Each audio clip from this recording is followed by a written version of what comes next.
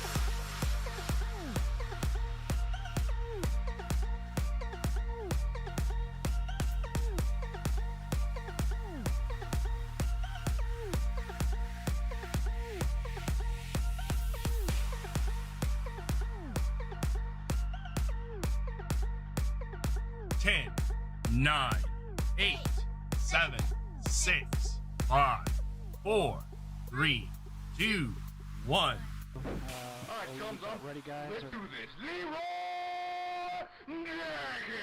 Ladies and gentlemen, it's Aikun with the Gamerz. How are you all doing? Welcome, Eric. Welcome, Bala. Welcome, everybody else. How's your day? We are going to be playing Pathfinder, and Princess K is wanting to stick her hand in here and say hi. All right, we have with us today. We have Snowy Phoenix Games.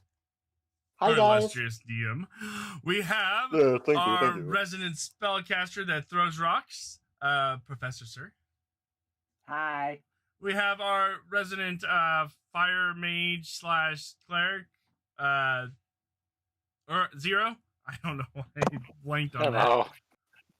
And then we have our resident thing or person that punches things, Kireji. Glad it could be a service. I hope you guys are And ready. our resident paladin who maces people, who morning stars people, I'm sorry. Yes, it's a morning star, not a mace. There's a difference. Imagine if you could spray maces, though. I know, right? Bludgeoning damage from a can. You know? So is Zaya not in the Roll20 like every fruit? Did I miss that part? Yeah, I don't see Kuma. I'm getting there. I'm getting there. I forgot to set things up. He thinks he's too good for Roll20. Uh-huh. Oh no. Well, I'm going to switch to Pathfinder. It's going to be a black screen because somebody Oh forgot no, to... here's Zaya. There's Zaya Zero. Zero? Zero. Zira? Not Zero. It's loading for me, and that's all I'm getting is a loading screen. Oh no. I don't know how long our Roll20 Pro subscription is. Techie bought us a year of Pro subscription, and it's pretty much been a year since we started playing. So in any time between now and a month, our Pro sub should be over, unless we choose to renew it. And what would change as a result? Well, the first and most noticeable thing is that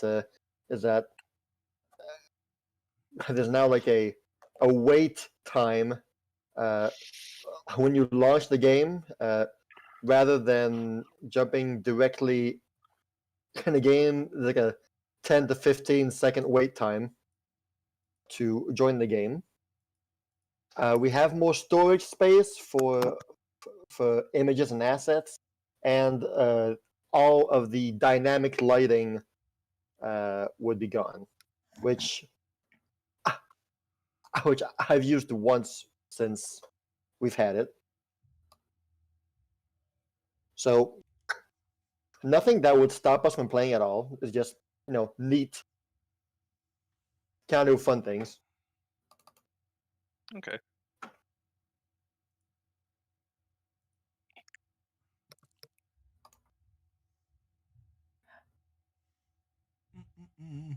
Test.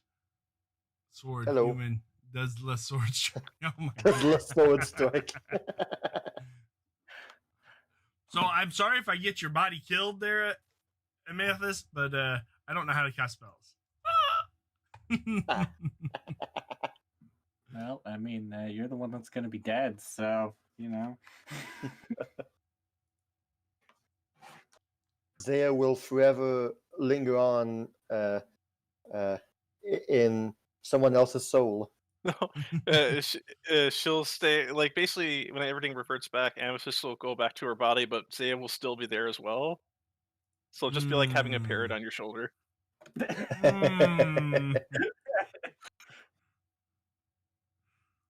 What? Take out the Morning Star. What? Where's the device?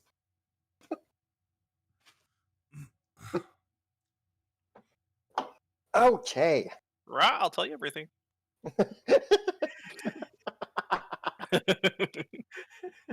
Say a professional bean spiller. Mhm. Okay, it's been 3 weeks since our last game. We ended in a most dire situation, or potentially dire situation. So, right before jumping in, wanted to share an idea with you all. So, over the past month or month and a half, you all received the super surprise line art commissions that we all super enjoy. So yay for that. I'm super happy to know that you're all happy. Mhm. Very happy. So I, like I said, I'll do my darndest best to not do that again. For any other future art commissions, you all will be involved. And on that idea, this is simply a idea. I have no intentions of going through with it because me, the first, not in a good financial situation at all. So I mean, don't worry about that. I'm not imposing anything on you, but a idea that popped up that might be cool in the future, far future, near future, who knows? But the portraits that I got you done from the ones that are on your character journals right there, the portraits. Mhm. I thought that eventually it would be cool to rehire the same artist to do the bottom half of your portraits. What do you guys think? Yeah. I would very much like that. Very much so. Yeah. Cool. That was like the main idea for a future commission. That that would be a lot less expensive than the first one. But we'll see. I mean, the artist who did those portraits, her commissions are closed until further notice. So who knows if or when they'll pop back up.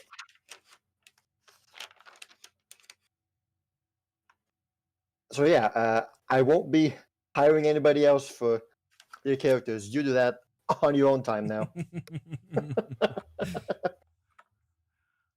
Well, I although appreciate a- everything you do. So Yeah.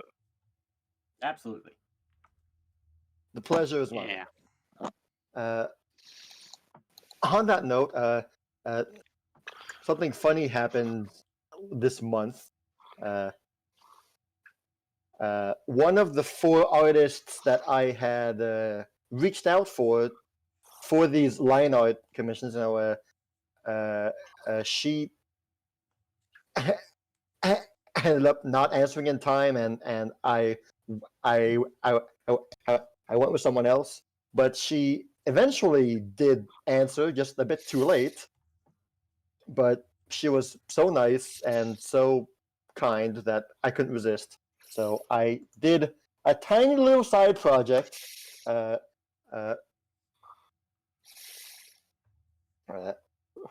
Yeah, a tiny little side project for me, since I felt too bad.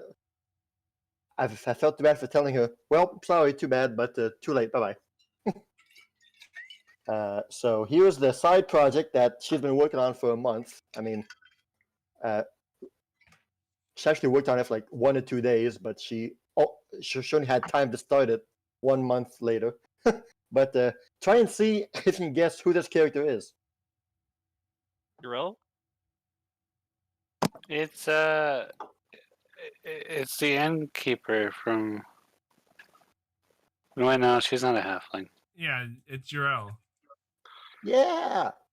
It's Zaya. She took her armor off and had less pointy ears. She did really good on that. Yeah. I'm extremely happy with this. Yes, I'm very, very happy for a thing that wasn't supposed to happen, but did happen eventually. I'm super happy with the result with what turned out of it. So I finally have one of my characters done too. Yay! And this is my attempt at coloring her. Oh, it's bad quality. That But, looks good to me. Oh, that's really nice. There we go. That's better. Ooh, excuse me. What's up, Yellow? Bless you. Yeesh! Bless you. Lord knows I need it. Bless your heart. You know that Well- really means bad things down in the south. I know it. I know. Oh, bless your heart. Means you're stupid. That sounds like the equivalent of Sweet Summer Child. Yes. Oh, that's great. Okay. So, moving on to Pathfinder stuff. Well, this all has been Pathfinder stuff, but moving on to the game. There we go. Last time we left our heroes, we ventured through the dungeon. We did some pretty silly stuff. We played a rousing game of keep talking and nobody explodes. That was pretty confusing. We sifted through a pile of junk while getting attacked by little robots and a statue that caused earthquakes. And Zaya Emma got launched from a catapult. That was fun. Yeah. Yeah. That Yeah. was a cool finish. And Kireji'Garou Amethyst charged headfirst into the pile of trash.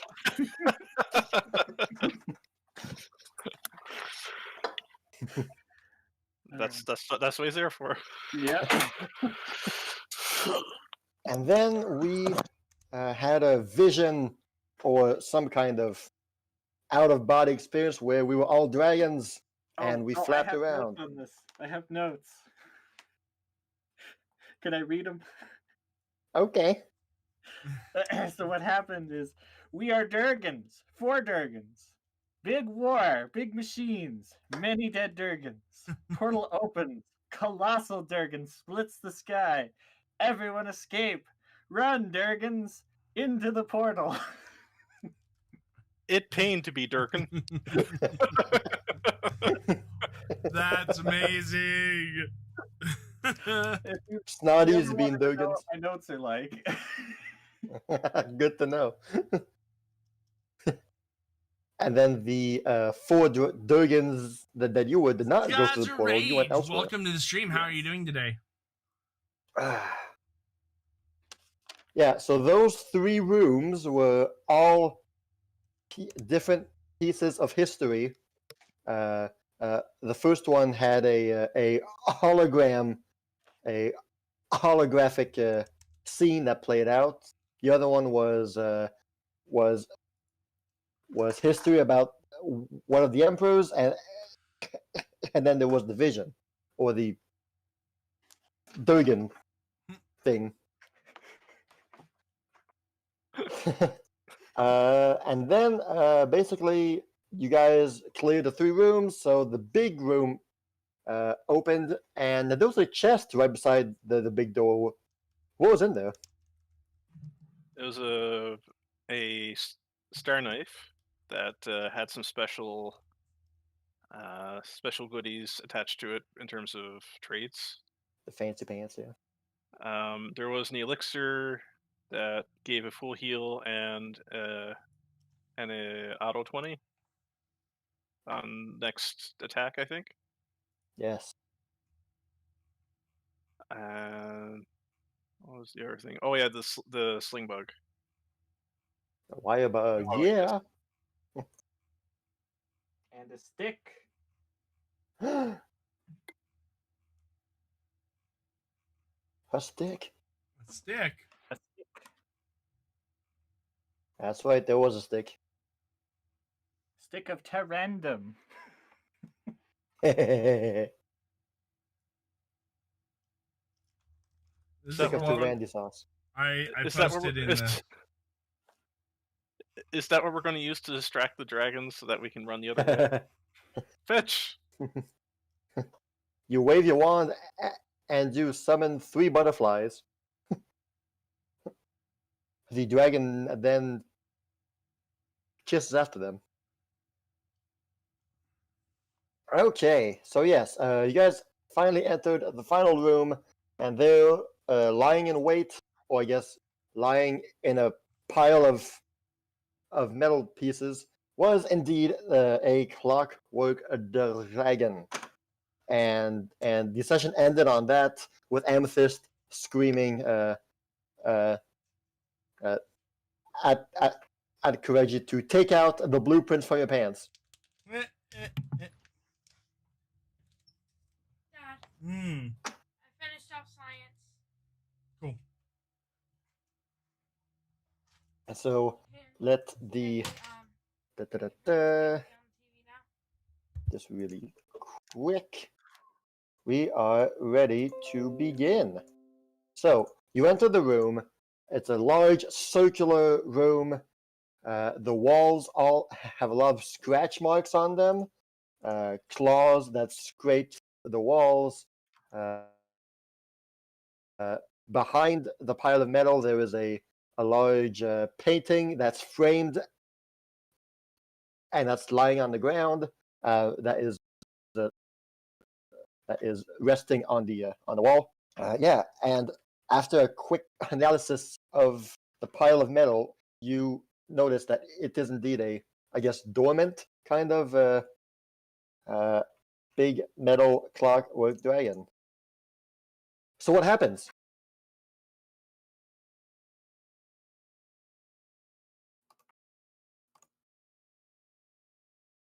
Does Kireji take the blueprints out of his pants?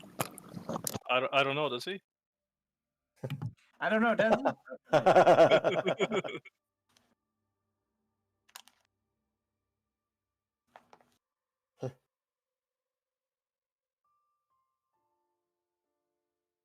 I mean, Wait, yeah, does yeah. Kireji I mean, have pants right yeah. now? Well, I'm not He has the Kireji golden anymore, pants. so Even better, he I has have golden the pants. golden pants. Can I roll to dominate monster? This whole time you've had him on. What kind of roll is that? A nature check? Here we go, nature.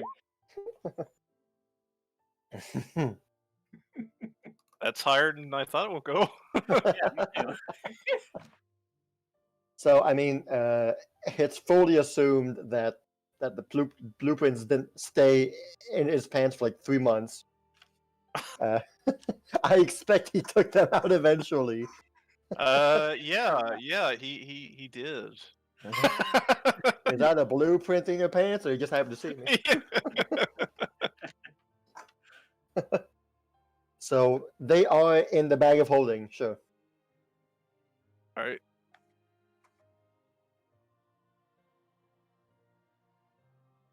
All right, so let's have a look at the blueprints.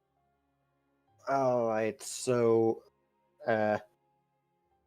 Professor will take out the blueprints, and after a quick glance, you guys are able to notice some similarities between some of the drawings and some of the metal pieces that are on the floor. Like the head, the wings. They're all there. They are all accounted for. Lots of scribbly notes everywhere. But luckily, most of it is in common, so you're all able to understand what is being written. So most of the notes are kind of like what the dragon is able to do, how the pieces mesh together.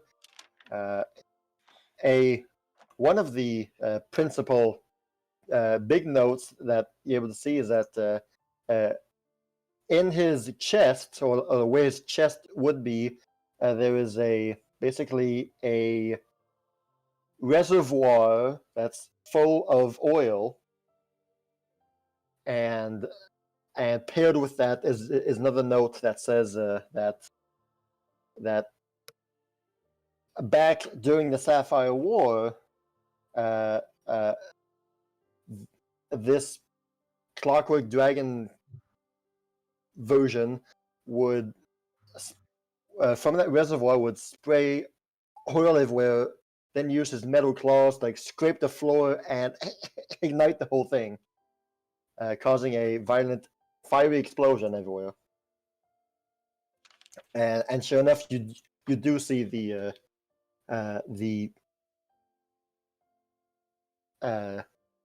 darkened tank of liquid that's in his chest.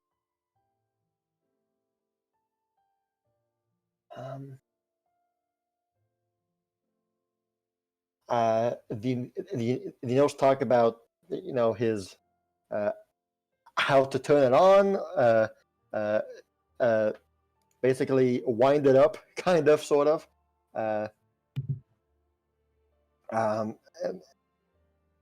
Talks about every limb that's there, the forearms, the back legs, the wings, the tail and the head, stuff like that. About lots of notes just about how it works, how it's supposed to work, some of his abilities. And yes. So right now it's just lying in a pile there in front of you. The head is like here, like right here, and it's on the floor, just there. The wings, the cloth wings, like make up most of what you see or can't see. Here, I'll just draw like the basic anatomy of this guy. Yeah, beautiful. There we go. How's that? Gets the point across. Yeah.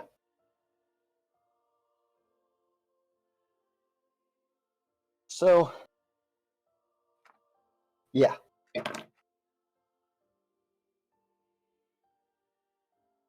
Talks. The blueprints will also talk about how the metal that it's made with is fire resistant, but it's also has a weakness to lightning, thunder.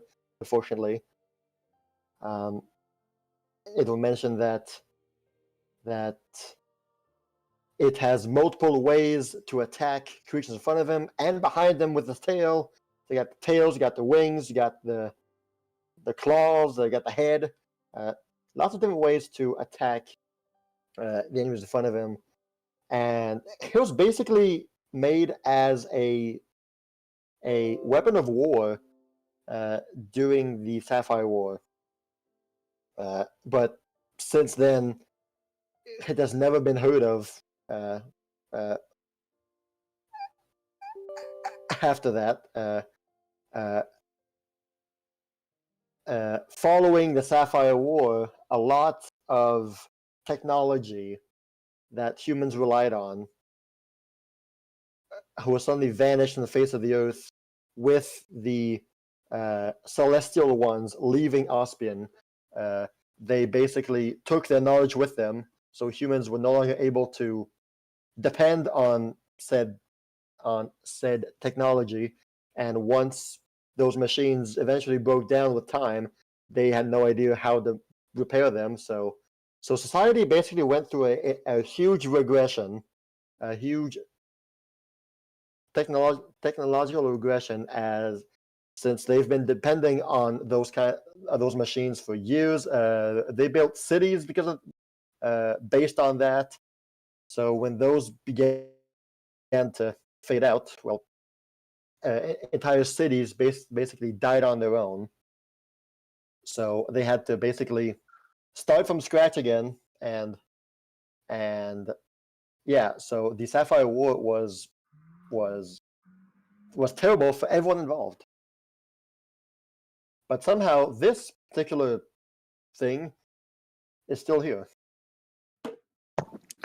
I think Fjord might have stolen Kireji's blueprints and attached some notes to it. Yes. That's the only way to explain that what I just said. Fjord's notes on the side there. Actually, See his hand pop out of the diplomat's pouch. Actually, if I may be so bold.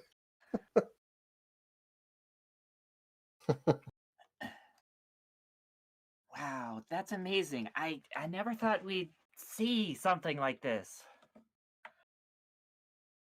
What do we do? well, I'm not sure. I guess we won't know until we activate it.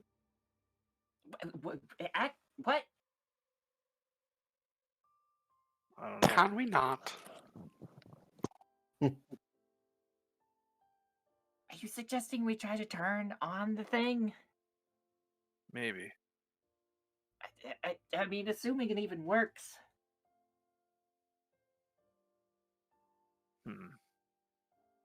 Well, What if it does? We don't know who built it or whose side it's on. How do we know it doesn't? I mean, it's not going to know that there aren't sides. What if it rampages across the countryside? yeah.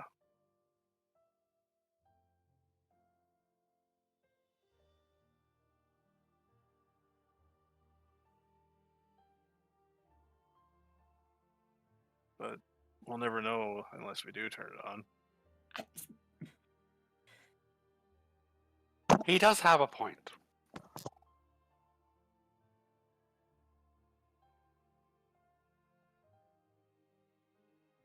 I do. I do.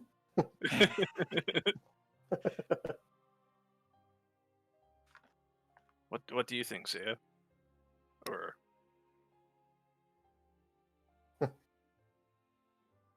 What do you think, Kumo?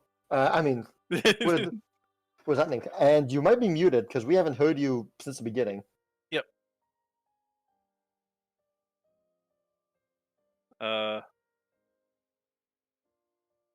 Maybe he's not here. Last time I heard Kumo's when he posted the list. Kumo? He's on a stream right now. My mic stopped working.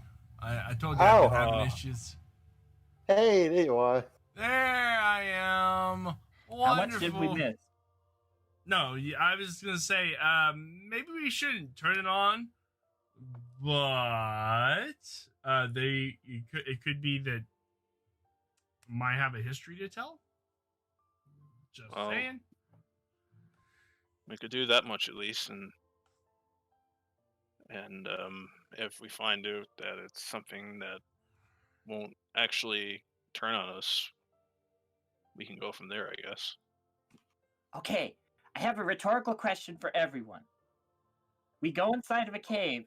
There's a giant bear sitting in the cave with scars all on it, and the walls are torn up. What do you do? I'll train it.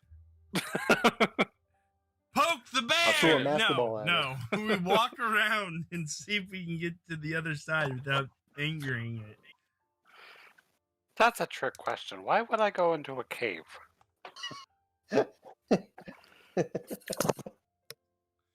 That's funny.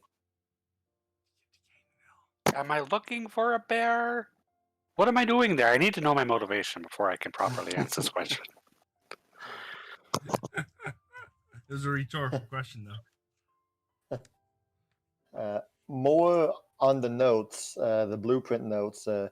It seems that this Mr. Bones guy was quite thorough. He mentions that these kind of dragons, these kinds of machines, they tend to come with two ways of turning it on: either by physically winding it up, or every mechanical dragon had a kind of a trigger that once met would make him turn on by himself. Most dragons had a automatic trigger based on whether or not they were attacked, or it could have been any kind of magical trigger that happened beside them, and more notes on how to how to assemble it and how to dismantle it and stuff like that.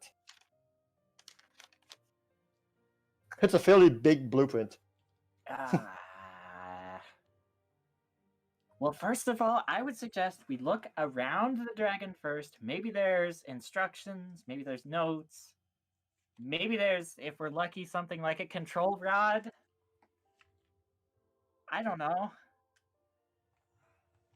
I'm all right with that. Before we immediately jump to turning it on.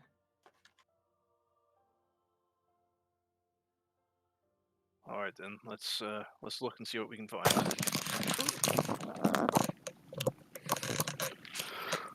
What do we see around the dragon? Anything behind it? I'm gonna like. I can't control my character, but I would kind of walk along the wall and try to take a peek around this behind it. You can't control your character? Oh my gosh, you can't. No. I'm No. I'm used to being tall, and Now I'm not. now I'm not. Hold on. Wrong layer. My bad. You should now be able to control your characters. Aha. There we go. There we Yep. go. Yeah. All right. So again, the room is very circular, very wide, but mostly empty. Scratch marks on the wall. There's a large painting, framed painting that's resting on the wall behind him, like right here. But on the dragon, it just, I mean, I'm repeating myself a lot, but it's just a pile of metal that seems to just be disassembled everywhere. But with a more careful look, you see that each metal piece is somewhat connected to one another, but it remains dormant if you walk around it, if you touch it, or stuff like that. It's got cloth wings. The cloth still seems to be intact. Yeah. There's his most of the body is like hollow. It's mostly empty, save for the oil reservoir that's in his chest. That's still there. His forearms, his claws still seem pretty sharp, from what you can see. Time has not turned it into a rusted scrap heap. Most of the metal parts still seem pristine, as though it was made yesterday. Okay. Does any I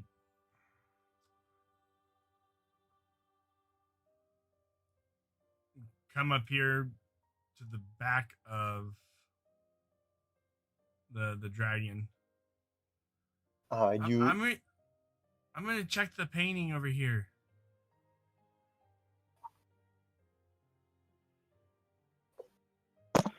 I'm gonna follow up behind her as she does keeping my eye on the dragon.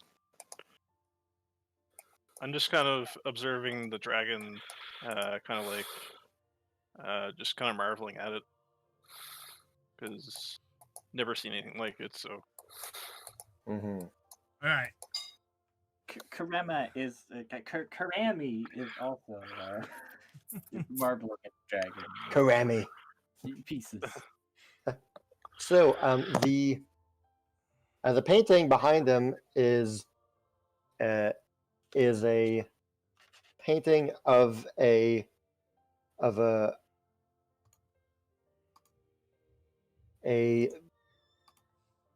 what's the word?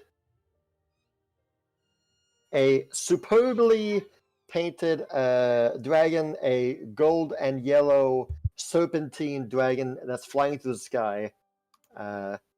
It's a beautiful painting that is like a 6 by 3 foot frame, framed painting of it, and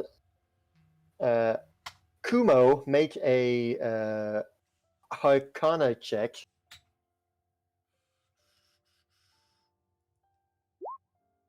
Hey. All right. As you approach the painting, as you're looking at it more closely, you kind of notice that there's like a faint magical shimmering over over the painting itself. Kind of, yeah, exactly. A faint shimmering over the painting, as though it had some kind of magical finish aura to it. This painting seems like it's shimmering. She's never seen through Amethyst's eyes what she sees. So I can see magic.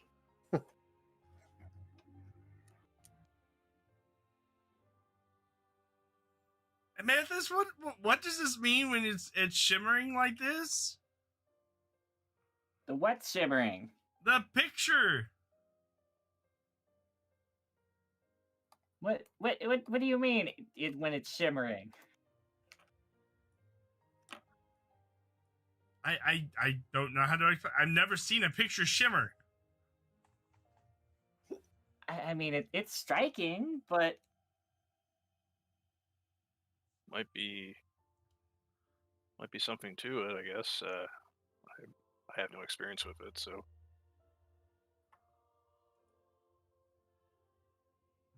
listen, me, Karemi puts his big hand on little shoulder. To be completely honest with you, I don't understand what most of my magic stuff is most of the time. A lot of times things just sort of happen and I go with it. That helps so much. Help me!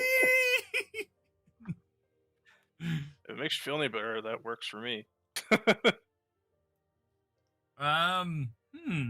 Well, just word of advice, be careful if you try and detect what type of magic it is. I wasn't even trying to detect magic, it just shimmers. It just sort of happened. So apparently this painting might be a little bit magical. Okay, but in what way?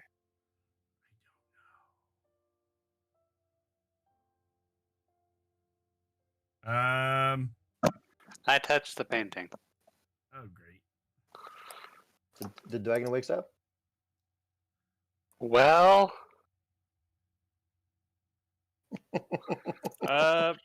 Crap? You asked for it. Let's everybody give a slow clap.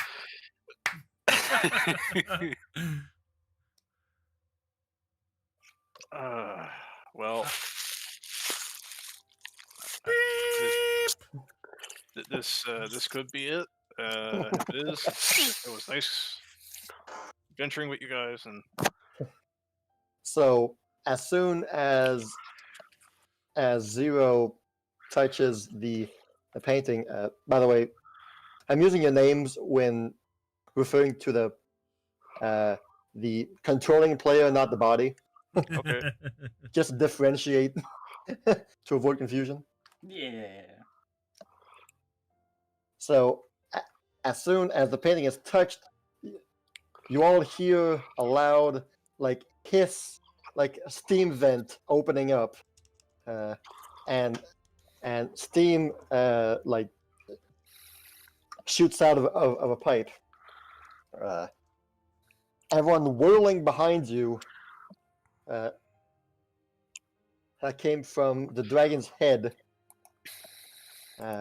and not a moment later, some of the pieces begin to some cogs, some wheels begin to turn, to rotate on themselves,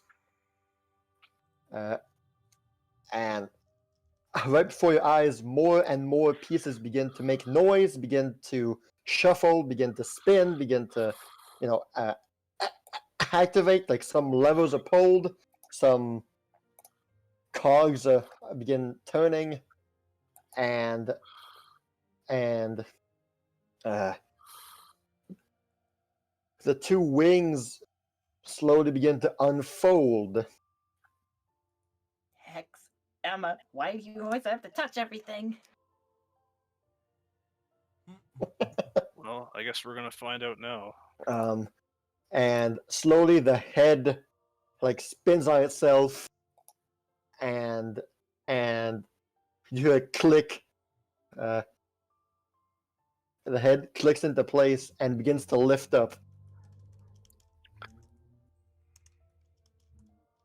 And you notice that like the body is stuttering. It's still lagging a bit, probably due to like literally thousands of years of unuse.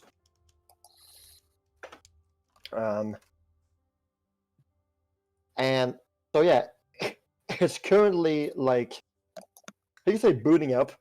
It's currently booting up. Is this something that you guys want to do quickly before the dragon, like, I guess, wakes up and begins to look around? Hex, everybody spread out. Don't get in a cone. If it tries a breath weapon on us, we'll all get hit. Oh, okay. Well, I'll go over this way. I'll wait here and Kireji it up. You got this.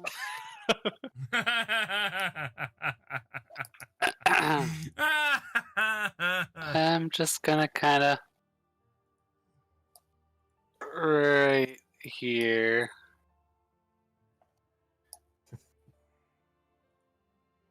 Also, when I touched the painting, did anything happen to the painting itself? Did you touch the frame or the actual painting? The painting. All right.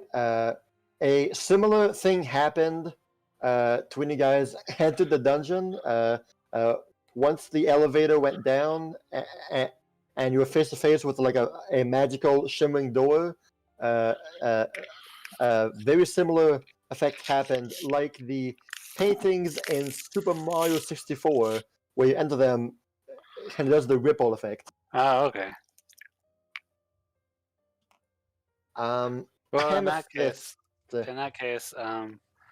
if that's what happened, then I'm still over here by the painting. And what happens if I push my hand a little bit against it? Well, the instant that when you touched it, it rippled, but then you noticed like a how do I explain this in words without... Okay, here's how. Here's the effect that it happened.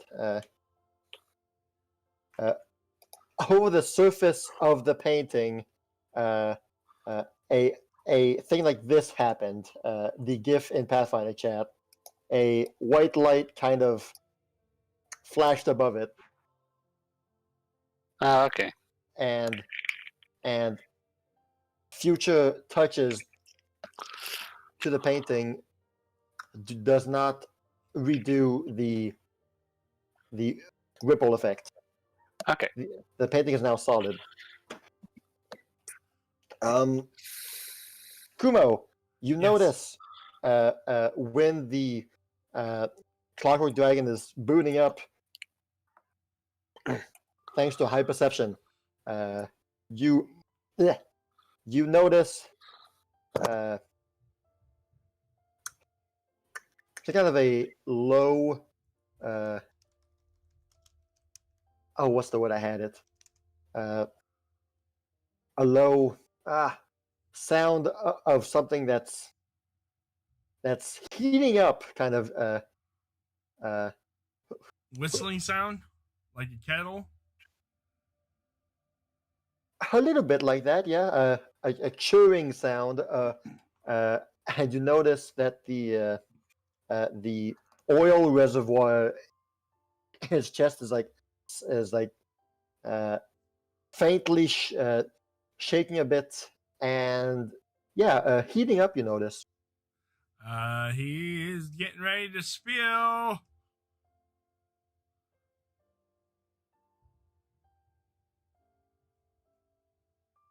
So, have you all done what you want to do?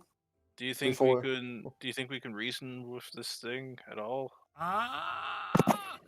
Does it talk? So far, no. I don't think it has a soul. Well, that's not nice. I was gonna say that. I think we need to dismantle it. Well, I don't know. Kireji said he wanted it to turn on, so maybe it'll be friendly. Well, that's the hope. But if this thing turns aggressive, we gotta do what we must. Was there an off button in that blueprints thing, just in case? I only saw how to turn it on.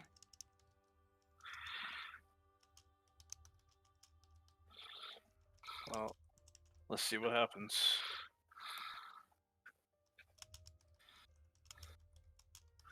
All right. The setup ends for Dragon. It's now standing on all fours, poised and majestic. Wings are spread out, open wide, from left to right, and like one final steam hiss from his head, and you now see the head like moving in a normal dragon kind of way. And the first thing that it does is look down, and the thing he sees in front of him is Kireji, and you barely notice his eyes like do a quick flash of light, and then you hear a sound or a automated voice coming from the dragon that says, "Kaineng ease detected. Engaging hostile Oh no! measures." Can I act as soon as I hear that, or Kaineng ease person, and clockwork dragons were designed to beat up Kaineng people. Oh, Yeah, terrific. sure. I'm gonna run in front of Kireji and cover him and be like, "No, he's not kiting. We're Ospianese."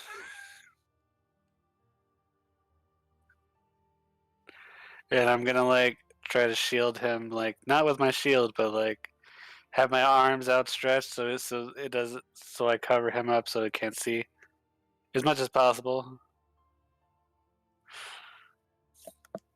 All right. Do a reflex save. Oh boy.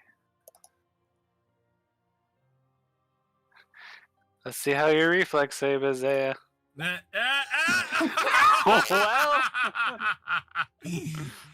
Yeah. Real strong. Delightful. Not very good. Well, so what happened is that you did not get there in time to cover him before the information reached him that Kireji is from Kaineng and hostile countermeasures are engaged. you were not able to leap into action fast enough. So right now, the information is processed in the dragon, and he is now essentially hostile to Kireji and those near him.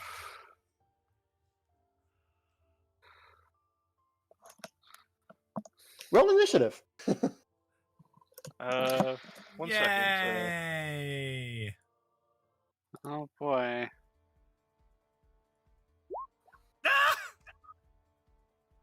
This battle's gonna go all bad. Oh boy. All right. 1 second. Did you see the message I sent you? 1 second.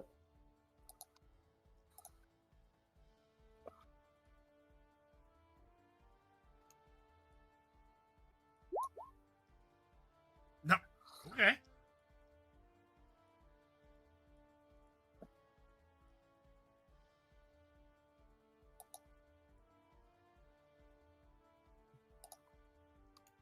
I was hoping it wouldn't come to this.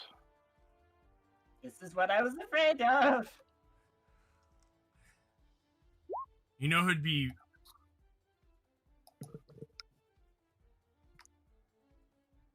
What? know who'd No, I be don't throwing a fit right now that we're destroying history? Fjord? I'm not worried about destroying history. I'm worried about destroying me. About us being destroyed.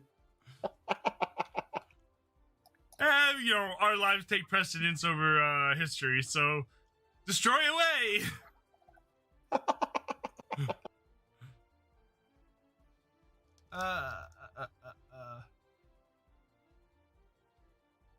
Right. A important point was given.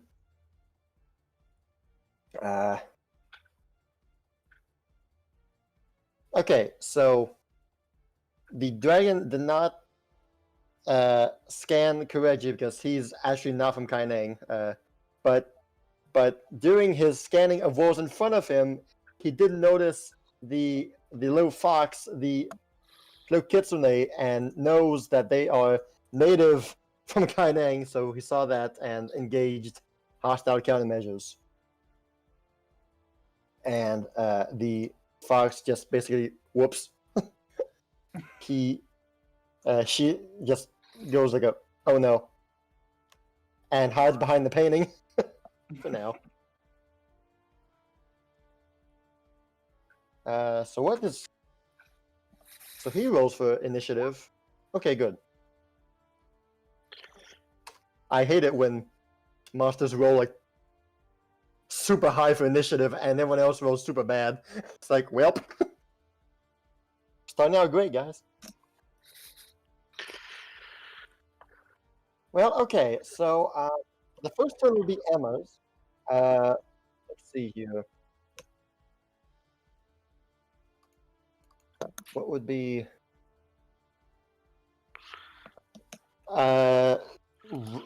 You are Zeo right now, right? Yeah, I'm Zaya. Sweet, roll crafting Oh, okay. to identify some things about this creature.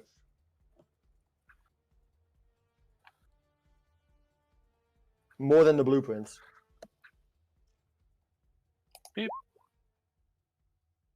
Wonderful. Ah, you rolled a 4. Yeah, Well, but I got a 16. you did. That's true. So one thing you notice is that while this dragon is, one full creature, most of his body parts are actually working autonomously by themselves. Meaning, what it means is that the creature has multiple body parts that is able to work on its own, and you should be able to easily well, easily. Depending on where you hit, where you attack, you should be able to remove some body parts with ease to weaken the creature. Mostly the forearms, the back legs, the wings, the tail, and the head are all like separate parts of this creature and should be removable. Hmm.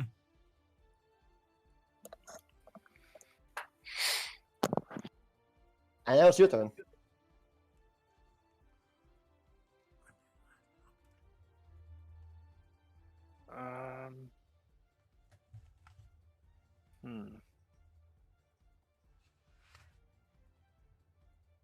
Well, this is gonna be fun because I got no. Kireji wouldn't have no idea how to cast magic, so. I guess he's going to try and attack a spot that's exposed. All right. So the blueprints mentioned that the body itself, the metal pieces are all like resistant to fire to a certain degree. However, the wings are still made of fabric, of cloth, leather, and the likes, and that is less fire resistant. Okay.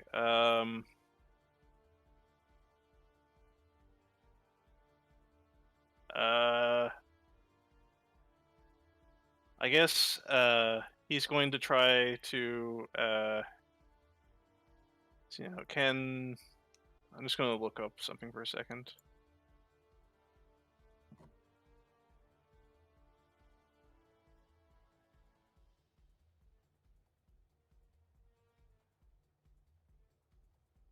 How many actions is that?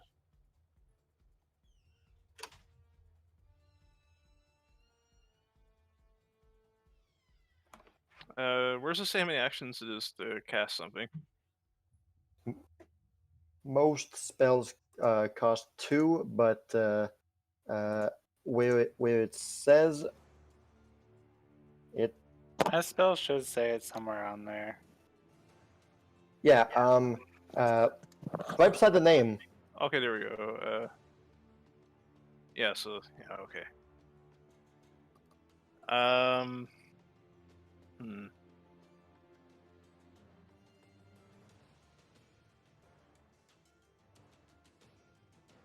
Yeah, I guess he's going to try and cast the right spell from last time and use flaming weapons on himself. So let's see. Okay. So that's 2 actions, right? Yeah, so... Yeah. Then I guess I'll head back over here for now. And end my turn there. It's like, finally I got the work.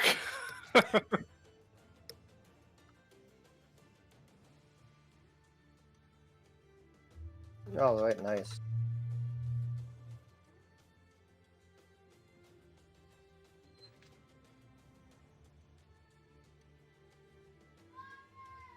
All right, so you have so you use all your actions.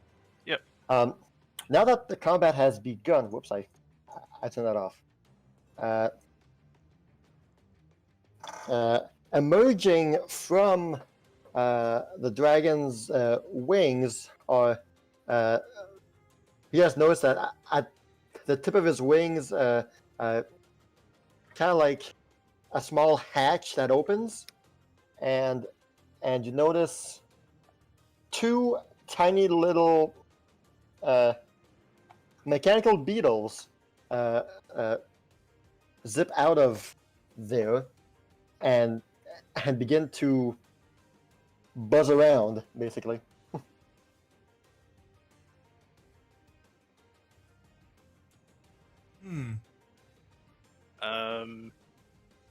Do you think anyone could use crafting to try and see if they're hostile too?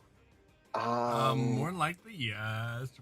Yes, so Zero, you have a chance of crafting.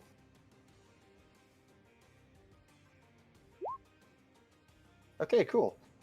So those little buzzer beetles are basically made to assist the dragon, mostly by helping it by helping it spread his fire around. They are made. Little beetles have a small oil reservoir inside of them too, and they will probably try to help it spread the oil around. That's not good. We never healed before this, did we? Nope. Well, Yeah. Kireji. Amethyst! Me, there! Kireji looks over. With spellcasting, just kind of do it! And if something happens, just go with it! I don't know how! Just try! I burnt myself last time. That's only now I got to work. But I'll try. Amethyst just. Karama just looks at this thing. It's like, what do I do? Think, how did they do it? Think punchy thoughts. I got it! Alright, Mr. Dragon, 2 can play this game. Can I roll performance to see if Amethyst can mimic Kireji the spits dragon oil stance? from his mouth. No, to mimic the dragon stance that Kireji does. Oh yeah, do it. Alright, roll performance. Where's it at? Come on! Well, your display is less than stellar, but nevertheless, it's the thought that counts, and you hear in your mind kind of like a click that lets you know Dragon Stance activated. Karama is kind of looking out from the distance, like going, like, "Yeah, that's pretty good." But that did cost an action, though. Yep. Great!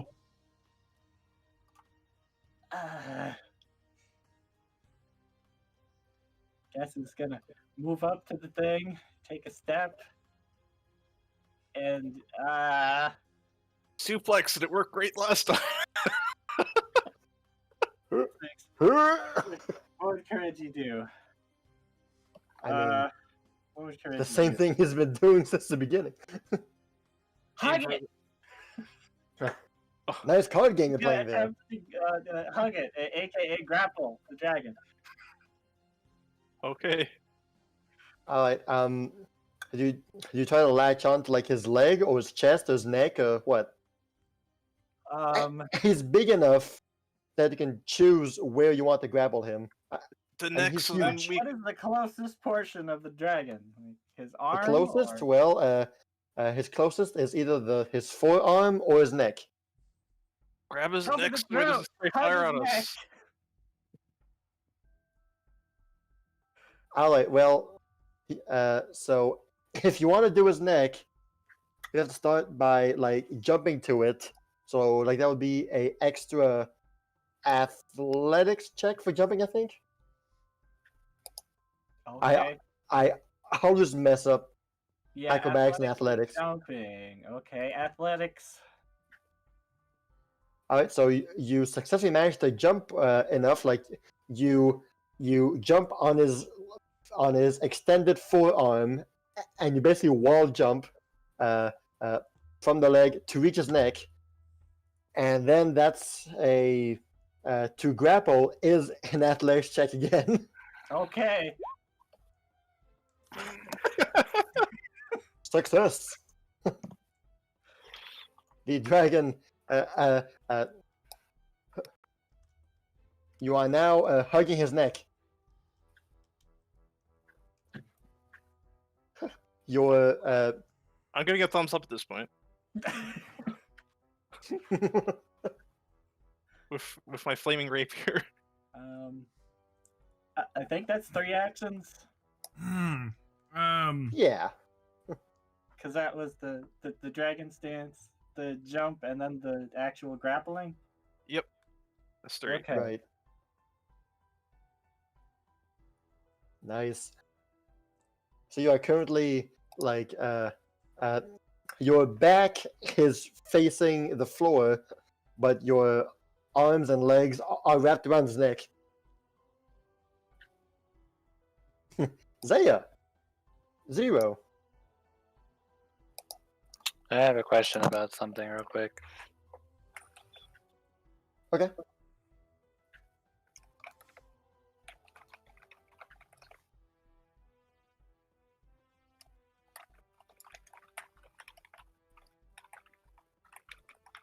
Oh, you.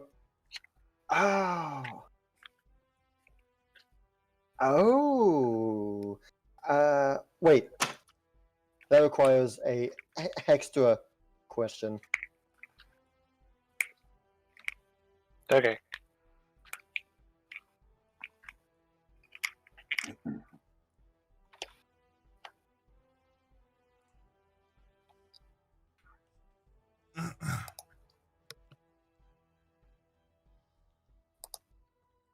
Mm-hmm.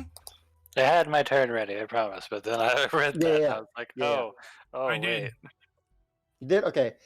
Well, sorry, 0, but Kumo sold that to the rat merchant. Yeah, Oh, I okay. haven't had a chance to take it off my character sheet yet. What? Oh, Nightmare okay. Stick?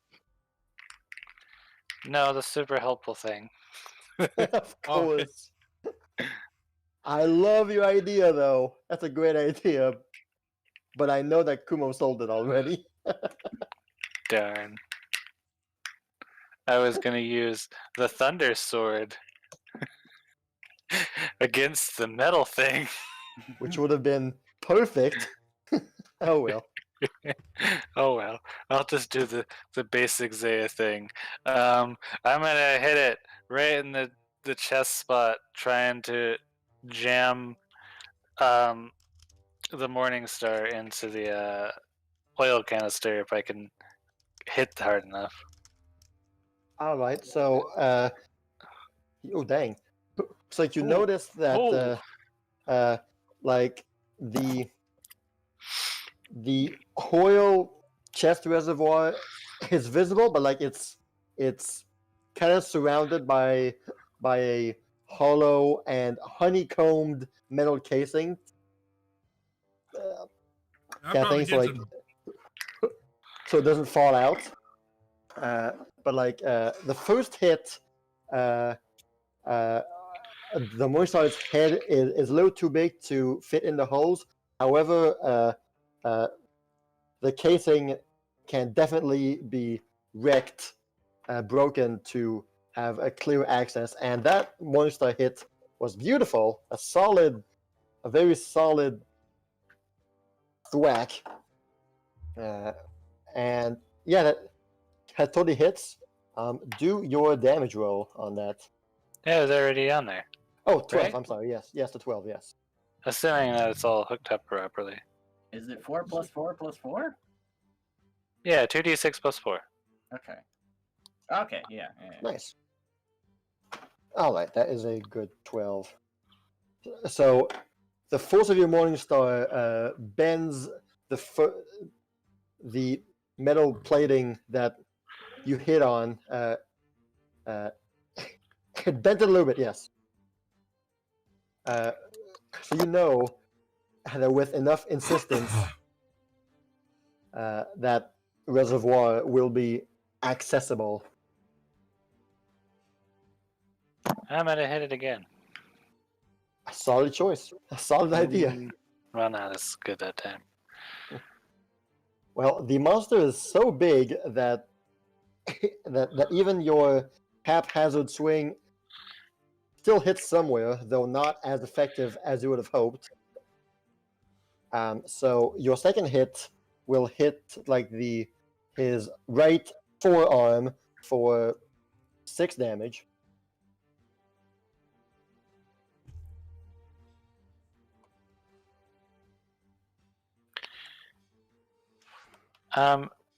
And then I'm gonna raise my shield.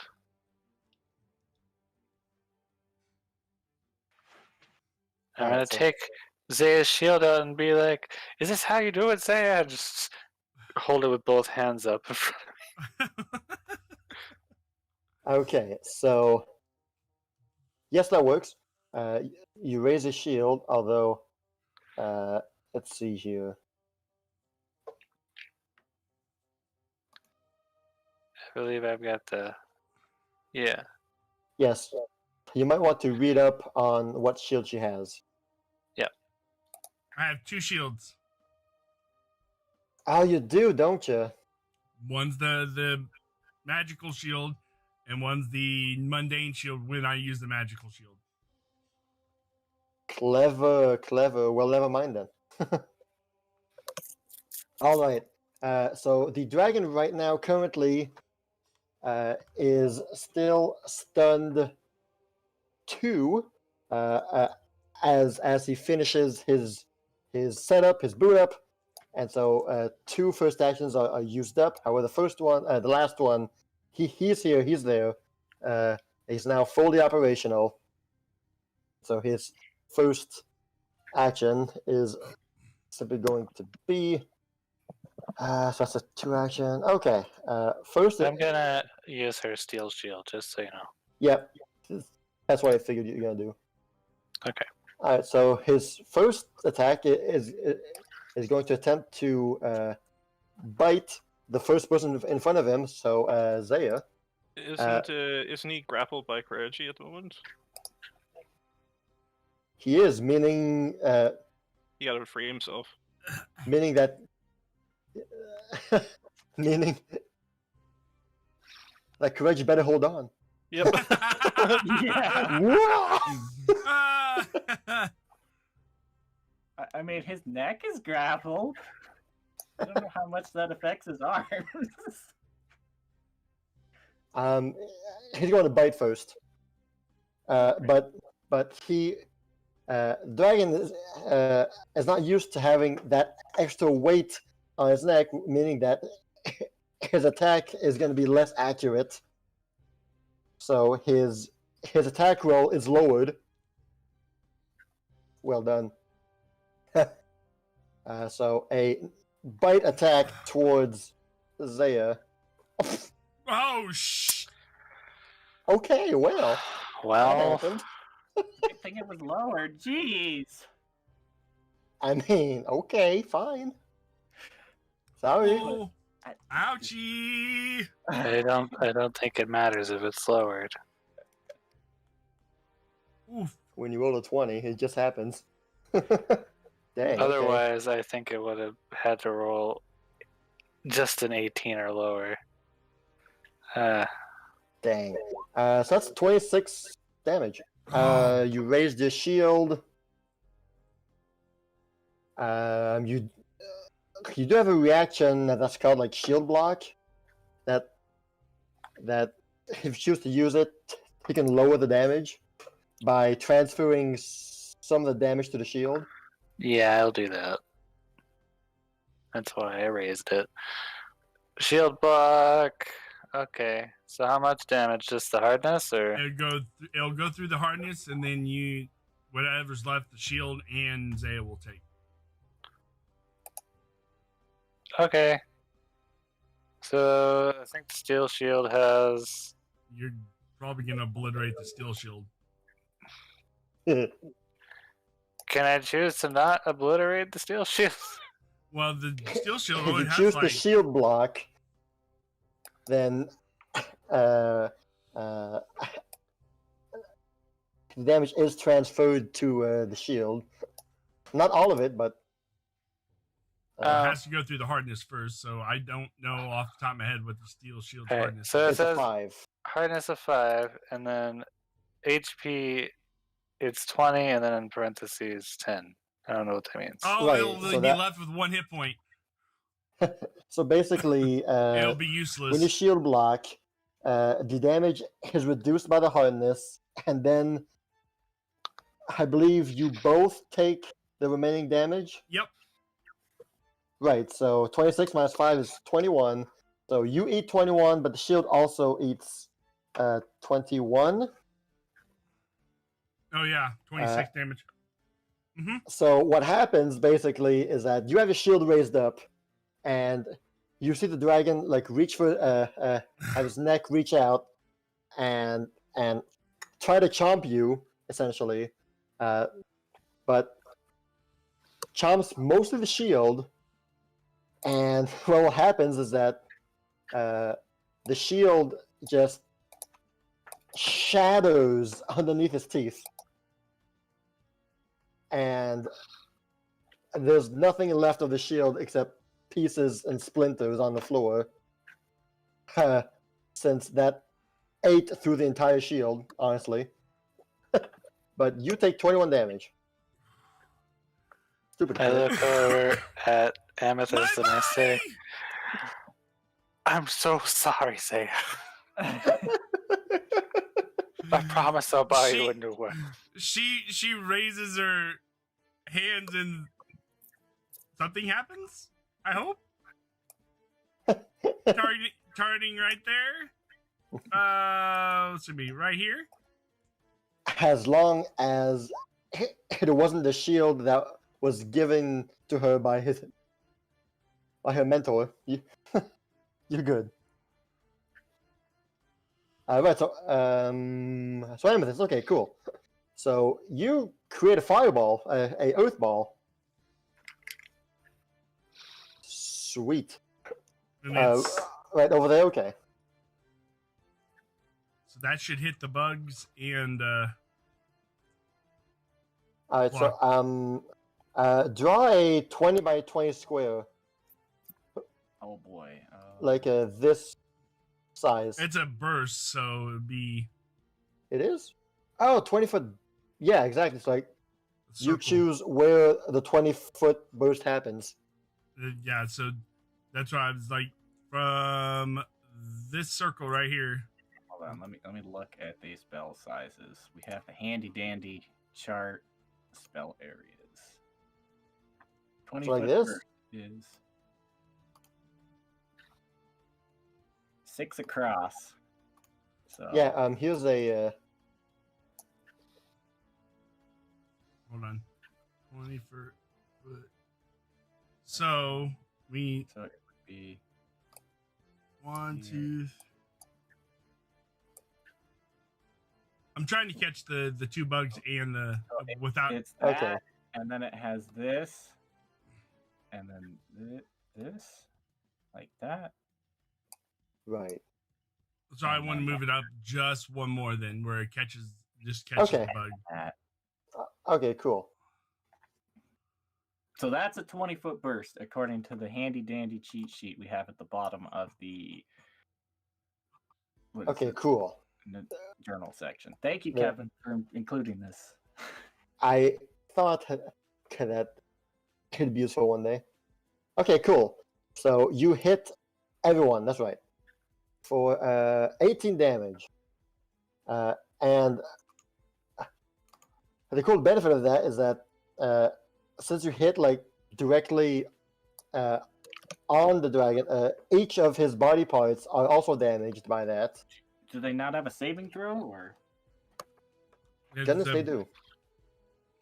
The 2 bugs are gonna roll here.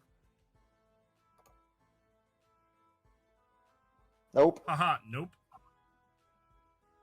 the dragon itself is going to roll. Oh, dang, 19. Okay, so the dragon takes 9 damage across all of his body parts. So that's 9 damage to each of his parts. So it's not as bad as you think it is.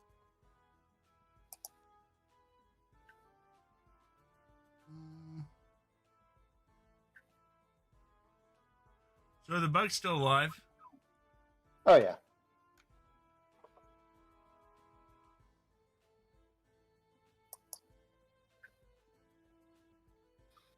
Nine damage to both.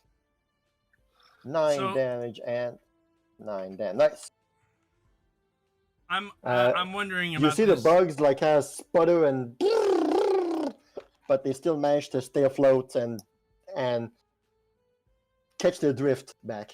Okay, so with this level 1 geological push, would I be able to push the bug into the clockwork dragon?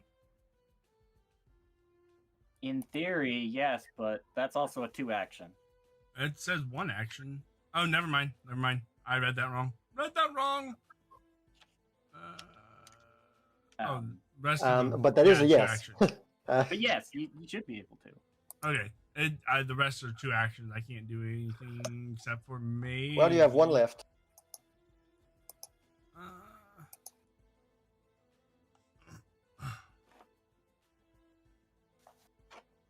I have nothing. Okay.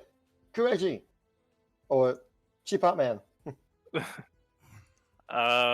After hearing what Professor had to say, I just like try to harness the fire in me just like I would with my Kai for my Kai strikes, and then I'm going to try and throw a fireball at the monster, but it looks like a flaming fist still. Nice. I like the personalization to it. And I'm going to try to throw it so that it's in line there. Alright. Oh. Well, the dragon just barely got the reflex save. Both Amethyst and Emma had the same spell DC.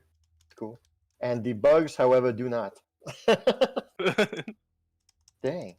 Okay, so again, the dragon eats... oh, dang, 23, that's 11 damage on all of his body parts. Well, would be 11, but most of the dragon is made out of metal, so that is a good weakness there. So his arms, his legs, his tail, his head don't really seem that much affected. A little bit, but not that much. But the wings, though, they get full damage. Yep. Yeah, so they get full damage. The cloth doesn't just like burst into flames and vanish, but you can feel as though it definitely singed and scarred the fabric right there. After seeing the giant flaming fist flying through the air, I'm gonna be like, "How the heck did you do that?" I don't know. It just worked. I'm gonna have to try that next time I'm in my own body. Yes. That's it. We make it out of here. Yay! You have 1 action left. Yay! I guess all I can really do is just kind of move this way. Or should I? Probably move this way. Okay. Right there. Yeah. End of the round.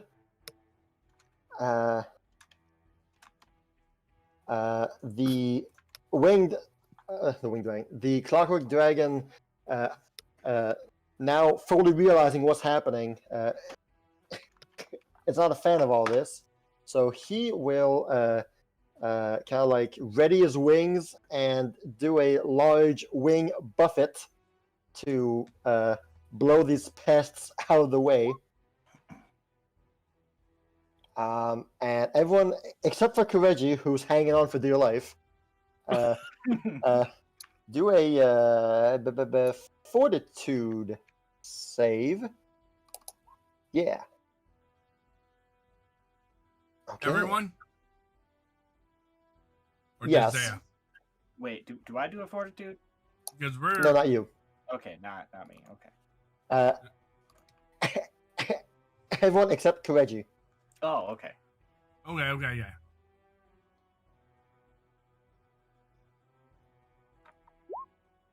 Well, Okay, cool.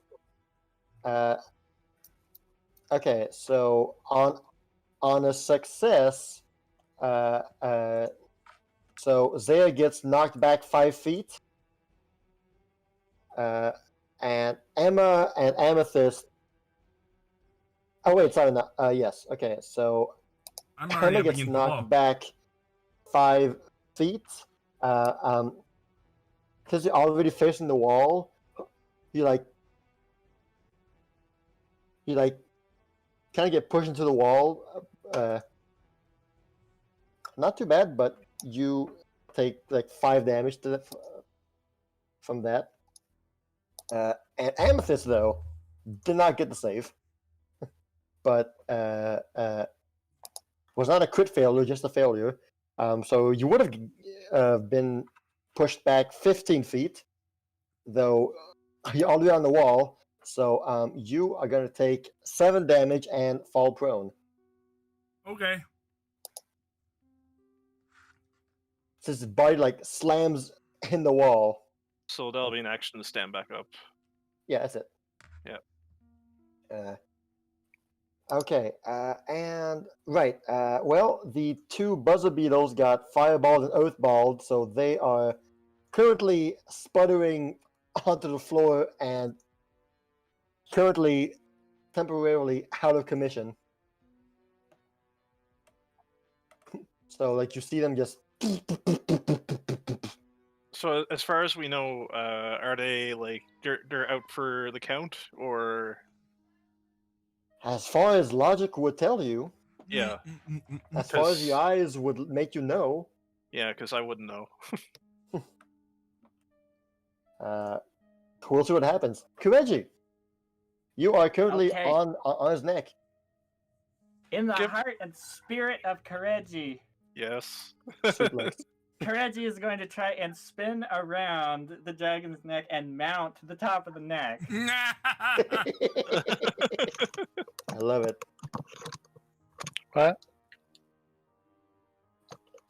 What do I roll? That athletics, I guess. Athletics, acrobatics, luck? Yeah. Oh God, roll not luck. luck, not luck, not luck. What the? Your choice of athletics or acrobatics, yeah. Try acrobatics.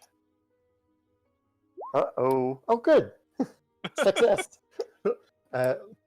You managed to, like, swing once, swing, like, back and forth, left and right, and then finally, and spin around the neck, and you are now riding the dragon's neck. All right, and it's going to attempt to run up the dragon's neck towards its head and pull out one of those kunais and try and jab it into the right eye of the mechanical beast. I love it. Right, so that was one action to spin around, one action to move to the head, and one final action to stab his eye. I love it. What do I roll? Do I roll? Yes, so a d20 plus your martial weapon proficiency, so trained. So roll a d20 plus your level plus 2. Okay. D20 plus my level plus 2. Okay.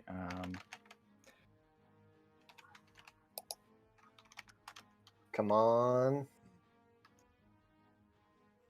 Plus 7? Sounds about right, yeah? Plus the level plus 2? Okay.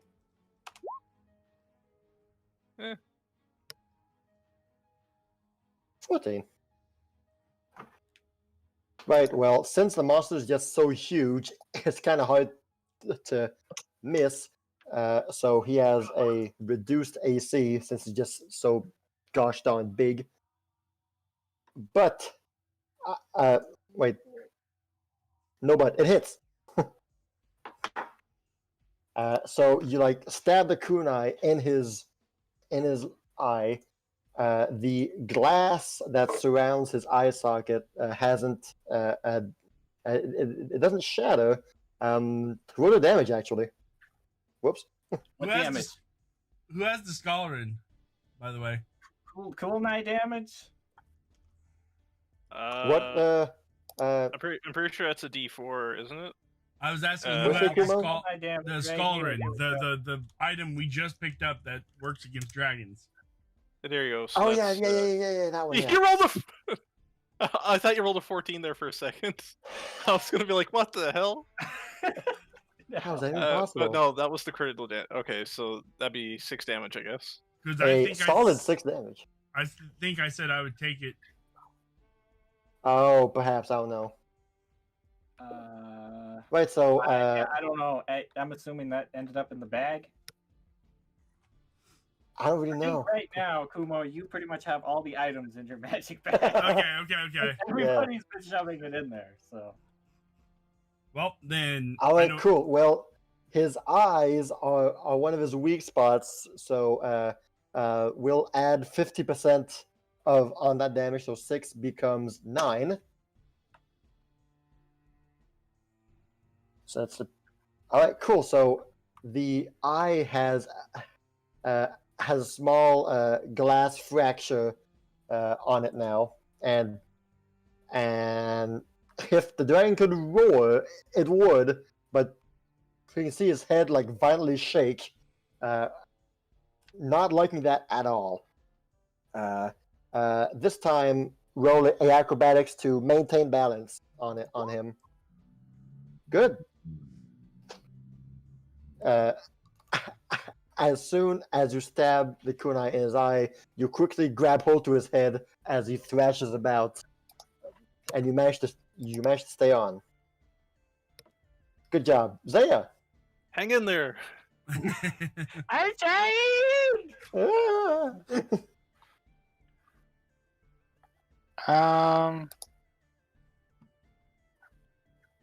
I am going to pop a potion. Grab one of the potions off of Zaya's belt. One of her lesser healing potions. So 3d8 plus 5. Come on, max health. Ooh, Great. well, 13. Perfect. Half of it. That's how much you would have gotten hurt for if it wasn't for the crit. Yeah. Alright, let me just do some math right quick. 13. Okay.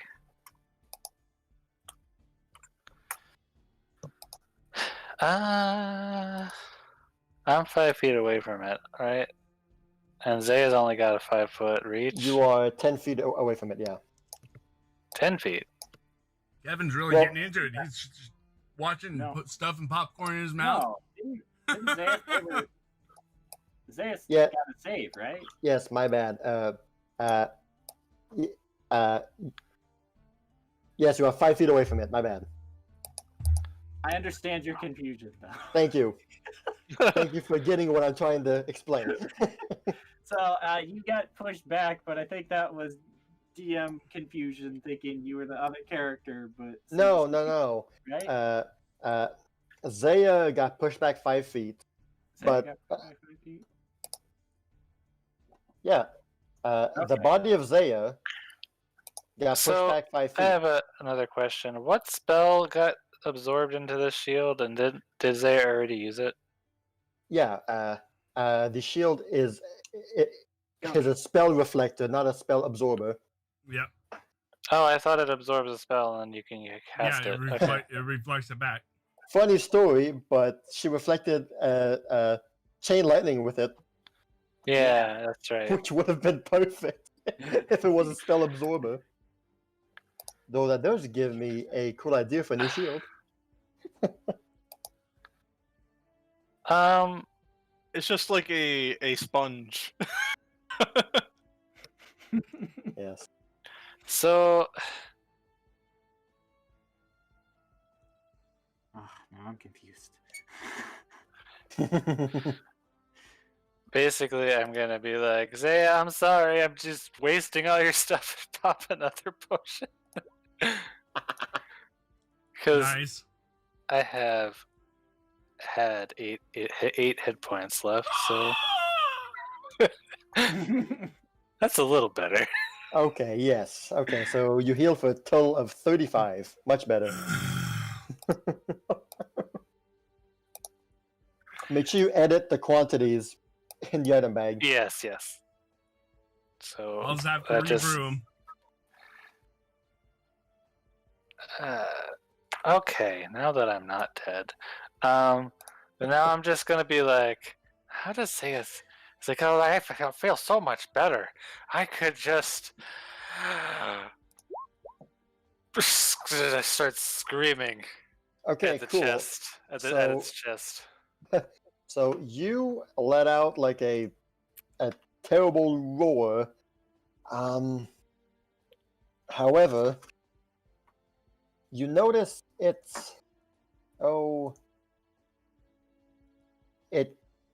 kind of lacks the sonic damage power that works with wait, hold on.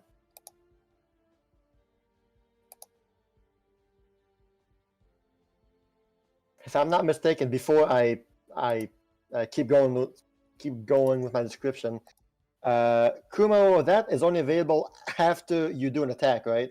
Oh, is it? You can do it with the damage or without. He did it with the damage. Oh, because you've always done it after an attack. Okay. Yes. So it's he would have to roll the other one on my cryo destruction without damage. Wait, what? Okay, I'm sorry. I don't know how this works. No, I don't know how to play Zaya. I just saw spells and I was like, oh, that's a thing. So the spell works, right, Kumo? Yeah. Does it? Yeah. It does. Okay, it does. So you let out a terrifying scream that shakes the ground beneath you, and Big Boy is gonna do a fortitude save. He is a big boy, so fortitude comes easy. And yet, And he fails. and yet, that's 25 damage. The everything in 15-foot cone.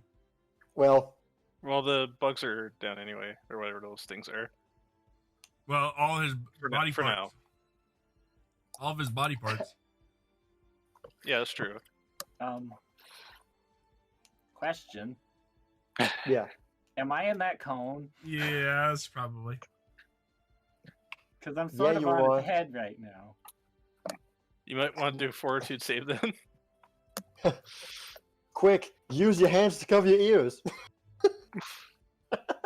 Just barely made it. Ah, I think that's half okay. damage. Let You- go of the dragon to cover your ears. Oh no! You just instinctively know Emma's up to something, so you cover your ears. Like, oh no! Alright, so Kireji takes 12 damage, 12 whereas damage. the dragon takes 25.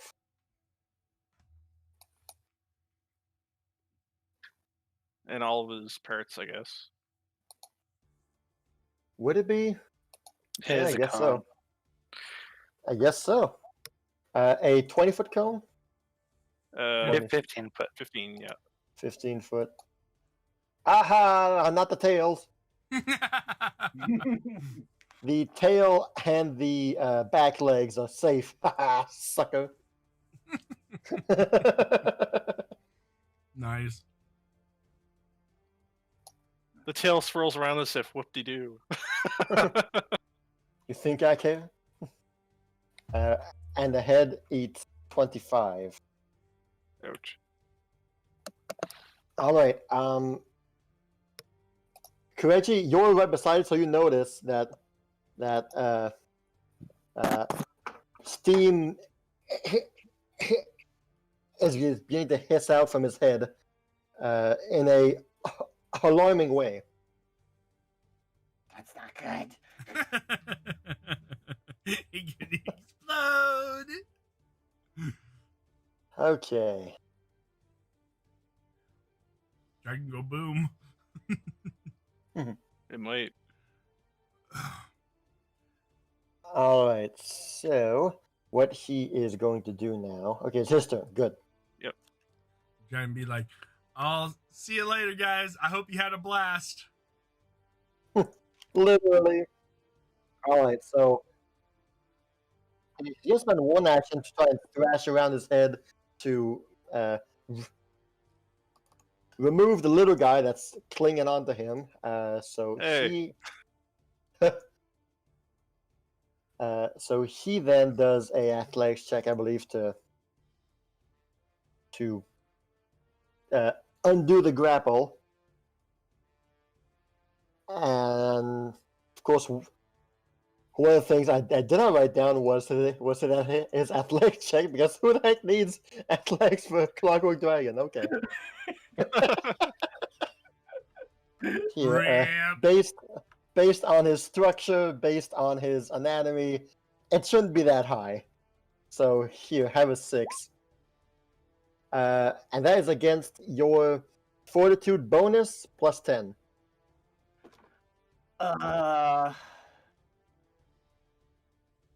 So Which my direction are you fortitude flying? is 12 plus 10. Oh, okay. Never mind. Yes, that's 22. Meaning he just barely got it. So, like, with one final violent swing, he's able to dismantle you. However, roll a reflex. Oh, yeah. Oh, nice. All right. Due to the position where he swung his head kind of like backwards, meaning that you let go of his head flying behind him, and you manage to catch one of his wings. Oh, good. One of his outstretched wings. All right. And now, now that to him the critter is gone, he going to see here.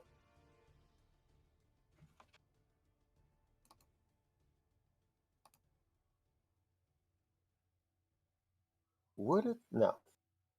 So he's going to move a little bit, move 5 foot there, and now that he's in reach of Amethyst, he's going to basically take his right wing, the one that Kireji's not on, and kind of like bring it forward and slam it on you. What? Yeah. He's slamming. He's giving you a flap to the face. Ow. Please roll low. What the frick? 22. Yeah, hits. Just barely. Well, it's not that bad. 12 damage. Bad for a little person. He has not yet been able to do the good stuff. Yeah. So, in a amazing feat of technology, the little beetles that were sent sputtering to the floor, those nearby notice that they begin to kind of reactivate, regenerate their structure, and like repair themselves basically, but they are stunned 3, so like they lose a turn, but they are now flying high and back to being buzzy. Whoops, sorry. Go Amethyst. All right, so I'm gonna try it again. Hold on. You what? I'm gonna do that spell again that I did. 2 fireballs? If I Is read such that, power possible? can I do 2 there, Professor? Can you do 2 where? Can I cast 2? I've already cast 1 fireball. Am I able to cast? It says I can cast 3. You should be able to cast up to 3 level 3 spells a day, and I don't think Amethyst had cast anything yet that day. So... Okay. Nice. Yep. I'm gonna. There's no way I can catch that bug though. No. Yep. I'm gonna plop it right down where it hits the clockwork dragon and that again. So once again, it worked the first time. Let's try it again. Better.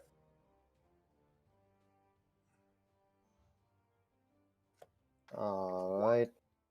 He failed the saving throw. And the bug got it. Okay. Against all odds.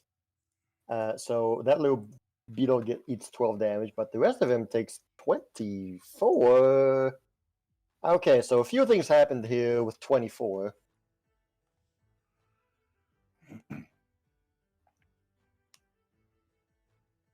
All right. 24. I don't get it. But yes, basically what happens, since you hit every point with 24, what it does is that, if I've counted right, all right, so all of his extremities, the forearms, the back legs, the wings, the tail, and the head, they all reach their damage threshold at the same time. So But first, the dragon just falls apart. 24. But Kireji, roll your reflex also.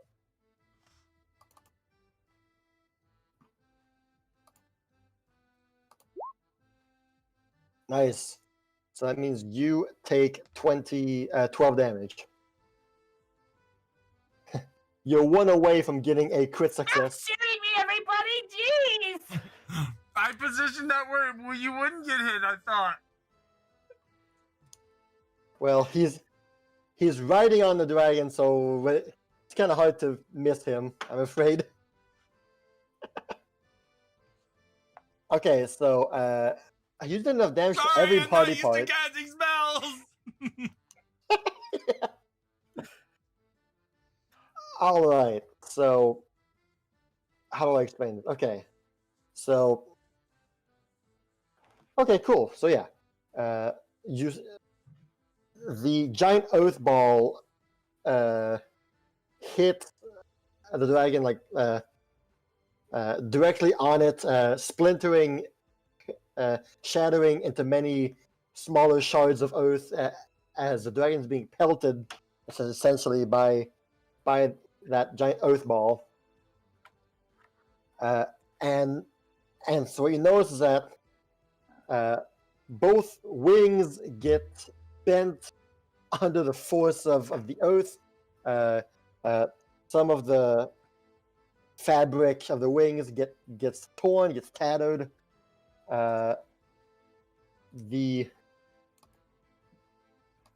The forearms also get crushed, and the head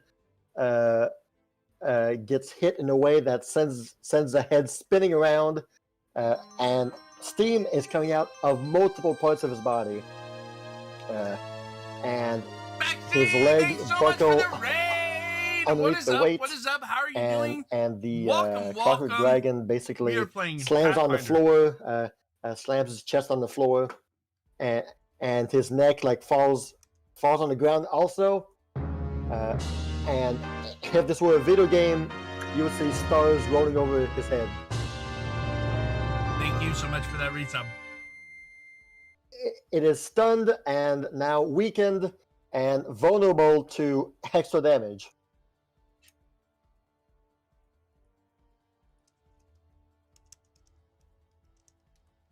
All right. You have So one more for- action. For my last action, I will throw the Skaldron at the head. I don't know what the... I know it was a martial weapon. An Amethyst isn't trained in martial weapons, so whatever.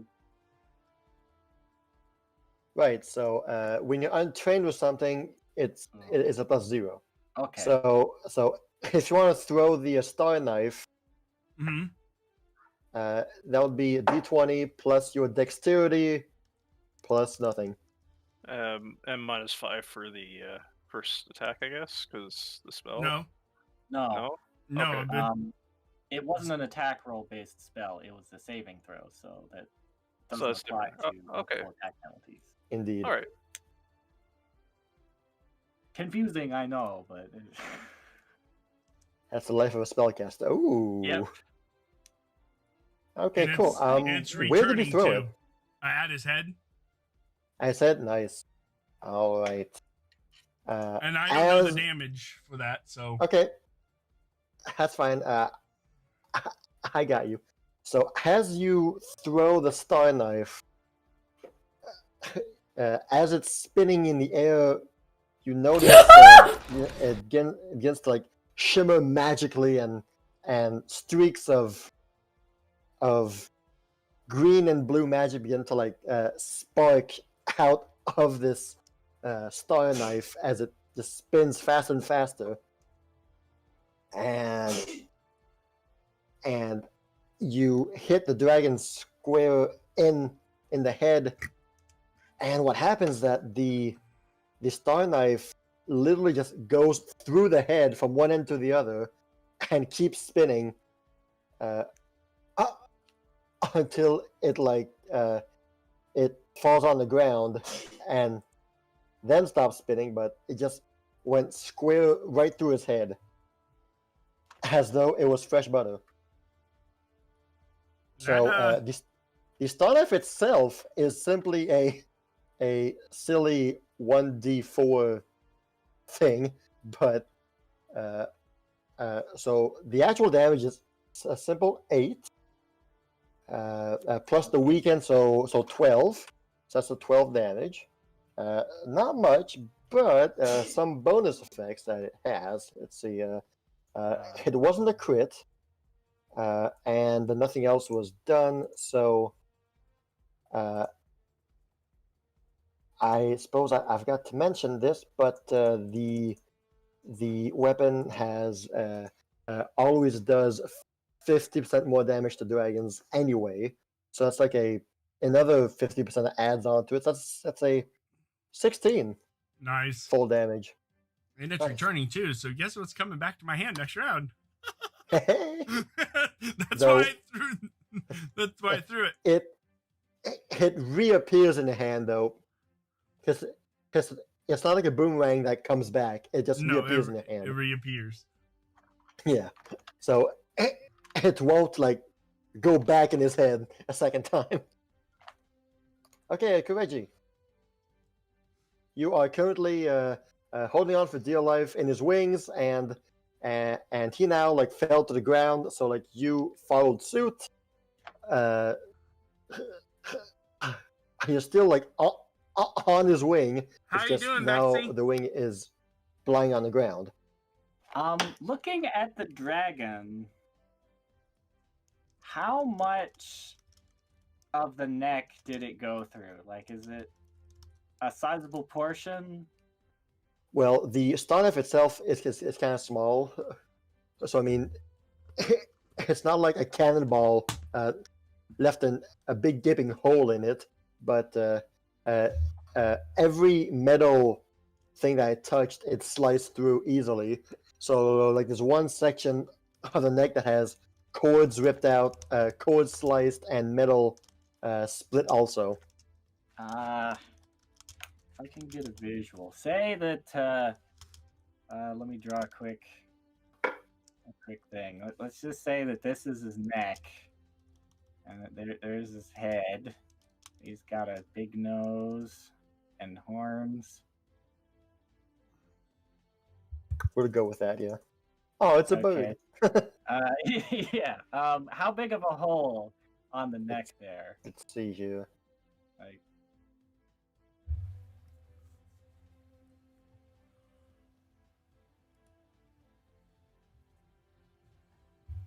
How's that? okay.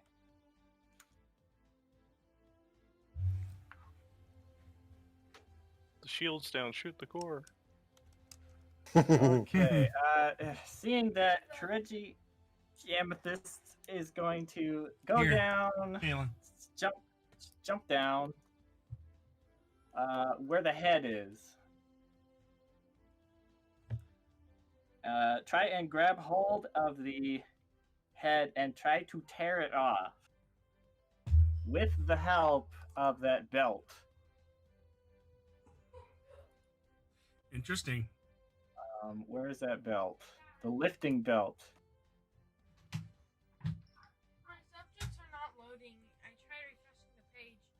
It's not working. Oh boy. You're gonna.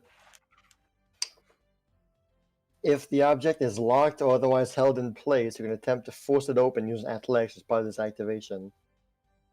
The object still has full weight and both for any other purposes. Okay, so you spent 2 actions to like Pry its head off. force it open. Yeah, that way. Okay, so what would be the modifier to that? It's simply a athletics. Okay, so plus the 1 for the belt. That's already accounted for, I believe. Yep, it is. So yeah, that would be a standard athletics check, I think, to just force to rip open its neck. Dang! I see you play Mortal Kombat before. Finish him! Finish him. That's Oh hilarious. no! Well, he has a fortitude save of 13. So plus 10, that makes 23. So you would pass it.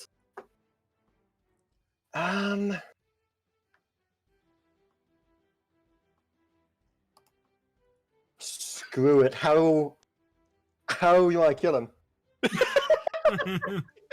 Screw this. You win. How you want to do this, Professor? So, after you see the glowing star knife go through and leave like a lightsaber effect that's kind of this glowing hot metal where this hole is, you just see Kireji just leap and fly off of the wing in front of it, pick up the head, and just get in a big old stance and just yank and tear the thing out with cords and cables and oil and whatever spewing out, and just toss it towards the back of the room. Just throw it as hard, and you just hear, "Yeah!" throwing it all across the room over over here ish. So, are you saying you want to keep that as a trophy? I would. Mounted Spikes on and wires and and steam just flush out of his open neck. All right, so we're gonna put that head in the bag. And mount it back in Celestia? Exactly! It's a trophy! It'll make a great story. In the end, or the tavern, we'll mount it in the tavern. We'll have a sign underneath it that says, "We'll trade for one Roy head."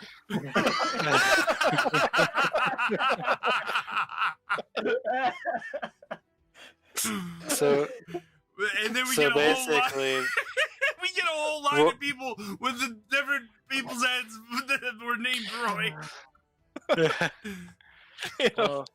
Name the tavern the Clockwork Dragon.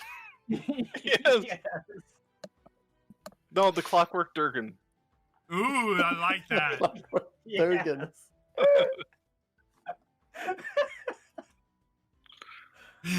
Yeah, that's definitely what we're doing. That's the next building being built, the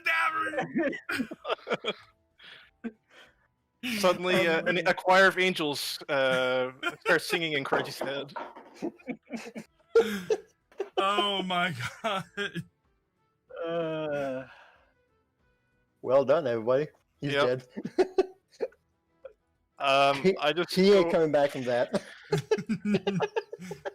I just go over with like a tear in my eye and put my hand on Kireji Amethyst's shoulder and say, "I'm so proud of you."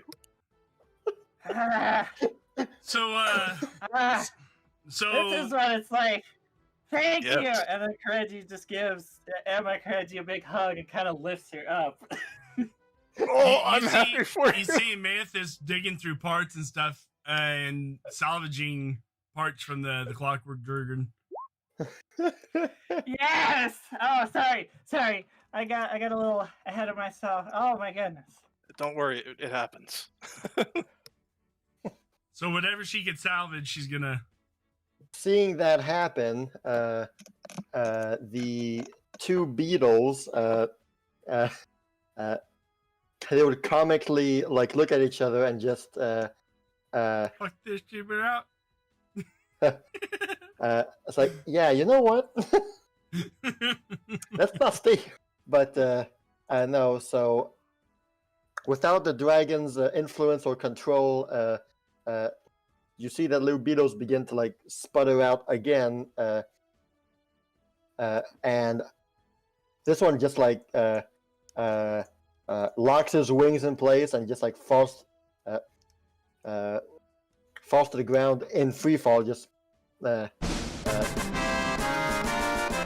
on the floor, whereas the other one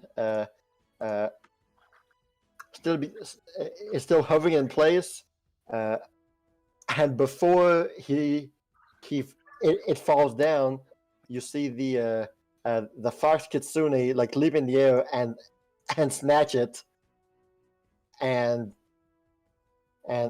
falls to the ground with it while tearing it apart.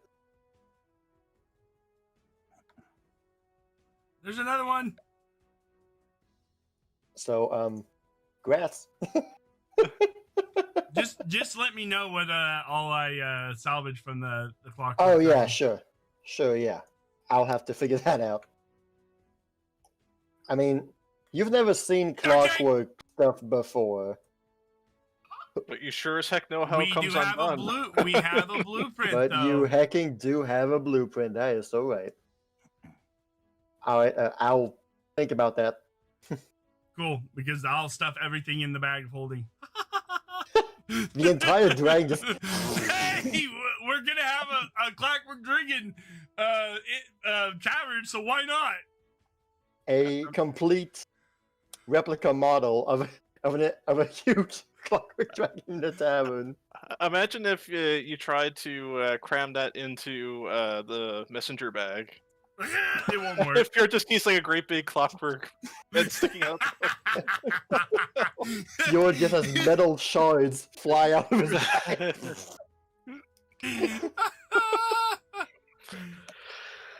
That's No, great. Use us to build a bear. Sincerely, Hand of Celestra. So once we're well, done. hold on here. The bag of holding size 2 It's like can 50 hold bulk. how? 50 bulk. 50 bulk? 50 bulk? Yeah. What was I thinking? Give that to you. I don't know. I don't We know. have two I of was like, those, by the way. We have Yes, two of those. We do have- know. Fine, you stuffed the whole thing in. yes. How do we fit it in my bag, though? We disassemble it. We disassemble Johnny 5. Whoa, that's going in Zan's bag. Well, basically to dismantle everything and to like make it stuffable inside, that would take a good. That would take a few hours actually. I mean, yes, fine. you have the blueprint, but still, it's new tech that you've never seen before. So even with the blueprint, well, it's still. we're learning. Well, then Zaya's learning about it because. Okay, well, there are some pieces that are unsalvageable, that are just broken beyond just shards and dust almost. And during your first attempts to dismantle it, some parts you snap in half, some pieces you break. Something crafting isn't amazing, but you eventually get good enough to salvage about 70% of the dragon, Awesome. and you We'll stuff figure it out all the in the end. bag of holdings. That's going in your bag, Zaya. That's fine. I don't want to be fishing out mechanical dragon parts for the rest of my life. You pull out random stuff. Oh, what? Why did I get this gear in my hand? Oh man. So suddenly Zare has like 75 metal shanks in her bag, just bunch of shanks everywhere. She can just stab people with. Oh my goodness. Lots of gears, lots of pulleys and levers and stuff like that. It's great. Awesome. Funny. Now we got to figure out. Check out the painting again. I will be right back. So All I'll right. still be able to hear, but be right back. If we jump into the painting and there's 6 stars is the first thing I see, Ba, then, ba, ba, ba, ba, ba. then I might call it a day. Or I might play it. We'll see. Hey. Definitely I'll going for go quickly grab a drink from the fridge. All right. Yeah, I think you've earned one after that. We're breaking the DM. I can't believe that's how much the bag of holding actually holds. It does. It was like 50 bulk. Holy crap! That's a good amount of stuff. Wow. Yep, that's definitely going to decorate our bar when it's built. That sounds like, oh, you're going to name it we're going to name it Clockwork Dragon? Sure, Yep. Let's get the whole dragon in. Yeah, I know. That's why when everybody was teasing Kumo about selling the shield, I was like, I was in on it at first until he was like, hey, here's one of the bags and here's the stats. And I was like, oh, I understand completely now. I wonder if you could actually use some of those gear pieces to actually make like a steampunk shield of some kind. Possibly. That'd be something.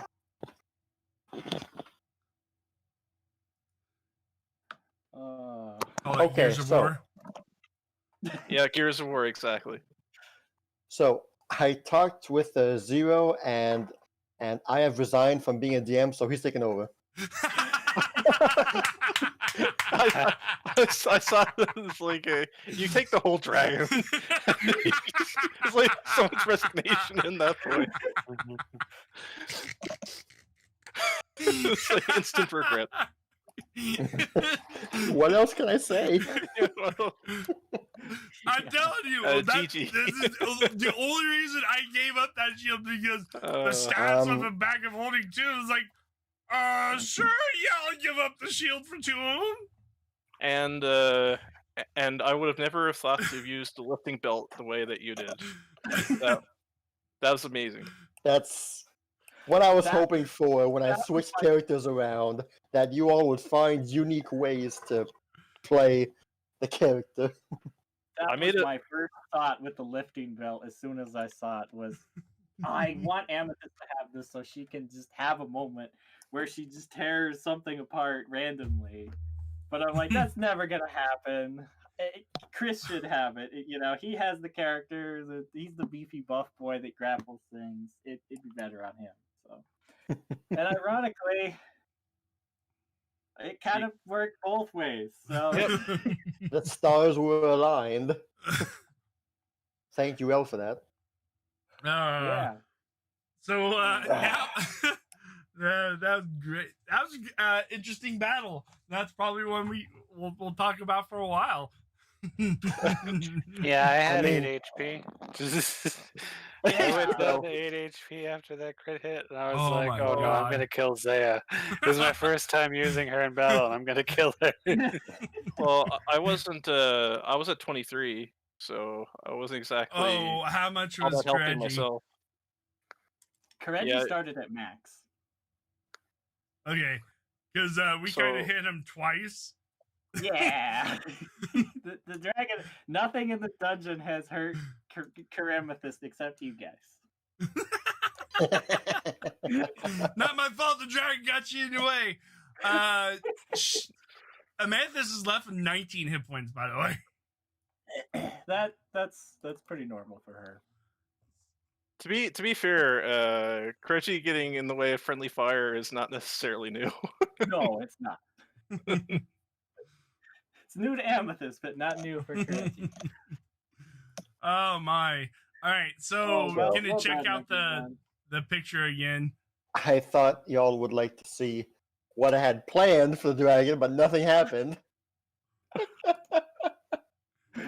It turned out we made our own plans, I guess. We made after plans too. Yeah, we did.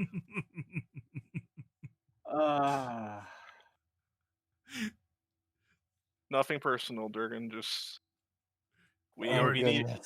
For the record, originally I was considering having Kireji try to tear off something, but then as soon as Zaya threw the thing and you described it go clean through the neck, I was like, it's gotta be the head. Oh, that's hilarious! Flawless victory. Thank you, Kevin, for letting that happen. Part of me was like, "This is too easy," but the other part was like, "Oh, this is awesome." If the software in the Clockwork Dragon could talk, it would be typing in MS-DOS. Oh no!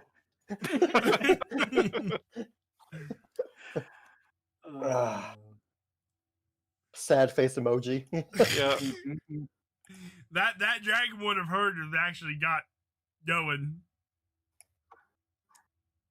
I mean, she has some cool things planned, but you guys have the cooler things planned. So. I was worried about the breath weapon, honestly. That's why I kept on targeting the beetles, or trying to target the beetles with the geode, because I didn't want to be sprayed with the oil. Yeah. That would have been bad.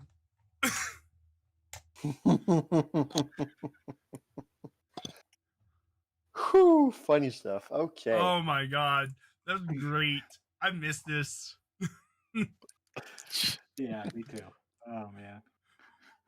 All right, so back to the painting. The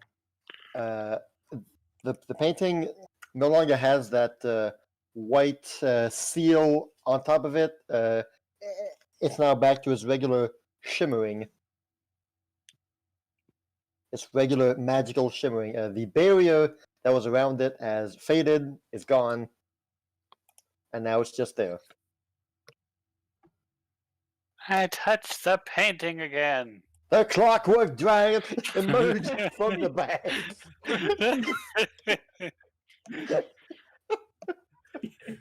Grabs your throat and drags you in.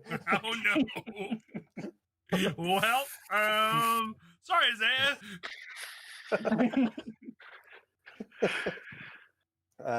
The painting ripples, much like Super Mario 64. I pushed my hand on it. Right. As soon as you push inside it, the painting kind of like flashes a bright light, similar to what happened when you opened the door previously. That guy transformed into dragons, and suddenly you are all immediately sucked into the painting.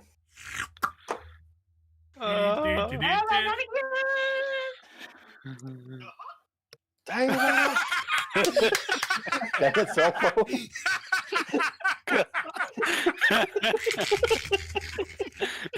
I like to think that's the noise that like Kireji makes when he flies into it. He's just like That's his I'm in danger chuckle. Go. Good timing there. Oh my god. Good 2 for timing 2. there, cell phone. 2 for 2 on the cell phone.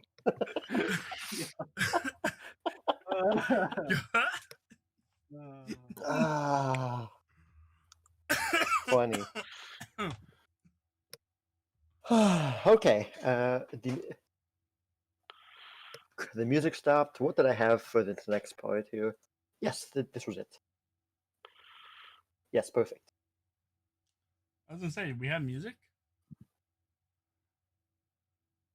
We've been having music this whole time. Save for right now, but okay, and loop. Okay, cool. All right.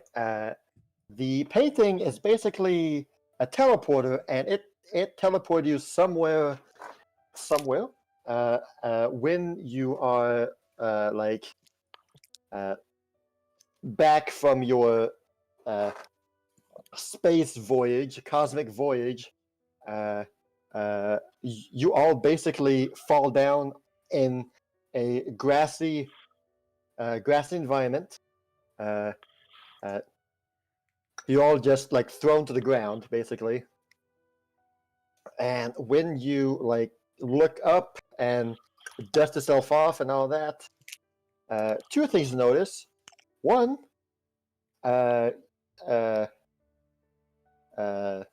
you are all back to your normal bodies. Yay! I missed my body. I hugged myself. I missed it. Emmy, we have some talk. Or you got some explaining to do. Emma's just As she takes out her Morning Star, tap tap. Emma's just hugging her breasts close to her, and she's like, "I knew missed it. you guys." And Kireji touches between. It's like, I missed you guys.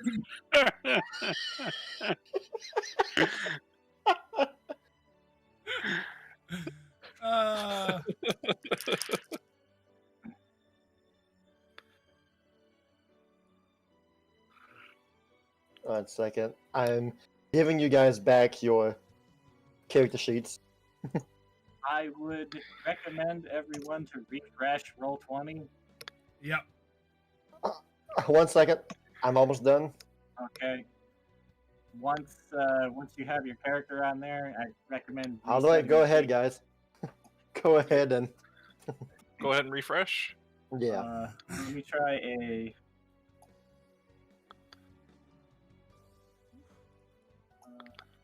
Hey. Try an athletics check. See see, does it work? I'm back. Okay, we're up. Dang. I see that extra E there in class. Monkey. Who did that? That's the only change I did. Other than That's updating hilarious. being correct. That's funny.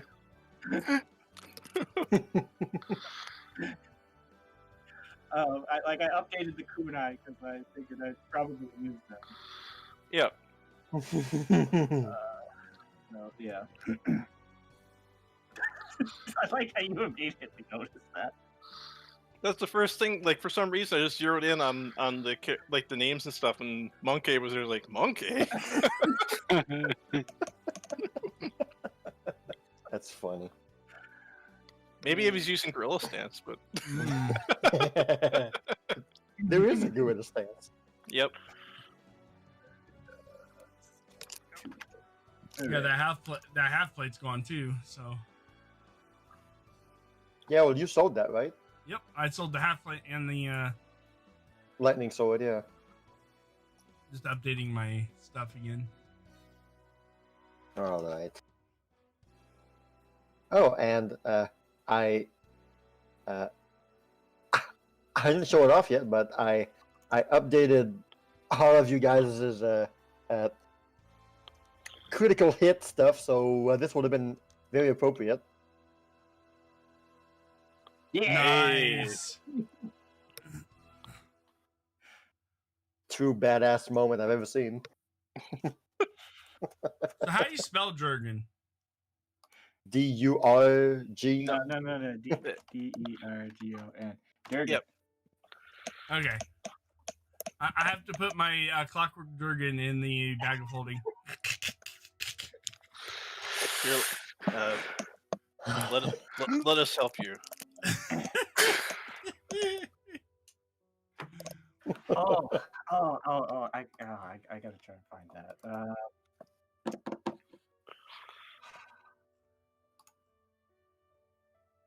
So basically, Kireji went bit.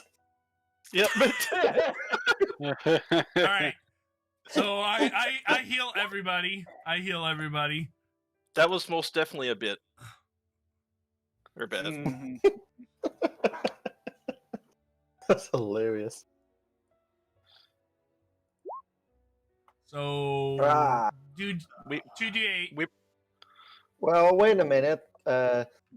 You can't be healing people while dismantling the dragon at the same time. No, because I'm now in my own body. When we hit How the long ground, does medicine checks take? Like 1 hour, 2 hours? it says 10 minutes.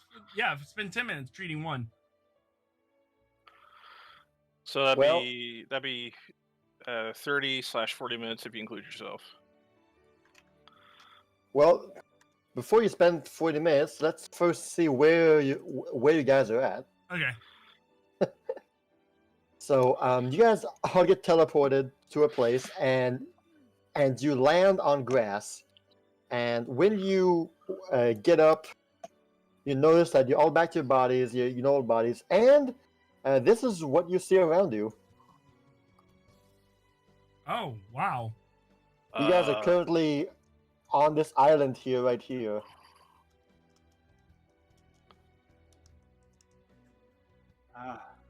I've seen this before in Sonic and Knuckles. Green Hill Zone 1. Activate. Oh, wow. Oh, I'm me. Oh, Reggie, you're you. Are you you? I think so. Is everyone you? I'm not Kireji. I'm myself, Is everyone you? Oh, good. except for a shield. Poor Shield Man. It got chomped to bits. But it saved Zay almost. It did save it, didn't it? Yeah, I did. And that's what Shield is good for, so. Yep. Ah. Yes, you guys are currently on a floating, tiny little island with a big tree in it, and just as far as I can see, it's this expanse of beautiful wilds and magical, basically a magical land. You got floating islands here and there scattered throughout the scenery, marvelous sky, and just vibrant and lush nature all there an around actual- you. That Is there an actual house right there? oh, whoops, no, Okay. I did not even see that at all. Like, I never saw that house before. Where are we? This is not. I never seen Ospian like this.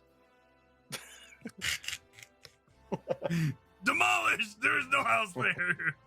What house? What are you talking about? Suddenly, And a for sale sign is there. Wow. not only the house not there, but everywhere you look at, no signs of human activity, no buildings. It's just this whole place is untouched by human hands at all. Is there a breeze? A light, Is there anything living? lovely, perfect temperature breeze flows through this place. Other than us? Currently, you're looking around, looking everywhere. You see no one, not No a bug? soul. No bugs, no nothing. No. Well, there's one mosquito who's trying to hit you, but you use your morning star to. Can I try to recall knowledge if this is like a magical land or in a fairy tale or anything? Do you think it might be resembling where the dragons went to? Do we know? We do know that they went somewhere in Cayenne.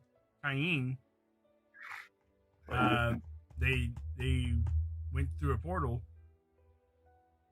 But I've never. I mean, there's floating islands here. This is bizarre. See here. Beyond bizarre. Either Amethyst, you can either roll occultism or religion. Ooh. I'm only asking Amethyst, Okay. no one else. Well, what is more appropriate for a magical land? Is that a cult or religious? Well, based on what I know, those are the two options I'm giving you. Kumo, I'm going to ask you, occultism or religion? More cultism, probably. Okay. It's a magical mystery fairyland. Right. Well, in the great knowledge that you've accumulated over the years, this fails to bring back any notion of what you know. There's not a lot of places in Ospian that are this untouched by human hands. So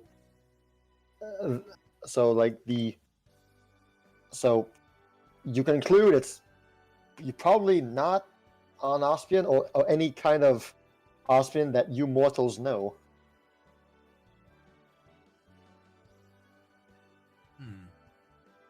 Okay, thank you. Zaya tried to start looking for a way down.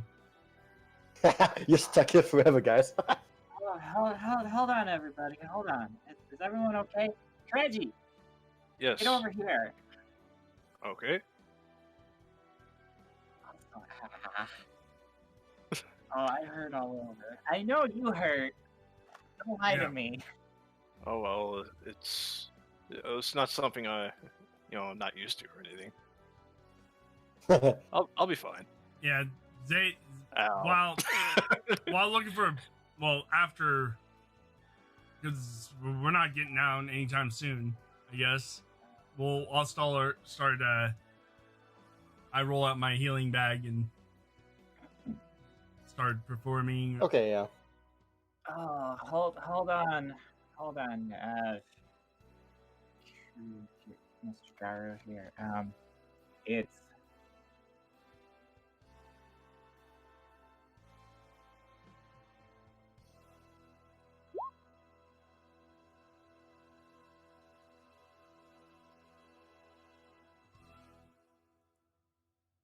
Whoever- to Whoever comes to me first gets 2d8.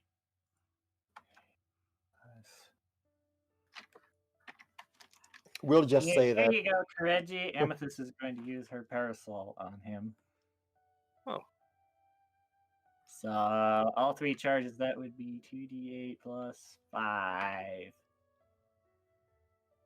18. All right, so the parasol begins spinning, and the gemstone, one of the gemstones in the handle, flashes and then fades. And you heal for 18. Yeah. Oh, that's much better. Thank you. Okay, and people also get another 10. And I'm not feeling so good myself. What happened? What happened there? Ow. That dragon kind of smacked you around. I must have missed that. Oh. Well, let's see if I can get this.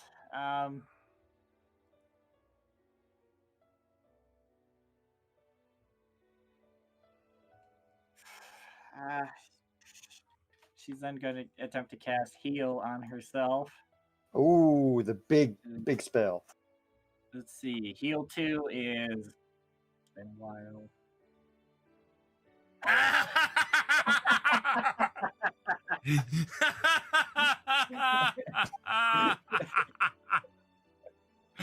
Oh, that's great. Sounds about right.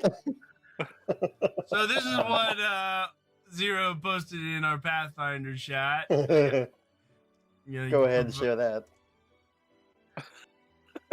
Him versus the dragon. Yeah. That's great. Unfortunately, his name was not Sirbet. So once I get done healing everybody and looking around, Okay.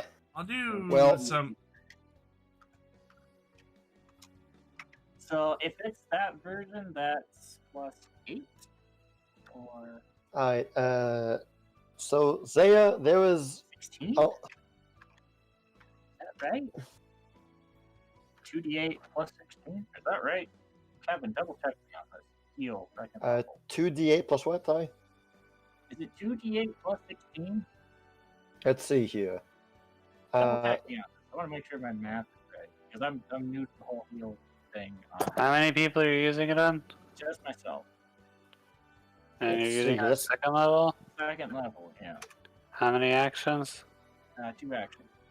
Okay, so basic level 1 is 1d8, so bringing that to level 2 would be 2d8, yes. Yeah. Let's see here. 2d8. You restore 2d8 if the target is undead, blah blah. Yeah, I'm using the second. Okay, so the spell has a range of 30 feet, increase the hit points restored by 8, and the extra healing by another 8, so yes, that would be 2d8 plus 16. Okay. Yeah. Thank Nice. you for saying I didn't know that. That is some good stuff right there. Yep. Nice. 26? That's some good So- heals right there. I mean, that's dang. That's nice. All right. Kumo, you see on your little island, there's only one flower that's there, and it's kind of the equivalent of in Breath of the Wild, the Silent Princess that's super duper rare. Yeah. Well, one of those is here.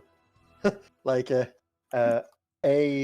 a flower you've only heard you heard your mother speak of in legends.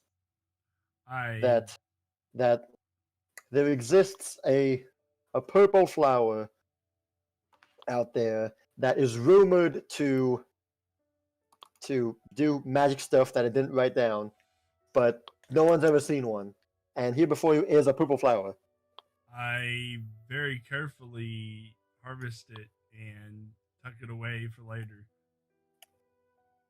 Now, there exists other purple flowers out there, so it's not guaranteed to be the one. No, But it's not. hey, it sure looks like it. Okay. So with all that out of the way, What the hell did we stumble into, though? yeah. It's beautiful. It's amazing. It is. It's not Ospian. No, We're not in Kansas anymore. I don't think Ospian has floating islands, not as far as I know. Neither does Skyning, for that matter. Zaya looks down from the island that we are on. How far down or how Oh, far it's up? scary. It's scary down there. It's a long drop. But so you have following all that, you've had time to like heal a bit and look around before without seeing anything currently, you all immediately hear a very a deep, solemn voice that resonates within you all. We've heard it before. You have heard it before, yes. And you hear the voice simply starting by saying, it says, "See your world through my eyes, a world now forgotten by even your greatest scholars." And you then hear wing flapping, or the sound of air being displaced, a large amount of air being rapidly displaced, and simply rising behind you on the other side of the island is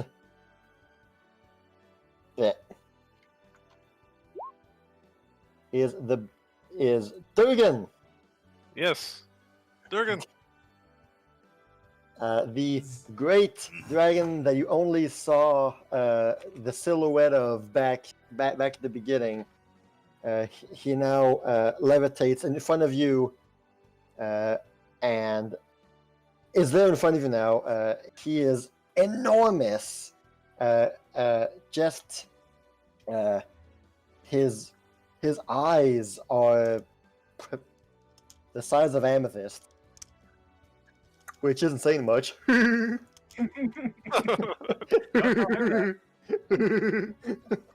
is not startled, but just bows her head in respect to.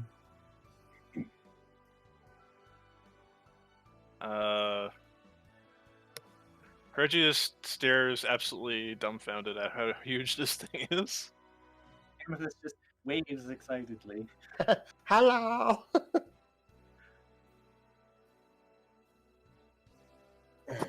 Emma kind of like bends over and whispers to Amethyst, and she's like, "Is this one gonna attack us too?" I don't think so. Hostile measures engaged. I sure hope not. Oh boy! Quick, don't show it, Kirji. Rip his head off. I can't let you do. Get your dagger out first. We'll go from there.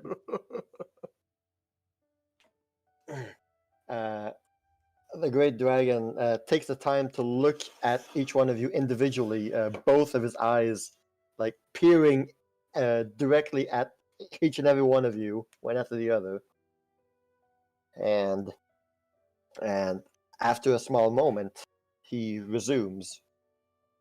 And so, here you finally are.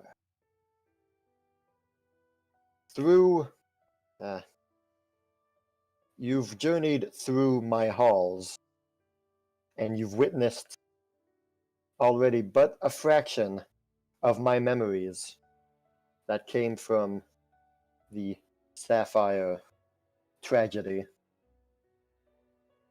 Though it would be more apt to call it a genocide. Perhaps you understand now why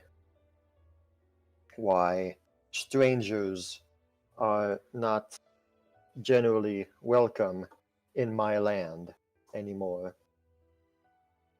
Yeah, loud and clear.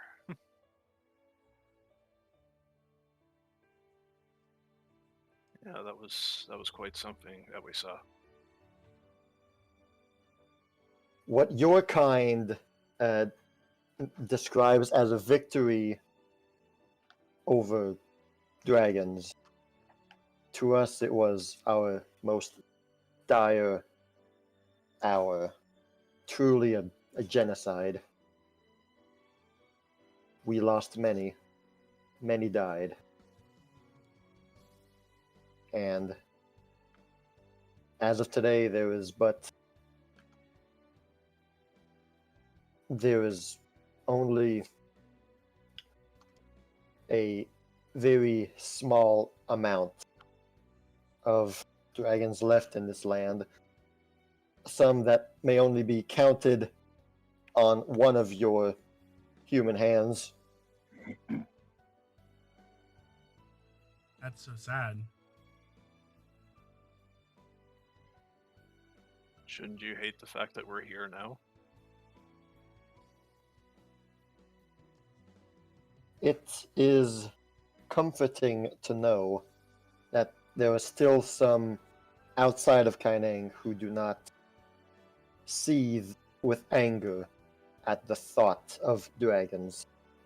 I've had the chance to observe your movements, see what you've been doing. Well, I have to say I've always wanted to meet one. Ever since I was a young child. And here you are. I honestly have no idea what to say.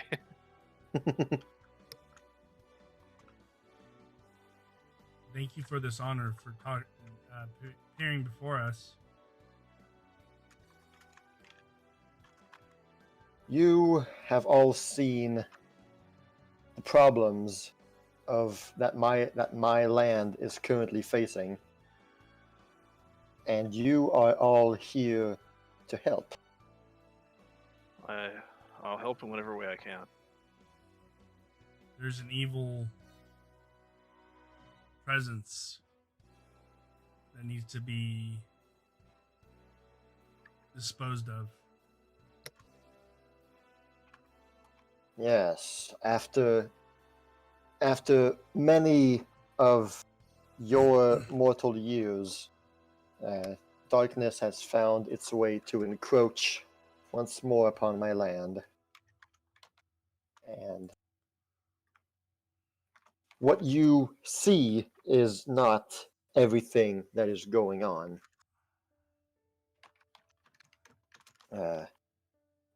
This land that you find yourselves in presently is also in danger. My land, which is unseen by mortal eyes and yet lives in the same world as yours. Much has been going on. Okay. As soon as he finishes saying that, you see Amethyst step forward and begin to speak in a language that you others have no idea what she's saying. A complete foreign tongue to you guys. And when she ends, when she ends the speech, Kunavang will simply blink, and one of his eyes is now focused directly on Amethyst. And while you can't, while you don't see it, you kind of know that he has a small smile on his face when he looks at you, Amethyst. His mouth doesn't change, but you just get the impression that he smiled at what you said. And she smiles back at him. Large grin. Is there any way to bring the dragons back? You said there's only maybe a handful of you guys. The land of Kaining could really use your help. And I think it could always have used your help. It's just that maybe we were too blind to see it.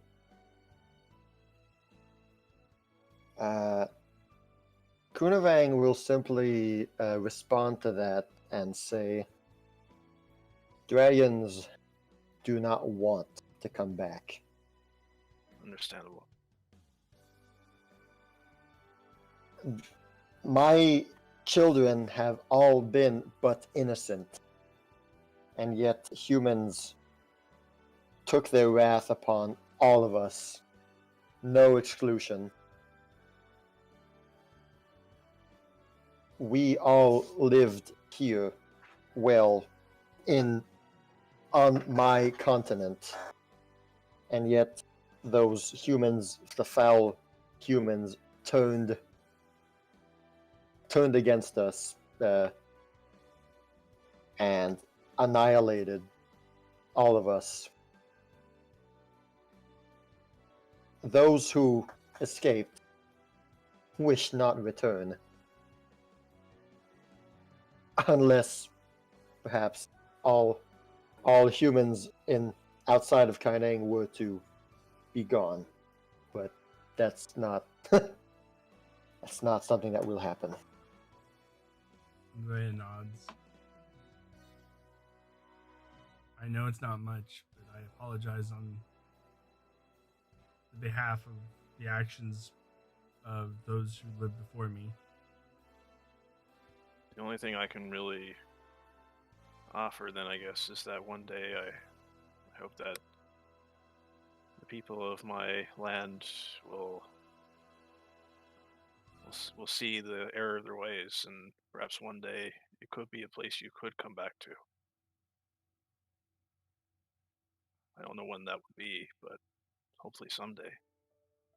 You have just as much right to be there as we do. That is correct. I am still not fully gone from my land. I am still, after all, its caretaker and its maker. Though I have my own troubles to worry about here, which are of higher priority. But you have come to my land with the intention of helping, and so you shall. The humans' palace in my land await you. And I believe, looking at Kireji, your friends are already there, defending your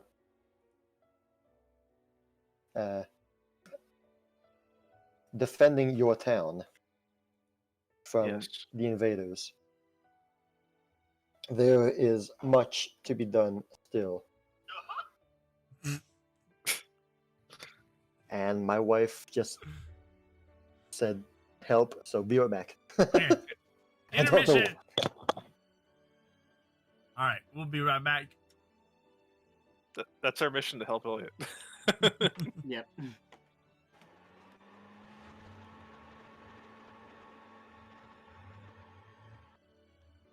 I'll be back.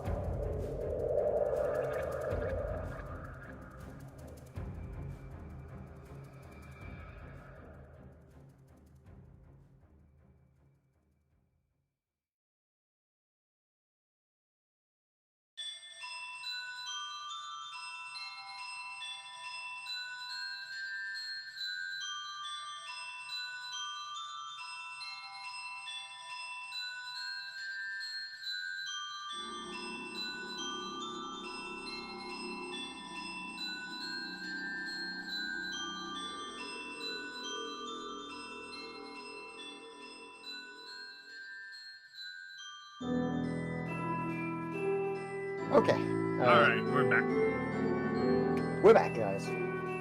Alright, so what I was saying was that Kireji's friends are already by the palace defending the town from the invaders, and that there is much to be done. All right, all right. Well, what is it that we should do in preparation for this? Because obviously we don't have much time. Things are getting pretty dire there. He says, you already have everything and everyone that you need to accomplish what was set out to be done. Now, all that's left is to go there, go to the palace, and save my land from these invaders as best you can. And where he says that that you will all be brought to the palace immediately, thanks to him. He will teleport you all to the palace. And there, well, you will see what needs to be done. He says that he has been very busy keeping this land in check as the demonic attacks not only affect the mortal Earth plane, but also this plane, which he mentioned was like it's inauspian, but like in a different kind of semi-plane of Auspian, where any normal mortals can't see or interact with, but from this land he can still see the world around him. And he's been mentioning that this place has also begun to lose its balance a little bit, so he's been busy keeping this place safe. Well, the very least we can do is try to make sure that you don't have to worry about the other side of things. Indeed. I What know. task is it you have set before our feet? When we get there, what do you want us to do?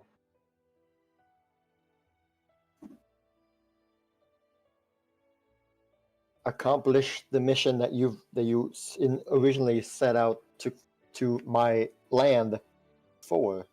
Save the Empress. But what do we do if she's not herself?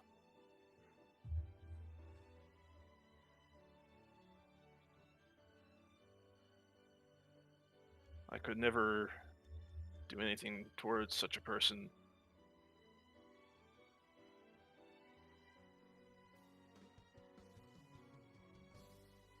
He looks at you, Kireji specifically, and he mentions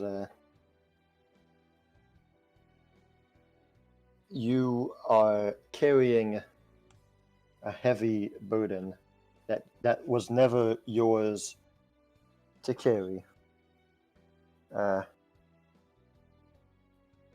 I do not believe that what will happen will worsen your anguish, your guilt, or the weight on your shoulders. A way is always found to make things right. No, all I can do is do what I can. I just hope that it doesn't come to anything Yes. serious. Now, is there anything you wish to say, ask, wonder? He looks at all of you. while you are here? Where is this A million place? things, but I fear that there's not enough time right now.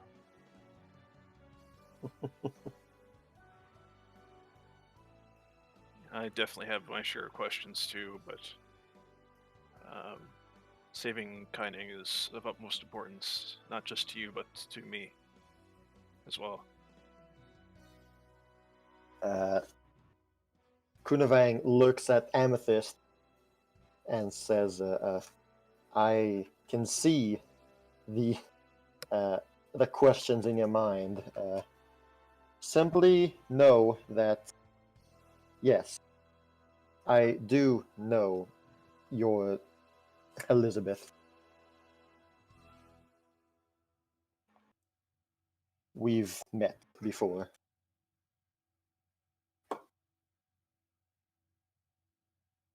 And does anybody else hear this, or just Amethyst? Sure, yeah. Everybody hears it. And once he says that, he like moves on somewhere else. Not somewhere else, but he continues talking. Says, there is much to be done. You have much to do.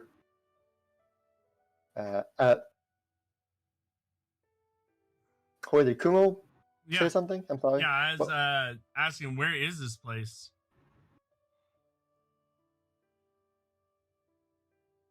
It's hard to explain. Basically, it's Ospian, just not also Ospian. It's still part of your world, just not in the same sense. You know, each continent is part of the ocean, is part of the world. This is kind of like a magical pocket subrealm kind of thing, yes. Yep. Sort of like the dragon that's in your bags currently. I wouldn't While mention that, by the way. while I kept that there for historical reasons, I'm not displeased to see it be gone. I apologize that we had to dismember it. Better that than the opposite. We will use it to honor the dragons. We will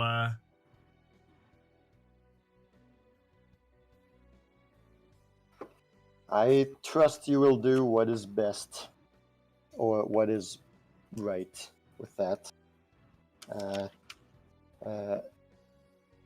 Yeah, so he mentioned that what was in that dungeon was kind of like his personal kind of like museum kind of place where he stores, where he placed either historical items or memories. He stored memories there. The hologram thing, the vision, was all him. You know, was all his memories.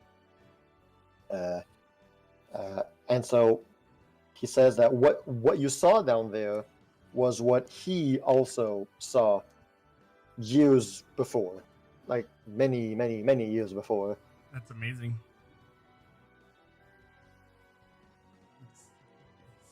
I can't, man. To have them take something you guys are so majestic and beautiful, and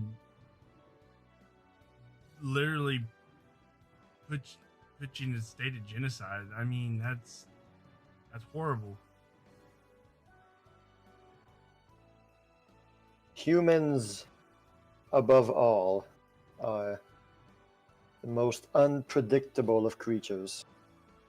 They are able to do anything if they are only pushed in that direction. There is nothing too vile or too noble that they wouldn't do. That's just the way Ospian goes. It shouldn't be like that. Everybody has the right to live. Everybody Yes. should be free. But not everyone shares that point of view either, unfortunately.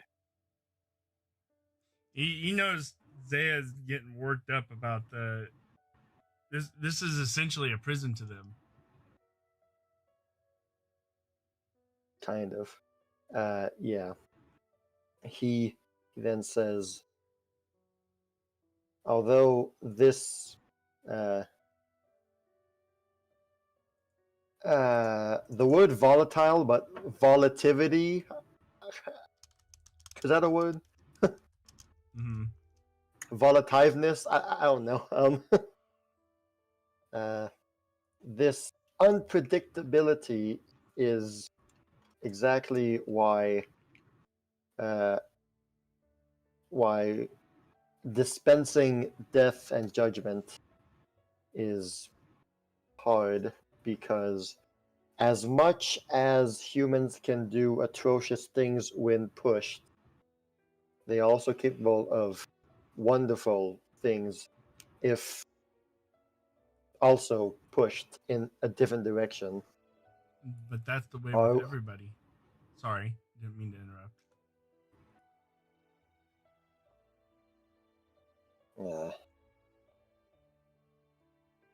Every human, anyway. So,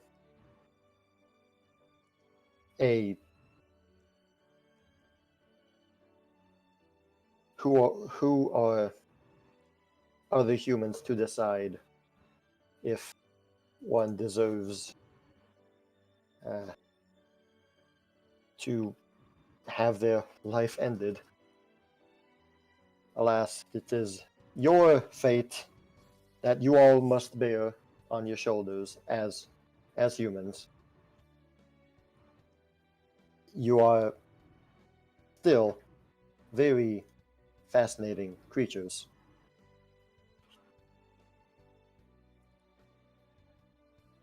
That's the first time I've heard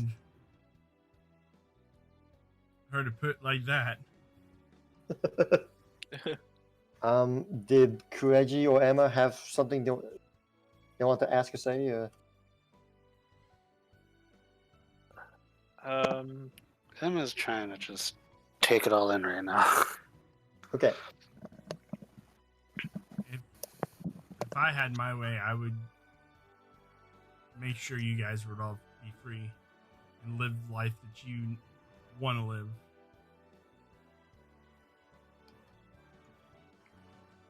A noble sentiment, and I appreciate that. If only others would share the same. I do not wish to repeat what I did during that war. War drives people to make poor decisions. War is the worst of us. All of us. Makes everybody do things they're not proud of.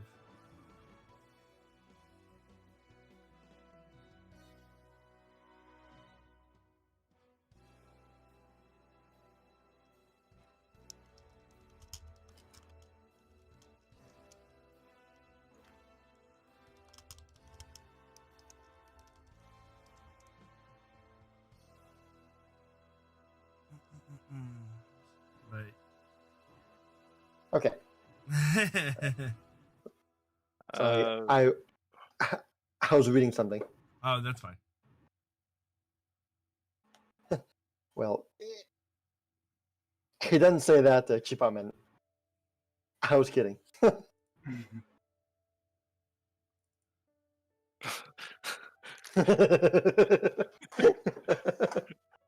I'm just imagining that in a dragon voice, like it's like you get me, you understand. Hmm.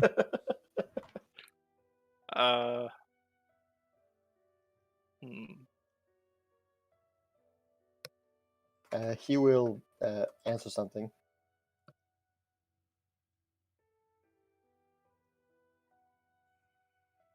Hmm.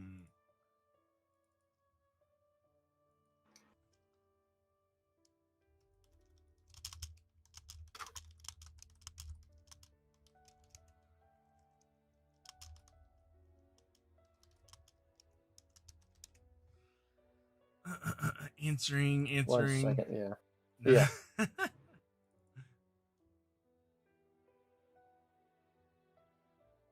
All right, so he says that, and so he then takes a small flap back, and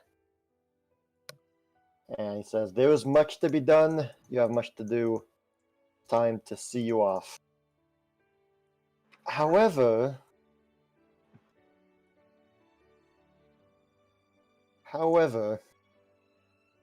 one of you has a mission of their own to accomplish before this is over." He looks directly at Amethyst. Emma. Ooh.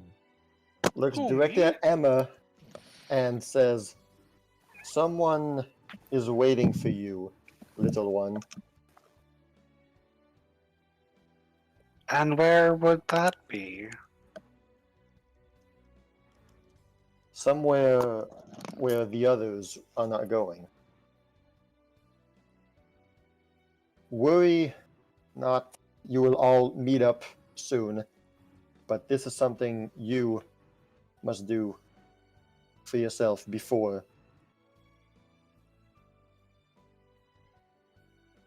Okay then. On Guess I'm going on a trip, guys. your favorite rocket ship?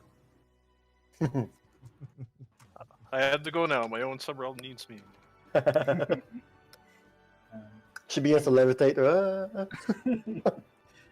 Amethyst would kind of jump up and down a little bit, and tap on Emma instead of kind of the signal for if you wanted to whisper in her ear, and she would say, Is he taking you to meet your boyfriend?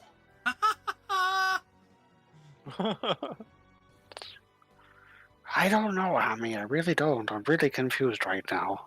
I think he might be.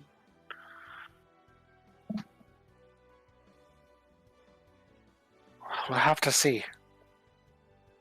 Good luck. Thank you.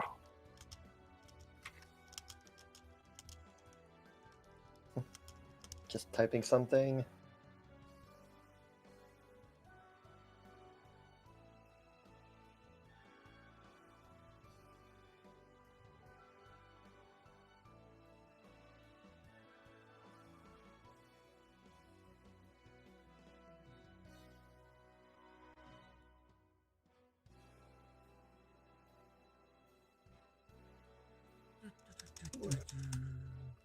What's the word? What's the word?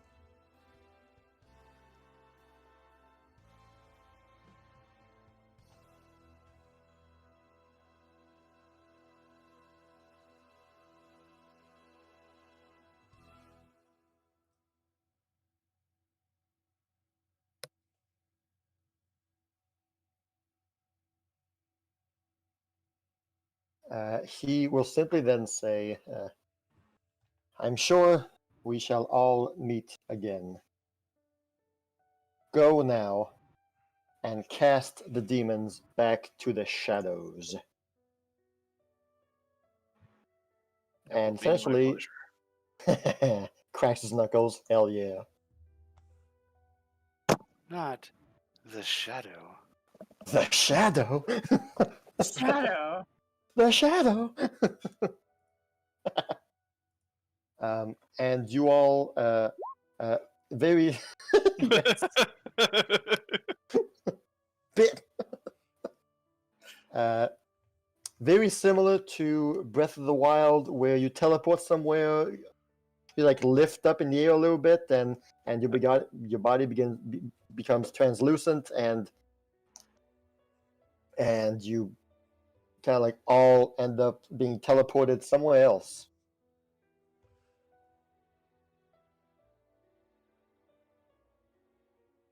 Is there a gift for that? Yeah, probably. Oh well.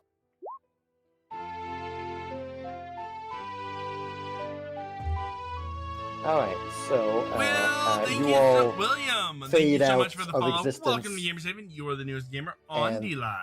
immediately reappear somewhere else. And so this realm is gone now. Just fades into Oh, dust. that was a wonderful realm. I wouldn't mind Alright. visiting that realm again. Me neither. Once this is all done, we'll see. Have a nice picnic there, and Yeah. Visit with dragons. have you tried this before, Kun Vang? It's called a muffin.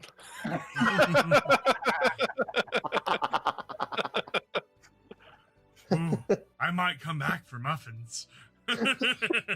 Let me tell my dragon friends about this. Maybe Austrian is worth living in again, finally. And that is the day that Kireji brought back the dragons with a muffin. If that ain't a D&D story to tell, I don't know. Yeah. Kireji left the ways of the fist and entered the ways of the baking. Oh, The he ways still of the uses whisk. fists, but it's Yeah. for pounding the dough. Yeah, for the pounding the perfect dough. muffins. The ways of the fist is now the ways of the whisk. Yep. Funny. Alright, so what happens, essentially, is that three of you find yourself somewhere very different. Basically, It's dark. you are now... Oh wait. What? It, I was focused in on the black, so all I saw was the black. There's a small square on the bottom there. You are now in a kind of a cave-like type thing, and beside you is basically a wine cellar Oh kind no. of place. No, Amethyst. No, we cannot take the wine. Oh, Kireji, At this still point, gets one. Still gets one there. at this point, Kireji is definitely looking at you and saying, "Bet."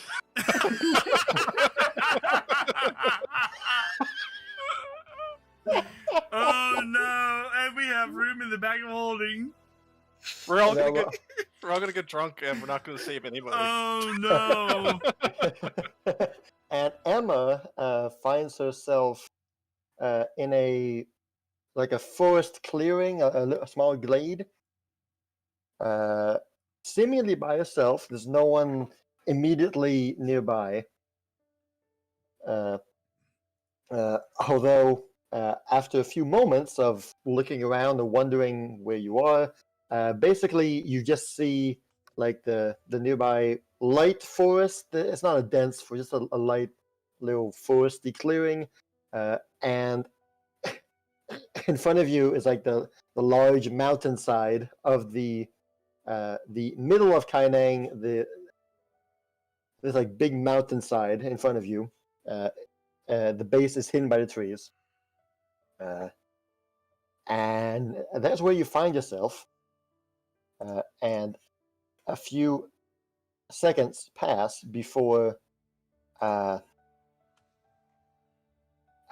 you hear a familiar voice, Emma, that says, "Wait, you're the one I'm supposed to meet here? Oh, awesome!" Alicia Keys? Eh, Bingo! It's Alicia Keys. Bingo! A fairy shows up beside you, one that you've seen before. And she seems super happy to see you right now. She's very happy to see you. Ah. And now I'm dead because I got crushed by a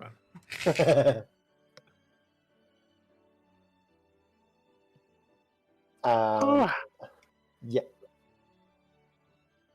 Hey there, Alicia. How's it going? It's really cool to see you. Havar asked me to come here and wait for someone. He just told me that I had to accompany the person who would show up and lead them to a nearby cave, and so I was like, oh, cool. This is like the second time I do this, so it should be no problem. And I didn't know it was you. Oh, it's so cool. Hi again. Hi. I don't exactly know what I'm doing here, but I'm here. I guess I was supposed to meet you too? I don't know much about the details of anything, but I just know that I'm supposed to lead you to the nearby cave here. Of course, a cave. I hope there's no bears in the cave. Mechanical bears. And he's sleeping. I'll wake him up. Could really Oh, use no. Kireji for this. Rip his head off. Hey, Kevin, is this going to be a little bit, or is it going to be a short thing?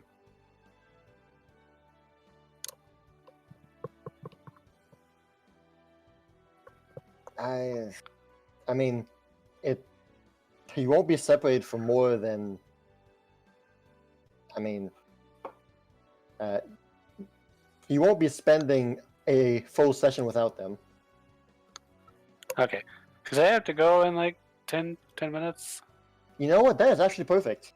We can do a one-on-one session later. Yeah, that's what I was asking. Perfect. And you guys can go Perfect. and do the rest of your thing until I rejoin you guys later. Perfect. All right then. So, everybody got to meet Alicia Keys. Yes. Except they didn't, but they did. Doesn't she look so much like Key, Professor? Yep. That's Okay. funny. Well, you guys have fun. It was a really great session so far. We beat a dragon. Yay! Yeah, we met a are, dragon that indeed. didn't try to kill us. So that was Yep. cool. Have fun in the wine cellar. Okay. Already in. Bye-bye. Goodbye, everybody. Already am. There's a reason the screen is black.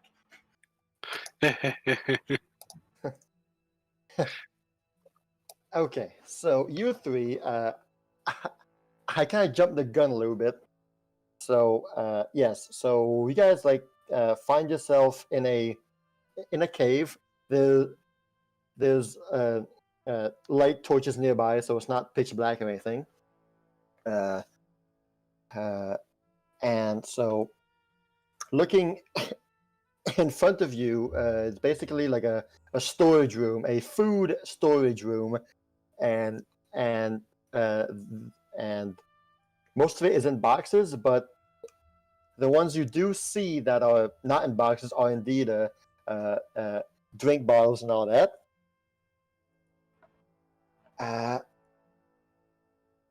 Yeah, and before you all have time to I guess react or go towards the boxes to investigate, you hear a groaning sound behind you, like ugh, that hurt. You hear a woman voice behind you, I'll behind the three of you. look. Yeah, look behind us. Spin around. Just like that that GIF summoning this room. Just open the bottle. Alright. Webcam's gone just for now. All right, and oh no, Oh no. and lying on the ground, scratching her head and looking around, you see in front of you An old lady. the Oh, Empress. Oh boy. okay. Pretty.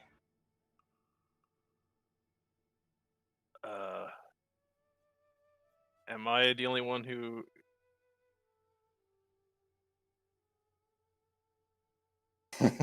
She stands up, dusts her robe off, and looks at you three, and notices your very confused eyes. Face is like, what the heck? What did Kunavang just drop us into? And Wine cellar, it looks like. Yeah, but what kind of situation is this? and for a moment, she is also confused as to why you're looking at her so confused. But like a flash of idea just comes to her mind. It's, oh, oh my! The great dragon's teleportation must have ended the spell on me. Oh? What spell? Oh, I recognize you. Oh, you're so big and pretty. Hey, Wait, dang girl, you big. were you the person that was traveling with us? If you don't mind me asking, what is your name? I've been wondering for a while. Well, At this point, Zaya's point. You're the one that's been traveling with us. at this point, Kireji's kind of like that light bowing. bulb got bright.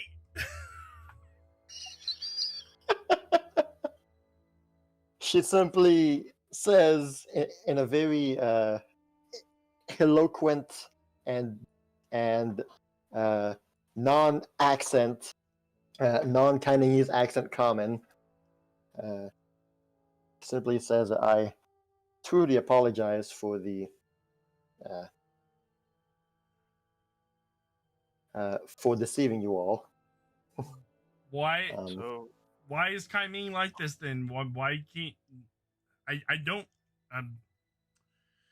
apparently you're So, not in charge. let's calm down a second. Yeah, you notice that the fox kitsune is nowhere to be seen right now. So was that always just you with us, or? I have been traveling with you since the beginning, yes. I called it. I mean, So you were, did you escape and find us, or? who turned you into the kitsune? There is much to be explained. I fear we may not have all the time Yeah, in the world. things are not great. I believe we are currently on the bottom floor of my palace. This is the supplies storage basement with the basically the eating area nearby. And no one seems to be nearby. Though it appears that this perhaps is the best moment to tell you all what I know, or at least the important things that you must know. So she like stiffens up her back, places her hands in front of her in a regal kind of pose, and she will then declare, "I am Empress Elisande Imsalar. Empress to Kaineng, and I have been traveling with you since you arrived. I assumed the form of the kitsune to avoid any suspicion, and I had to escape my palace. Let me tell you what's been going on. I'm all ears. And so she will then begin to explain the situation, how about a month ago things were just were relatively fine, or maybe 2 months, 1 or 2 months ago, things were relatively fine. I mean, Kaineng was rolling as it usually was. She was worried about the Ravenhearts having a more increased activity than usual, but nothing beyond that was unexplainable or very weird. However, it all started when her second in command, the Shogun,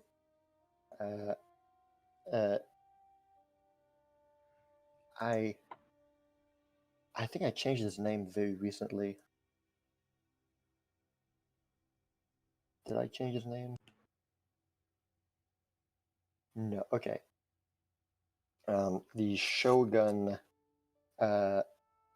Pabon, his name, began to from one night to the other, one day to the other, he changed immediately. He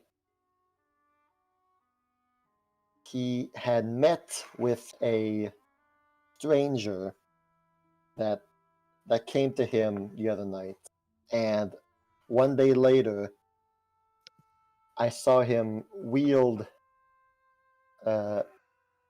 unexplainable magic and indecipherable powers that were so chaotic and absurd that he became immediately dangerous. And the first thing he tried to do was to get rid of me, to oust me, to remove me from the palace. I couldn't explain what was going on. However, I did notice that on his arm was this new. On his arms were these two large metal gauntlets that were there, and through them he was performing these blasphemous magical powers and creating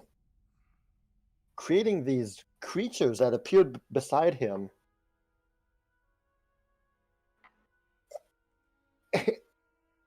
He immediately wished me gone, saying that he's the one who deserves to have the power, and he should be the one to rule and be put in charge, and that with his newfound powers, he will have control over what is rightfully his. I had no choice. I had to save my own life. I had to leave. I had to run away. I had to flee.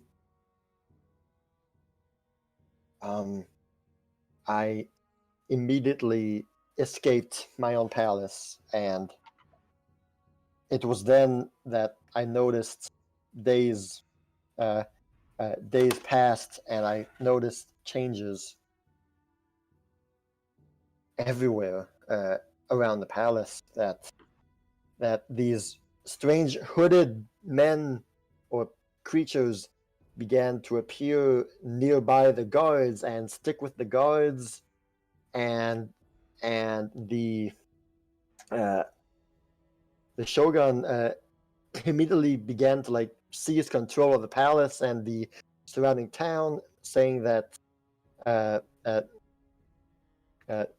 declaring that I was absent, that I was sick, and that his orders were from me, were given from me, but that was obviously not the case. I was nowhere there. And he immediately began to, I guess, send out my Imperial soldiers to all the towns of the land. And I wasn't understanding what was going on, but I knew something had to happen, something needed to change. My immediate thought was to go seek help. Seek help to the man that I knew best and who could help me, my brother. I immediately went out to seek my brother who had who left who was at the harbor town, who was recently relocated to the harbor town nearby. Well, not nearby, but the harbor town to the north, uh, the northwest. And when I got there, it was already chaos in the streets. The Ravenhearts were in full swing of motion, seemed, and my brother was nowhere to be seen. Though it didn't take long before I noticed you four make your way through town. You looked as though strangers in my land, and so I was immediately curious as to what was going on. In that harbor town, in Seitang Harbor, I noticed my soldiers, my guards, seemingly attack civilians, punish the people for no reason. As well as the Ravenhearts were also messing things up. And so, I saw you four make your way to center of town and defeat the monstrosity that suddenly appeared because of that hooded guy that cast some magic on the captain of the guards. And you guys brought him down, and that's when I found. That's also when I found my brother there. I was happy that he was safe, him and his students. Wait. You said your brother had students. Headmaster Kireji'Garou of the Five Wind Temple is my brother, yes. I see.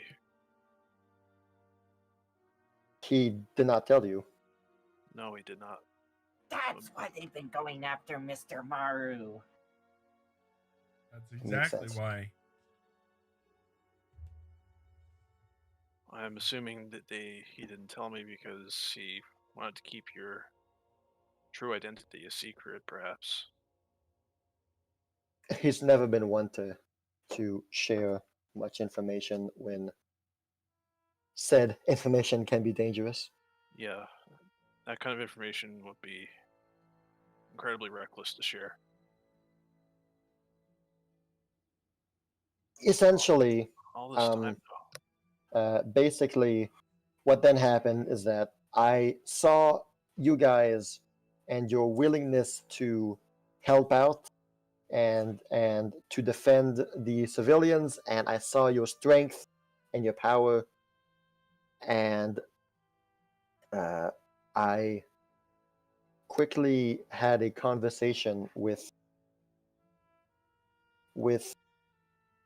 Kireji'Garou about all this, and he agreed that I should follow you guys, because he was busy, keeping his other students safe. So then, how much did you know about my own situation? I'm sorry, I don't know much about. I know that you're one of his most valued students, but I'm not aware of much else. I He suppose that can wait till he later. he didn't tell me much about you, just that you four are you four right, you three plus Emma, uh, that you all were worthy people to follow, but I needed help and I couldn't trust anybody, especially foreigners, with all this. Though I had my brother's seal of approval that you guys were good, but I had to make sure.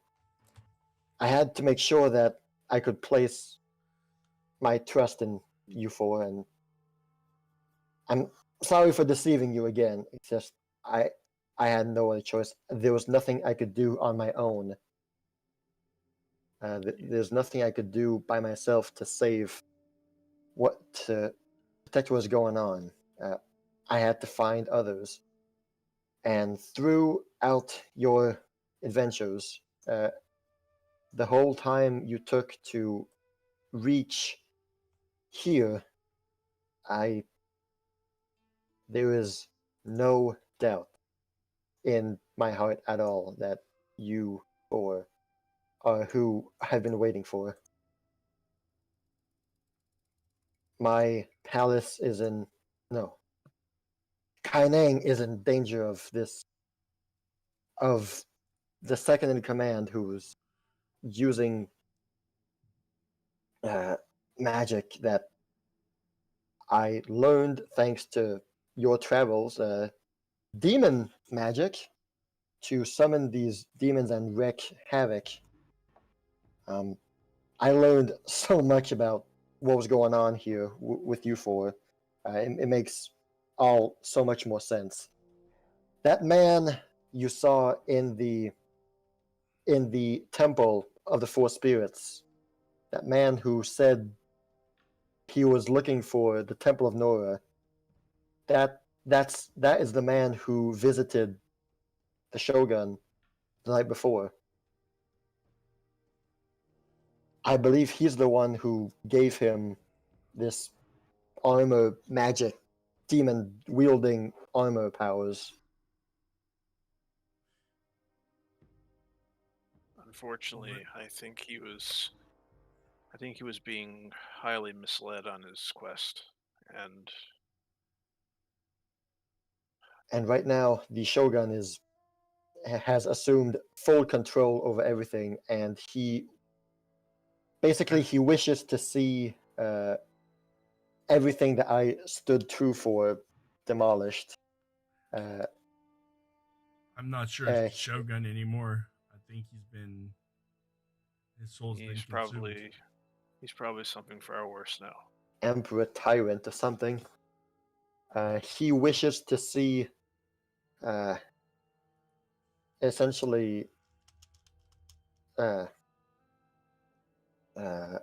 what he calls the rebels demolished, everything related to the headmaster, as well as the Ravenhearts, and basically everyone that poses a threat to his reign. Now he wishes to see dead. You said the Ravenhearts are trying to are in their hit list as well. Yes. How much can we trust the Ravenhearts for now? None. Not at all. However, it seems that we share a common enemy right now, but that won't make them less an enemy in the future. Just right now, right now it seems we found a common alliance. The Ravenhearts are a kind of special. They're a special group. They, in all of their words and actions, I believe they try to do what is best for the good of our entire continent. What is they want to protect, what we hold dear, our traditions, our rights. So anything that threatens our way of living, they want to eliminate. Although they go to certain lengths to get that done, lengths that I find terrible. So perhaps they could be described as good intentions, good motives, but bad actions. I don't know. When Means I justify the ends. truly, yes. The Ravenhearts used to work for the emperors. In fact, it was one of the emperors who founded the Ravenhearts many years ago, and so they used to be the emperor's royal secret task force, you could say. Those who worked in the shadows to get things done. But it seems that over the years, they've turned, they switched their loyalty to the emperor to what they believe is the good of Kaineng. And sometimes, perhaps many times, their ideals don't align with that of me or any other previous emperor. And or the people. Or the people. It seems that they wish to maintain Kaineng how it is right now and never wish to change, basically. And some may agree, many disagree. So I do not believe all of the Ravenhearts are just these cruel, malicious, evil people, but unfortunately, if the head of the Ravenhearts has no has no empathy, has no emotions, has no heart, then the rest will probably follow.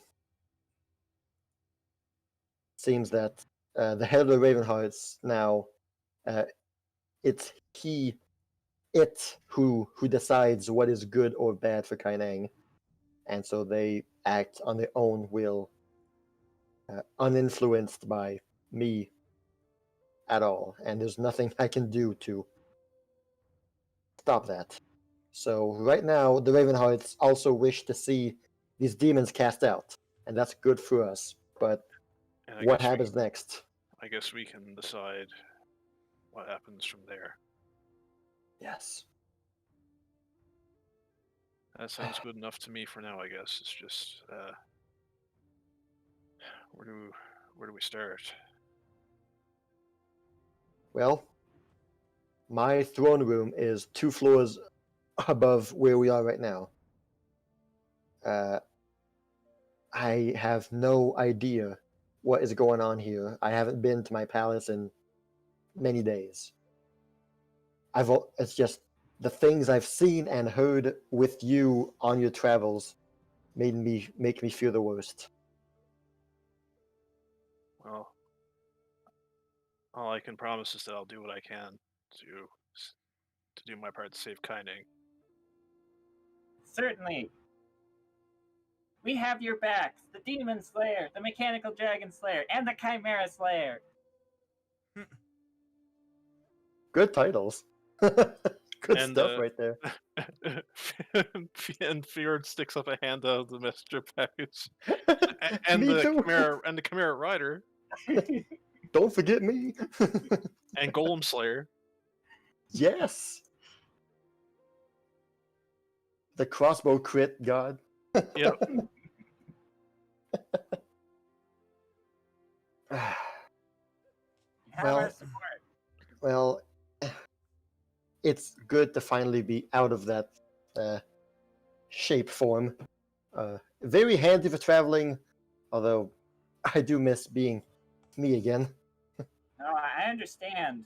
Oh, when I transform into a bunny, it's jarring. But Zaya says, asks if she wants to be looked over for any health reasons while she has her.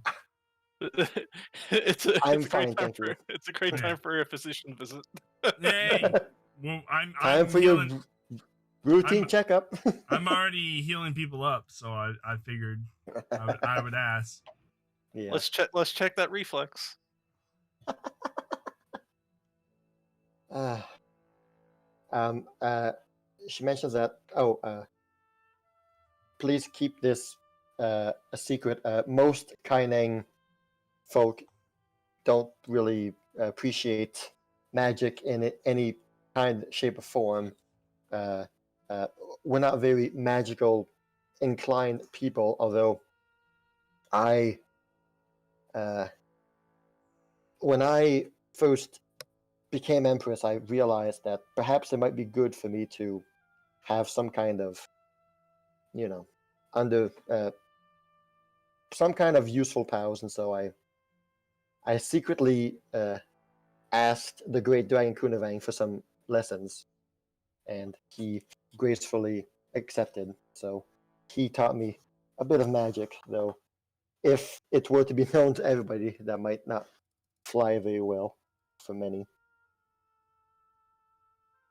So please keep this inside Zaya your nods. hearts. Of course. Amethyst glares at Zaya. Yeah, we'll keep a secret. Kireji also joins in on this. Yeah, Zaya.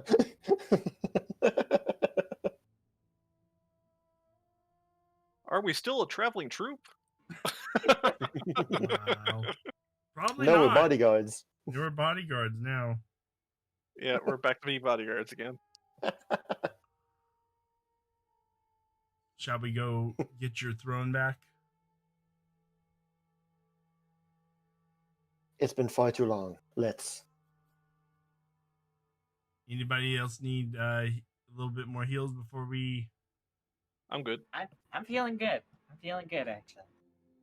I just want to crack some skulls right I have 2 more potions left.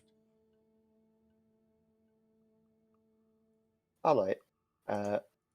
We'll probably have time to clear this basement floor, and then that'll be it for the night. Okay. All right. All right, and so.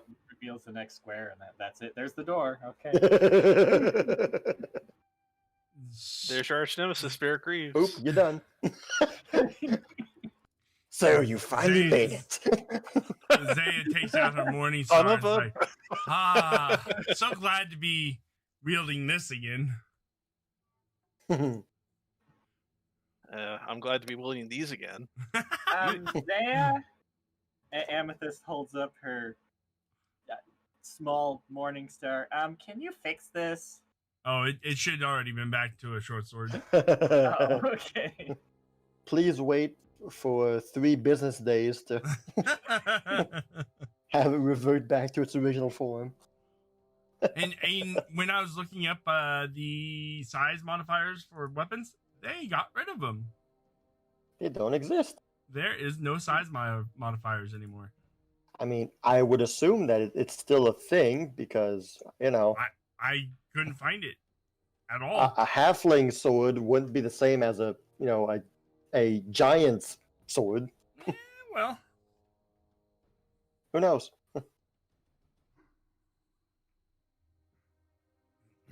All right. Well, the food storage place winds around. Oh yeah, you got that.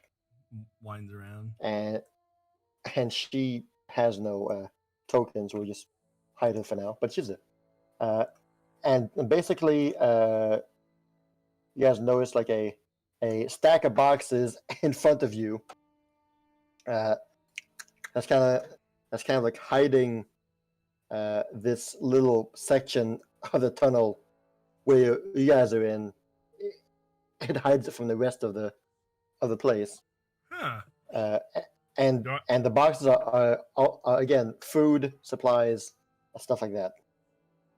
I'll Who's the kind of. sneakiest person here? That'd probably be me. Okay, you go in the front then. Okay. I'm just gonna peer over the kind of like duck behind the box and look over it, just to see if I see anything. Okay. Yes. So, peering outside, it's more boxes. Basically like a storage room, like here. You do notice, like, peering over there, there's some stairs that lead to a bit more of a platform, a more non-dirt platform, and standing by the boxes, like right here, you see a lone single soldier. No. A lone single. Why does he pop into existence? I didn't know we were battling Goofy. Dang it, Banjo. That'd be funny if that was his cunning name, Banjo. So be it. A lone cunning soldier, but he is currently sitting down, knees crossed. He's holding his spear like in front of him. And let's see here, with a nice perception check that I'm gonna roll for you. Okay, you notice that he's trembling, he's shaking, he's scared.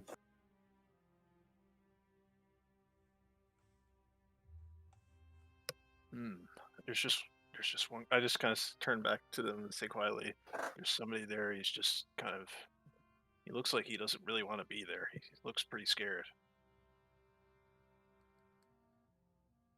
I turn to the Empress. Should I go first? I'm the least intimidating looking one here. Well, except maybe the Empress. I think the Empress should see if he's friend or foe, because I'm guessing some of the guards are still on her side. Yeah, we have no way of knowing, and I'm not sure if we should place her in danger like that. Yeah, that's my thoughts. I could stand to protect her.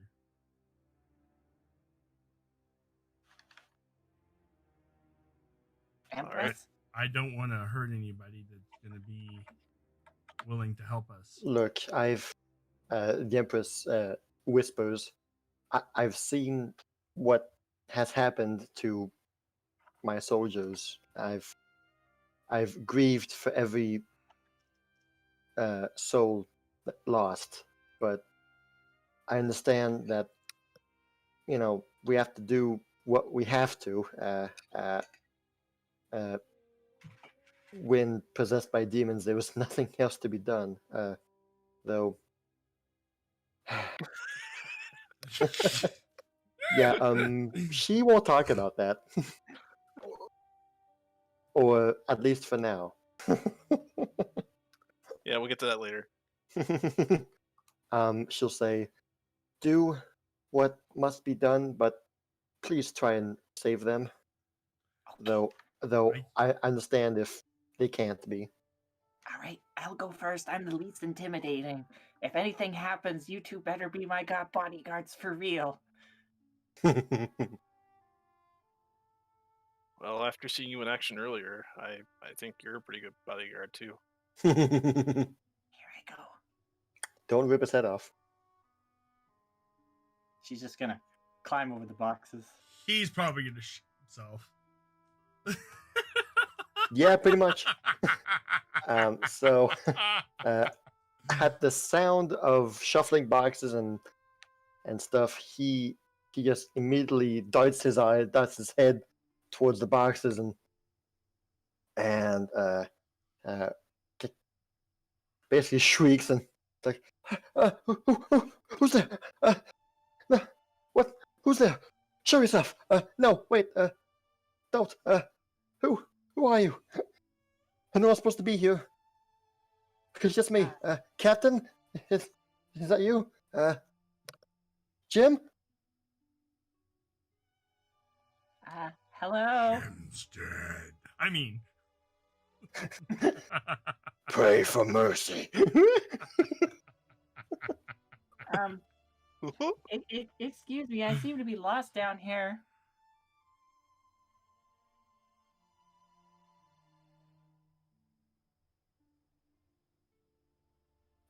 What?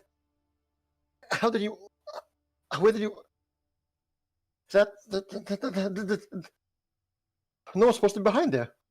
I know. I was visiting, and then I had too much to drink, and I woke up down here. Did you now? oh no. Oh no. Did you now? Roll that deception check. So how are you going to explain to us, the other two people? We're the bodyguards who got drunk with her, of course. Hey, you guys are still behind boxes, okay? Yeah. I've been here for hours, and I didn't see anybody go here beside me. No, what? Who are you? And hours? It's been hours. And he tries to like brandish his spear in front of you, but you can see he's trembling. Oh, dear, please don't, please no.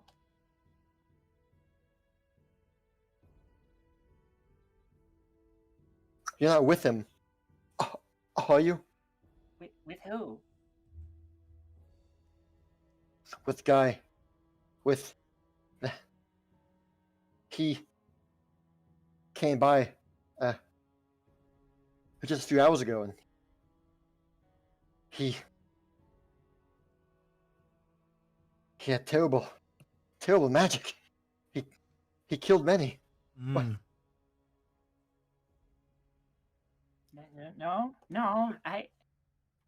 What's your name? My name's Amethyst. I feel like we've gotten off on the wrong foot here. I'm just confused. I don't know what's going on.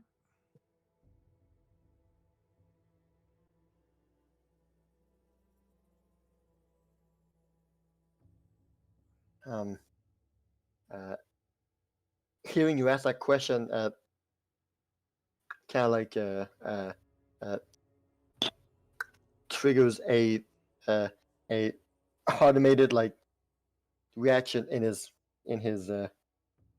mind, and he attempts to like stand up straight, and there's like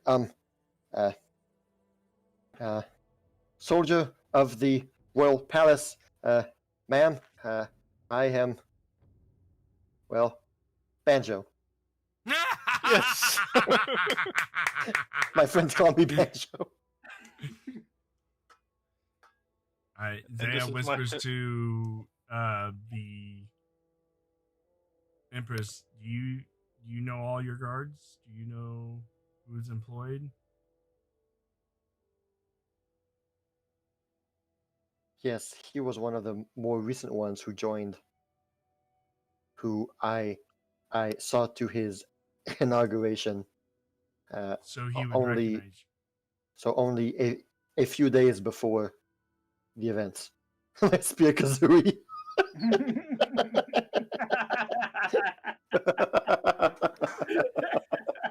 And Kireji's gone. I saw that mountain just come out of nowhere and just splat. So does that make me Gruntilda.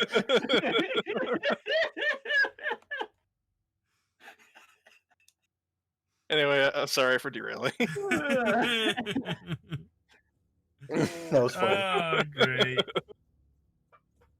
Anyway. I've been trapped down here for hours. I don't want to see what happened back there.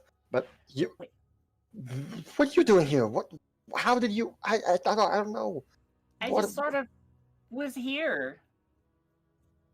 I don't know. I don't exactly know where I am. I've never been here before. I was outside in this nice glen. I was with my friends, and then I just everything went kind of white and dark, and then I was here. She said friends, so I kind of step out too. He's No, just super confused. I- He is like, and he just says like, "This makes no sense. None of this makes sense. We what's your name again? ah! Ah! Oh, what did I Ah! drink? We Oh We were man, all- that's some we all- potent stuff back there. I see if the Empress follows or not.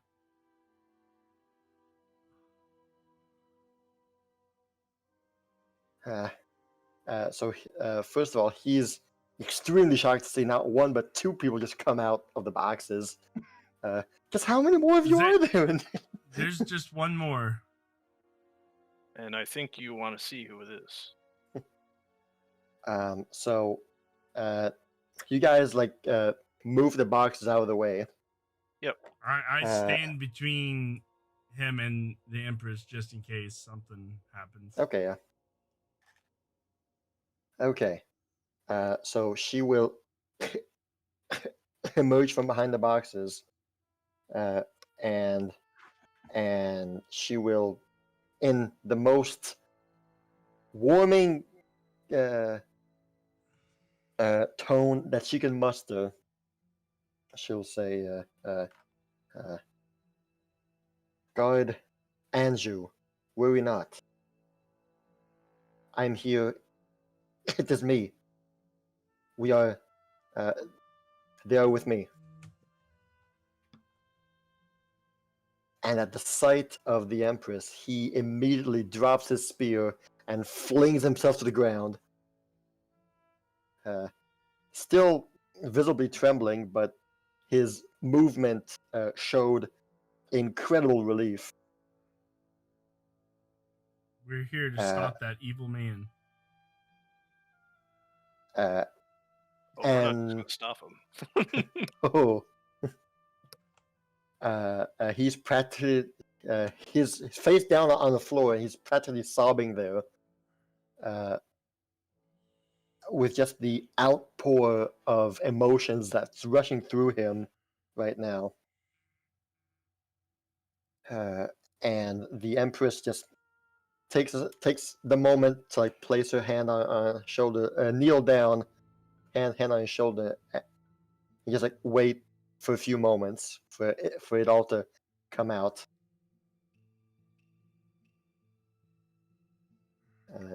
Before she says again, "Brave Andrew, please, can you tell us what's happening?"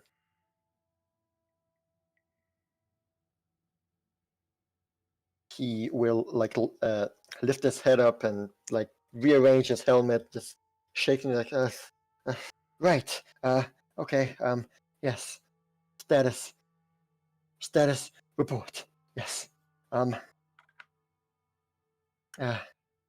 your Empress. He will then explain that. See here, back to my notes.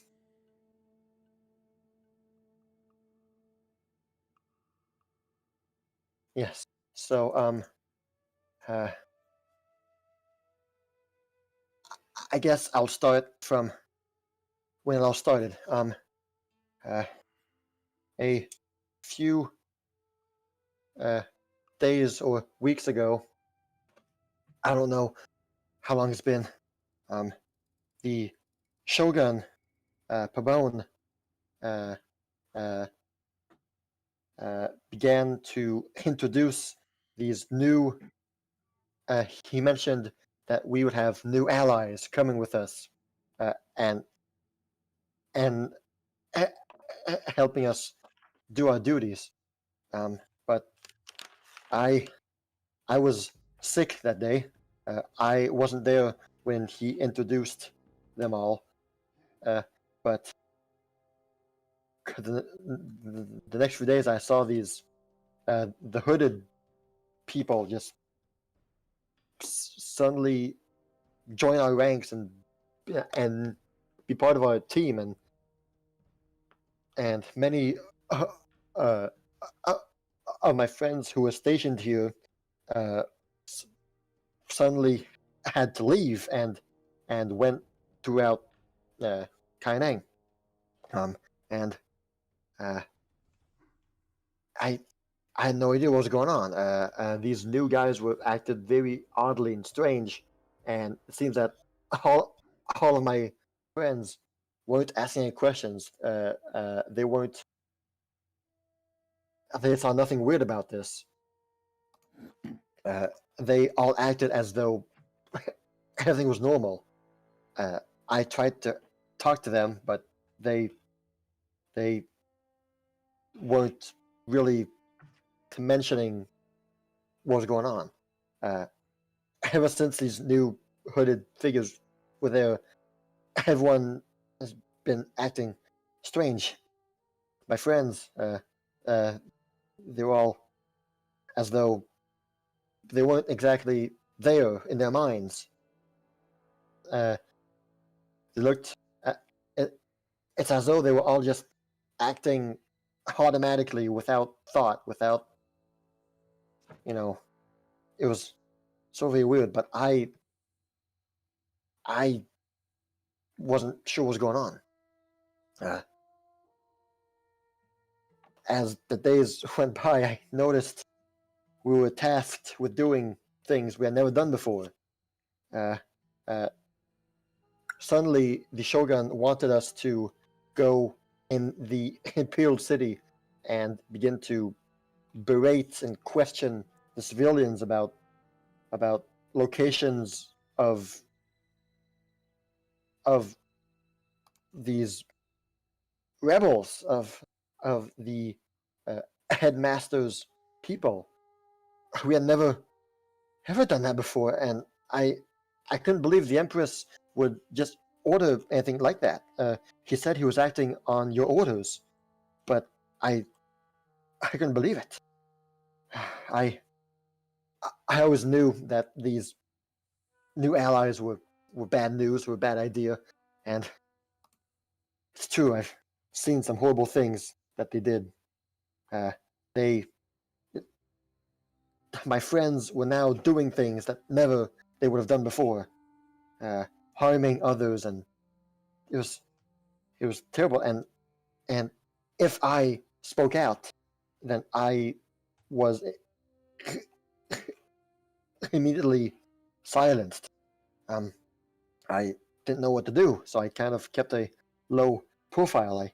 I tried to not do anything that they were doing, but not rat myself out. So it's been terrible weeks, days, but today it was the worst. We were all in the eating area, eating, obviously.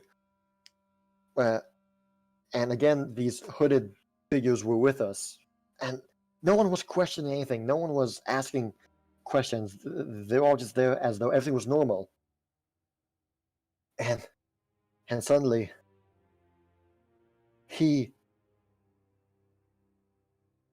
showed up in the room.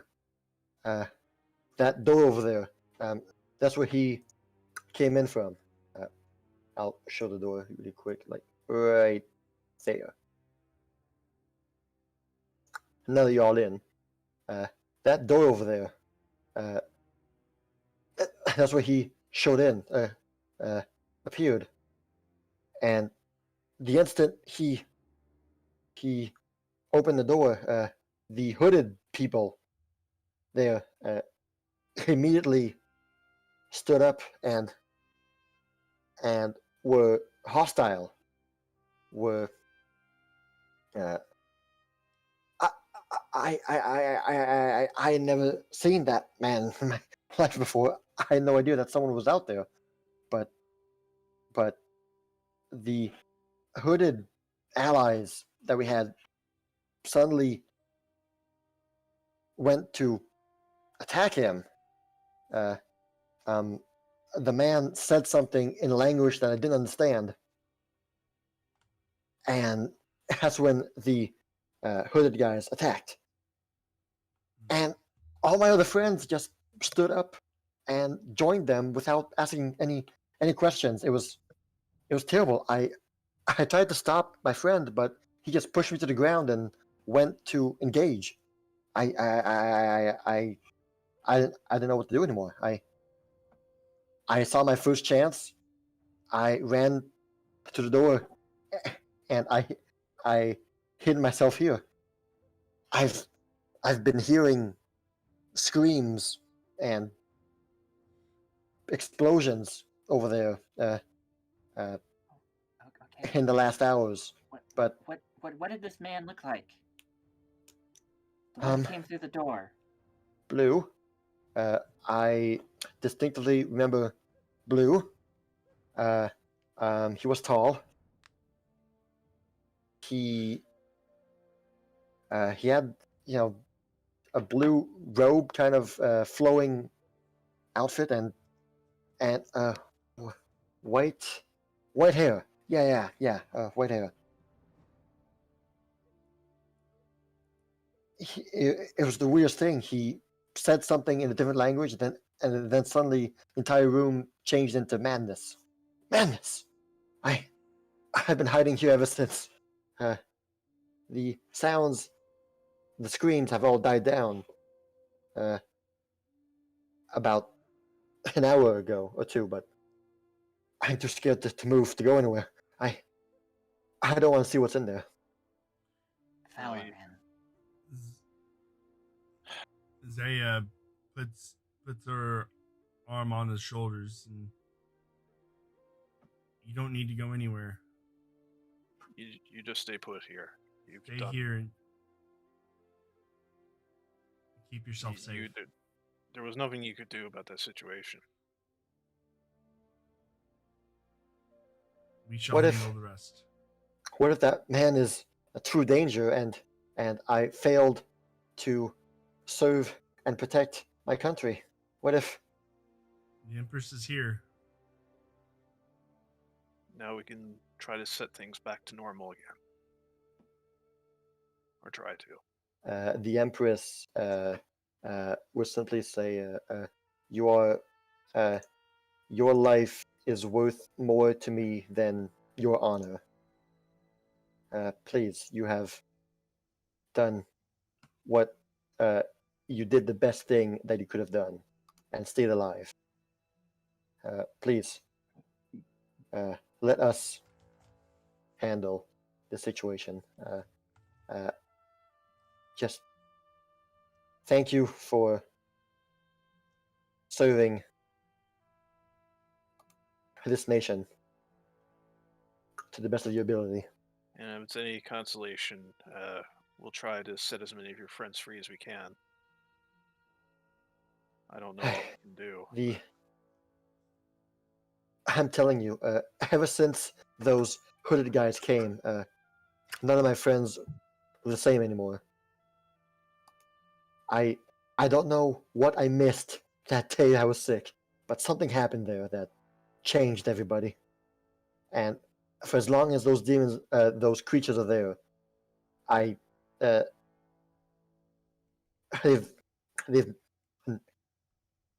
they've never been the same. Well, try. That's all we can do. We'll do our best. We will. Well, anything we should know before we head out there?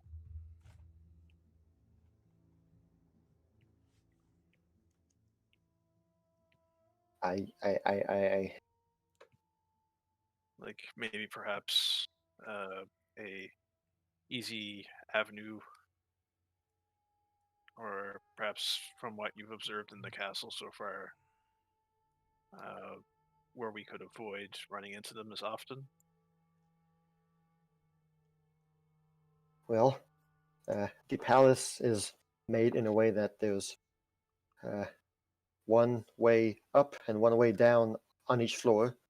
Okay, And so and when we were all eating, there was 5 of us, plus a handful, I don't know, 3 or 4 of those hooded guys nearby, and I don't know. I have no idea what happened in there since it all happened. We will. okay.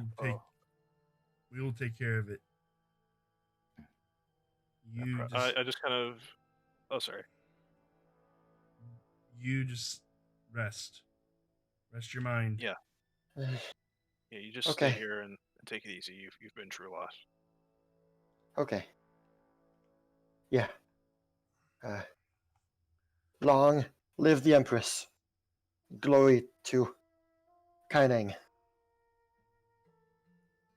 Stay safe, Banjo. All right. Go. Zaya readies her shield. I'm getting into dragon stance right now. I'm getting into Panda stance. stance. I don't know. Stance. Bunny stance. There we go. Ready to hop out. Ready to hop away from danger. Hop into action. All right. There you go. She opens the door and steps through. Shield Okay. up. All right. So basically, what you see is it's kind of a cafeteria place where there's lots of long tables with chairs everywhere and place to eat and basically hang out and chat and everything. Yeah. But right That's now, it's reveal. It is just a magical mess. There are blast marks on the floor. Tables have been overturned. Chairs have been scattered and broken everywhere. There's basically not craters, but like magical impact places. Mhm. Blast marks on the floor, on the wall. I checked. Uh, Are there's bodies lying all over the place? Are those? there are four bodies. Yeah. All right. I checked to 5. see. Yeah. Okay. Sorry. I checked The- the see if any of them are alive. The pulses all stay the same. Cold. Code. Yeah. I bow my head in respect and The Empress is just gasped for and at a loss for words and just I checked to see if anybody. this is atrocious. This very much is, but I checked to see if there's a large shield. Yeah, you find one. Okay. Yes. This is terrible. Da-da-da-da. You got the plot lid. I'm sorry that you've lost some of your protectors. Well, all we can Who's do now over is this try. in the corner here? What's Okay. this? What's this?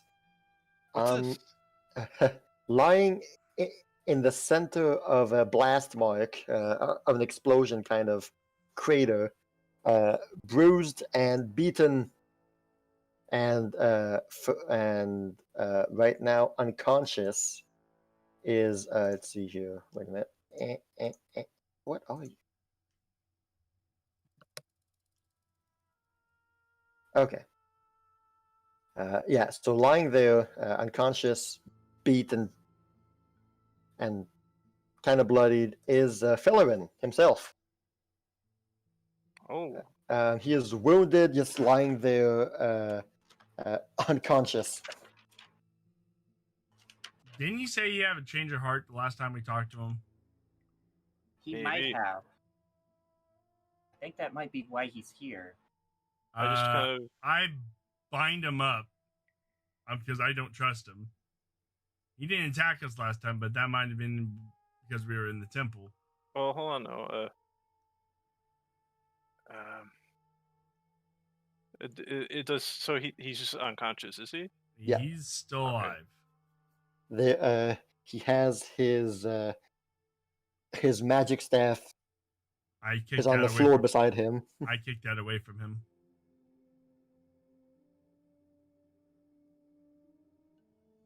And then I pull out some smelling salts from my medicine bag. Amethyst is gonna come over to this table, climb on top of it, and try to get a scope of the room. Try to piece together what happened in this room in her mind.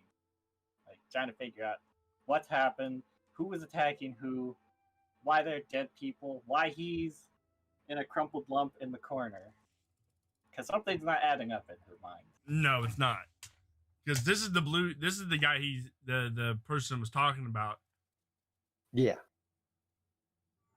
At the sight of him, the Empress is immediately, angry. It's like, that's the one who met the Shogun weeks ago. He's the one responsible for all this. You And probably want to ask him some questions too. you see in her eyes just like a fiery red, just anger. It's like, no, I want him dead.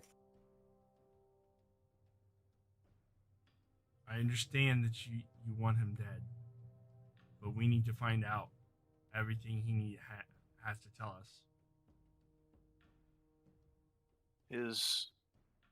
His actions have spoken for themselves, but if there's anything he can offer us that could potentially make things easier for us. There's always a little bit of good inside evil.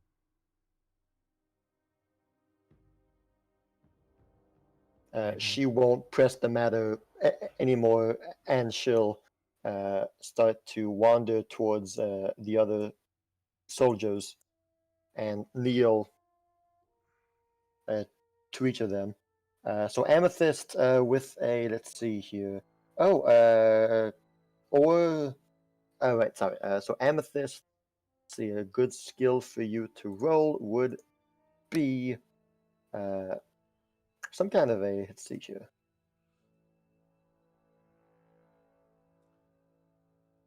Gee, I don't know. Would my warfare lore help here? Yeah, but she's the one doing the investigating right now. Fair enough. Well, okay. Roll perception. There we go. I forgot that was a skill. There we go. That's good. Good stuff.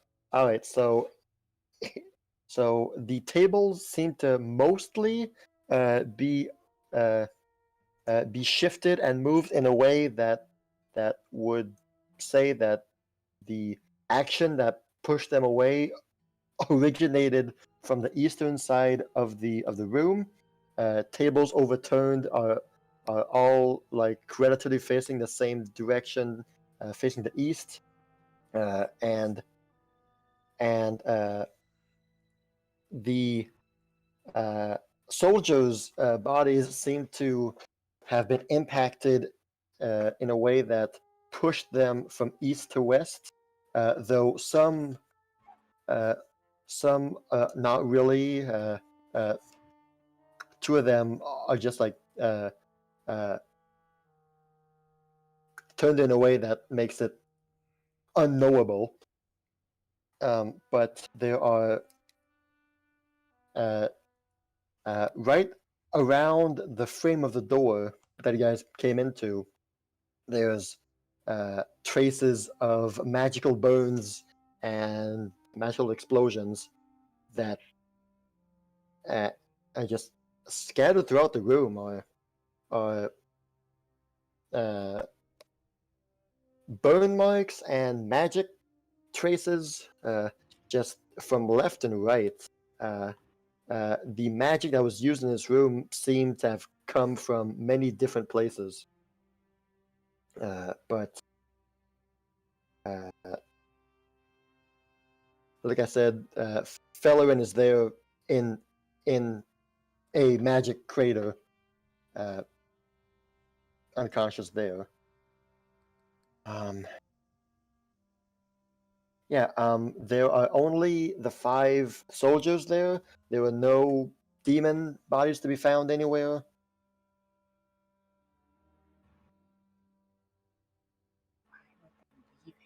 What do you make of this, Amethyst?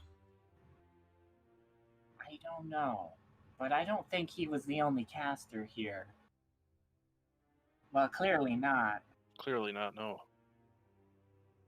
If he was part of with the enemy, then he would have been taken along with, don't you think?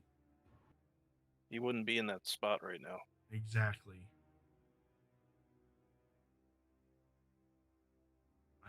I'm not sure what's going on. She pulls out her smelling salts. You care to find out? Well, in the meanwhile, keep something ready just in case he sees us as hostile. I don't think he will, but just to be safe. I bound his hands. Okay. Oh, I'm ready. Yep. Sticks the smelling salts under his nose. Kireji moves your smelling salts aside. Goes, I got this, and just gives him a big smack upside the head. I think he's got pummeled enough. Oh, Never enough. No, I'm not so sure about that. So, yeah. Amethyst just looks over and is like, hey, This one's personal. Say gave me this handy morning star. These are good at waking people up. Well, no. Batter up, Amy. One at a time, please. Form a line. Is he waking up? Yeah. He's gonna groan and wake up, yeah. Zaya's standing right over him.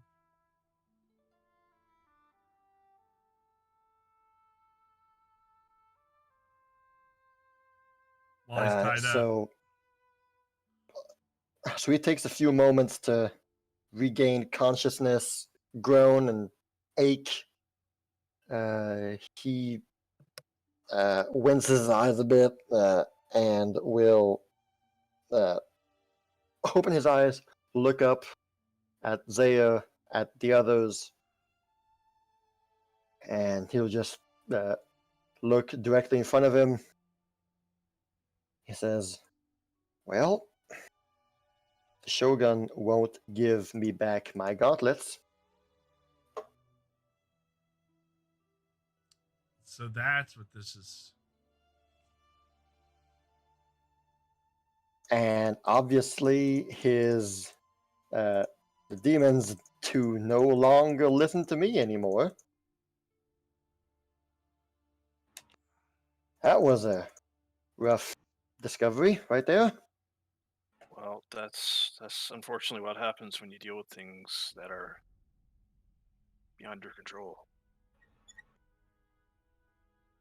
The Shogun is in a worse state than I would have hoped to see him in. So he does not want to give back what I gave him. That's not the Shogun. Despite me trying to get them back. I he made it quite clear. I look at him and that's not the Shogun anymore. No, that is something far more valuable. Now we're probably going to have to put him down if we can. Should have expected that he wasn't as strong as he said he was. Whew. Not everyone is made to be able to handle demonic power, it seems. You might have just released part of Norax.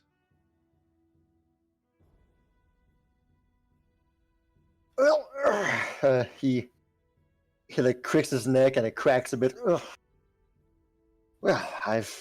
haven't had to fight that way in a long time. You're not this is getting worse. Tied either. This is worse than we thought. His lust for powers beyond what it was. He now uh, the demons now told him about the existence of a temple here in Kaineng, and he wants to go to it now. We will prevent him from getting that piece. Yeah, guys, this is bad. I pick him up by basically the ropes, Ow! and I drag him into the over here to where the soldier is. I throw him in the corner. Keep an eye on this guy for us, please. Wait, Zaya, where are you Zaya? We need to take care of the Shogun, and he needs to pay for his crimes. Yes, but we need to.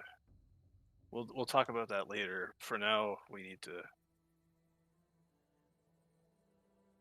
Excuse me, just a moment. Valoran! Hi, how you doing? I see your day's not going well. How am I doing?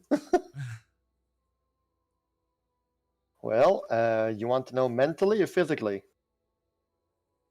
I don't know. Maybe. I'll leave that up to you. I'll save the trouble. Both are terrible. Well, yeah. Well, Why are you here? Why did you come back here? Well, he said he was trying to get He's- back the armor piece. Yeah, he wanted the gloves back. Now, I'm going to ask you why you want that armor piece back. Ugh. I only gave it to him in the first place so that I could have free range over what I wanted to do here in Kaineng without any imperial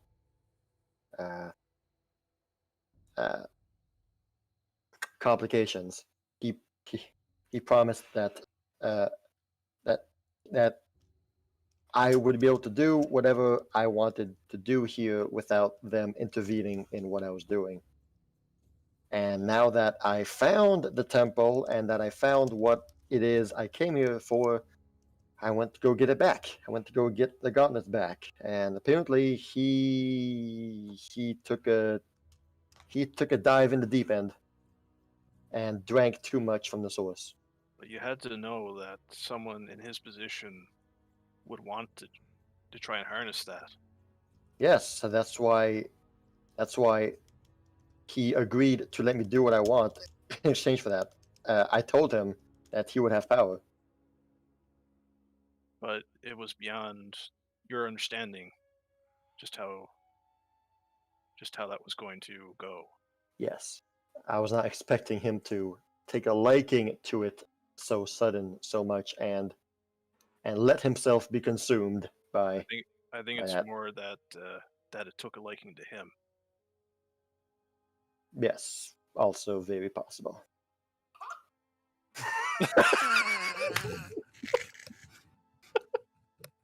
That's Quiet- the sound quiet- of drunk power. Quiet, Banjo. Sorry, guys. The difference between him and me is that I hate these demons with all my heart, and yet so I am not influenced by their seductions. But him, he did not hesitate a single second, it seems, and he just dived in immediately. So now we gotta clean up after that mess. Yeah. I hope you've learned your lesson from this.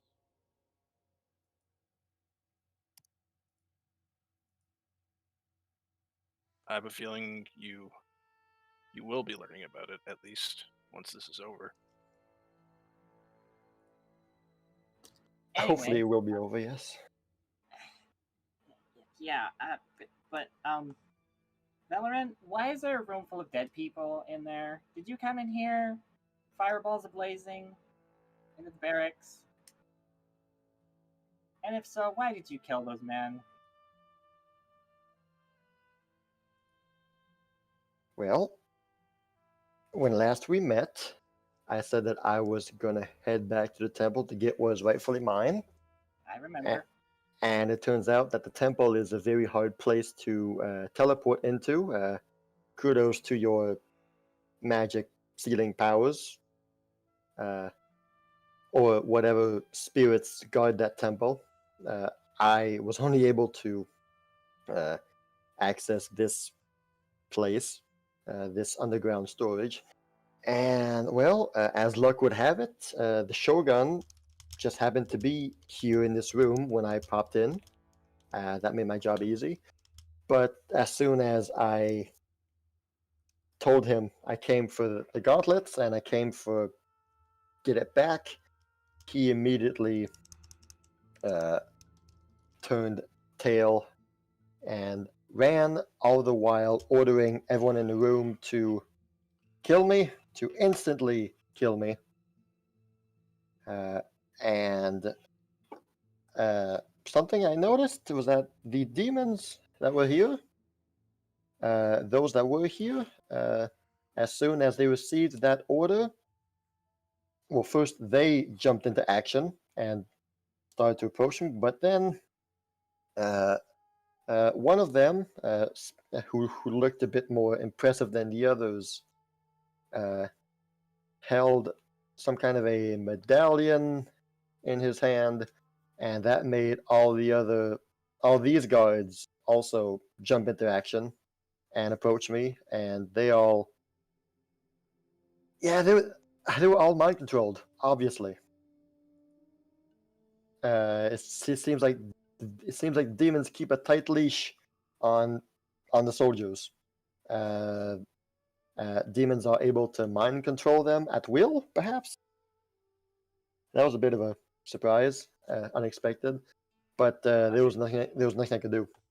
I had to save myself, defend myself, and whoever got hit in the blast is unfortunate, but it happened. And of course, I'm sure you already know, whenever a demon dies, his body just gets like dematerialized and heads back to his lower plane of whatever hellish. Yeah, we ran into a few demons. So yep. Yeah. Well, those weren't mine. Just so you know. But your actions have caused this, so you are gonna have to pay for your crimes eventually. But first, we have to deal with the Shogun. But you're not. You're gonna stay here.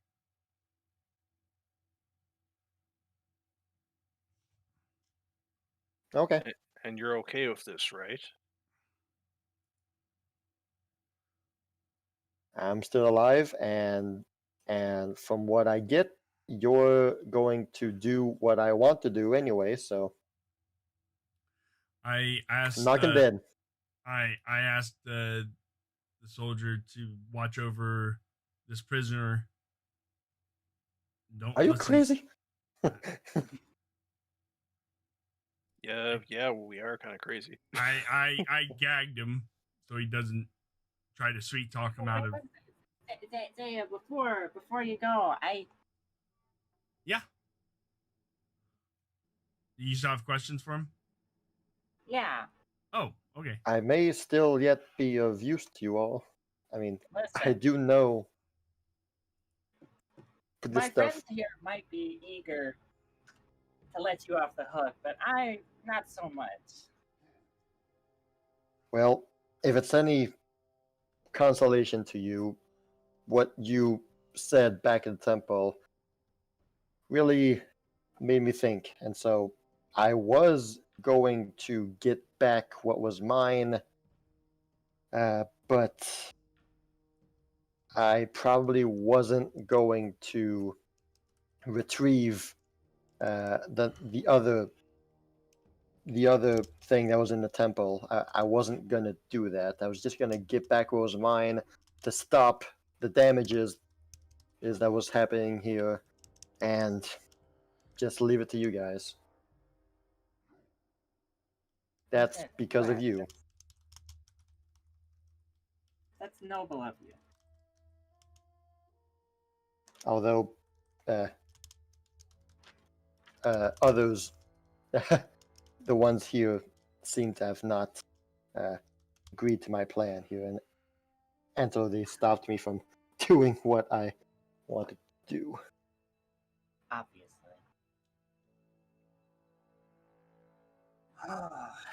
Okay, so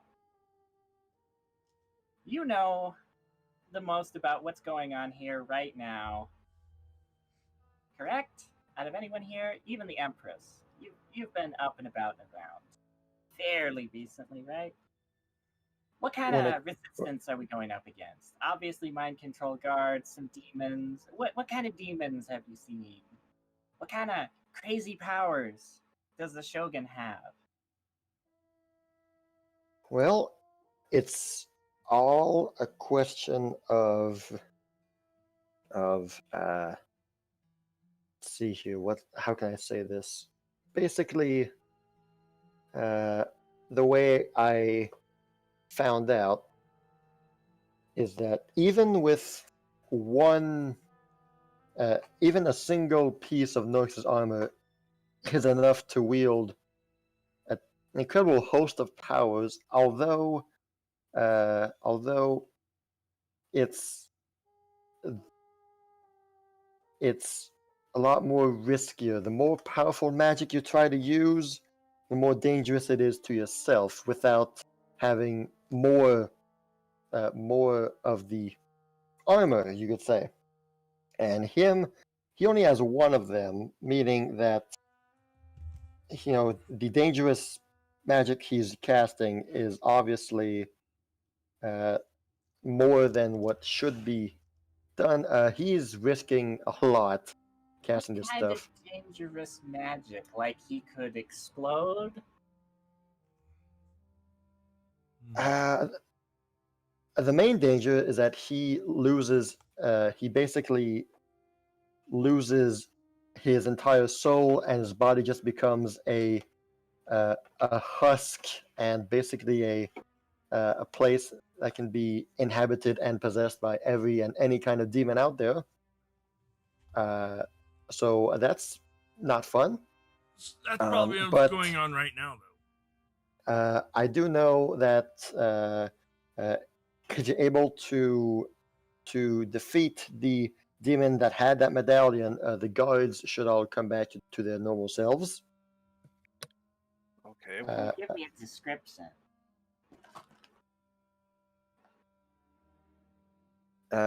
He wears a medallion on his neck, from what I saw, and he's kind of like this minotaur kind of dude with a big axe. Okay. Oh, well, he should Oh. stand out. Terrific. Yeah, not cool. But I mean, also the more dangerous magic he tries to wield, the less the demons are okay with it. Basically, the more powerful magic he tries to use, the more demons have their own will to decide whether or not he's worthy of using that magic or not. If you get what I mean. And it seems that this shogun of ours has already gone way off the deep end and is now drunk with power and won't stop at anything.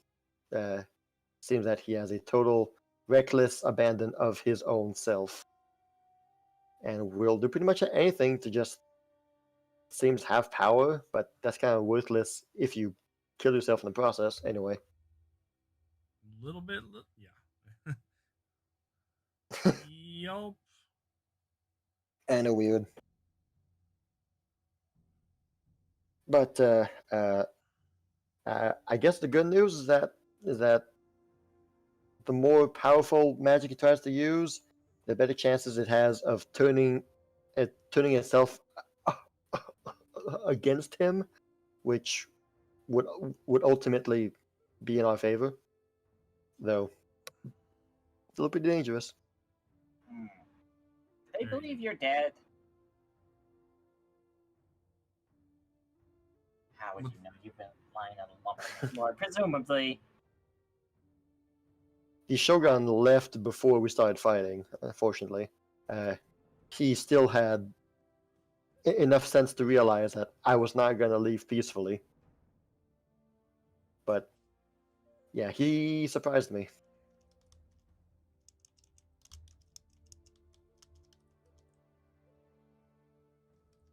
Well, yeah, that probably won't work. So, yeah, had I known this would have happened, I wouldn't have gone through with such a thing, though perhaps I would have. Now I wouldn't have, but when I first started, I mean, probably. As long as I got what I came for, I didn't really care about anything else, though. Now I feel hesitant, which is a feeling I haven't felt in a while. What magic do you use, lady? Who, me? Yeah, you. I don't know. I'm afraid what you're referring to might just be something called common sense. I mean, people have called me cute. Maybe it's that. Cute magic. My only weakness.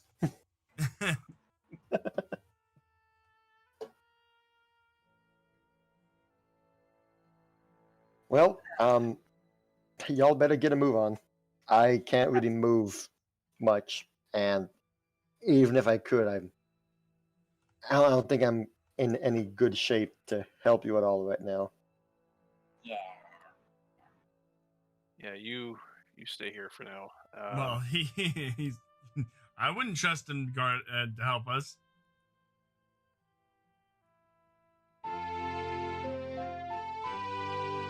What do you make of this, Empress? Thank you so much for the follow. You already Gamerz know Haven. what You I are the feel about newest this man, gamer in and that has DMing. not changed. But you all seem to have, you all are much more knowledgeable in with this. I believe that it takes foreigners to deal with foreign magic, foreign powers. So this seems to be under your jurisdiction. But when we meet my shogun, Well, it's insane, but you all really seem to like my crazy ideas, so I guess I'll throw it out there. If we masqueraded him as our prisoner and we were bringing him in, do you think that would make it easier for us to get to your shogun? No, I think he want him dead on sight. Remember? Yeah, that was my thoughts too. But so more than likely they will attack us too, especially after seeing the Empress. Do you think that if we just simply knock them out, they would stay knocked out, or do you think they just get back up again? That's kind of what I'm worried about. Getting back up again. We have to defeat that monster. Well, I mean, the soldiers, if we happen to run into them on the way. If they've been influenced by the demons, then there's nothing we can do until we... Well, we do have these. Amethyst rummages around in her pocket and pulls out a potion. We do have these. As an invisibility potion? Yes, we do. Hey, you got a good eye for these things. you do. Just looks like goop to me. All right, well, goop it is. We only got 3 though. I think I only just got 1. Your ladyship, I'm not sure what your official title is here. Forgive me. I'm not well versed in the culture of Kainang, unfortunately.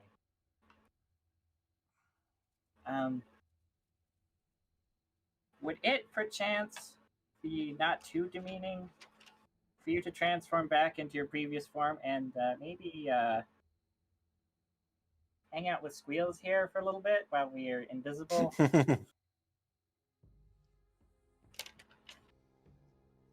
I am ready to do everything I can to save my kingdom. My empire. Not kingdom. Empire. All right. So yes.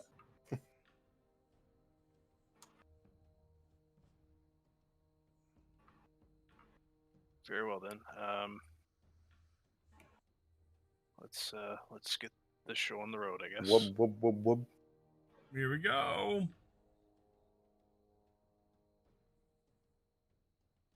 Bye, guys. Poof. Bring back some muffins. I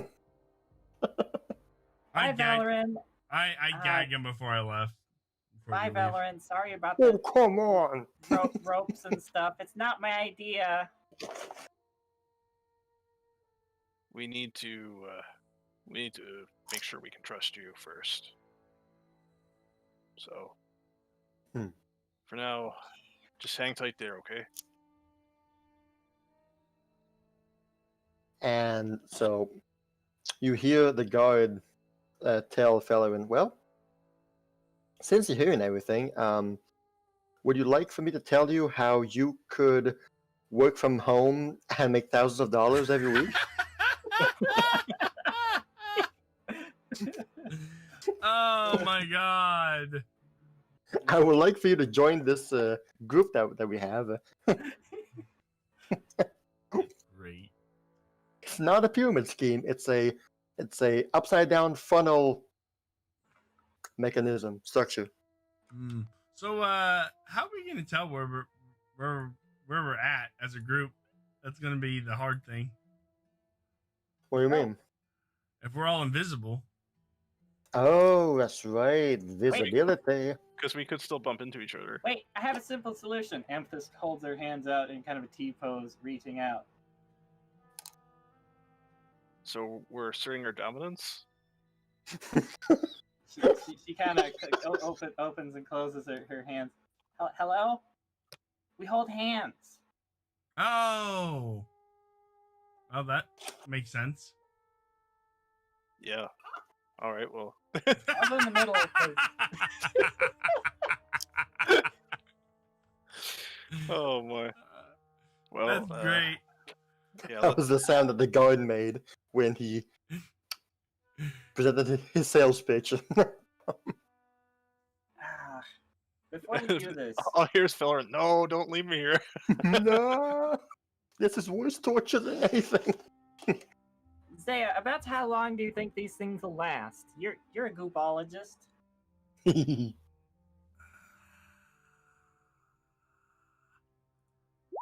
How long will they last?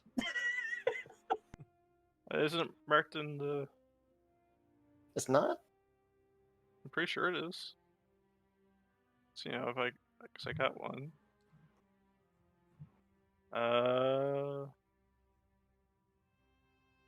So a second level invisibility spell. Yeah, it doesn't say how long.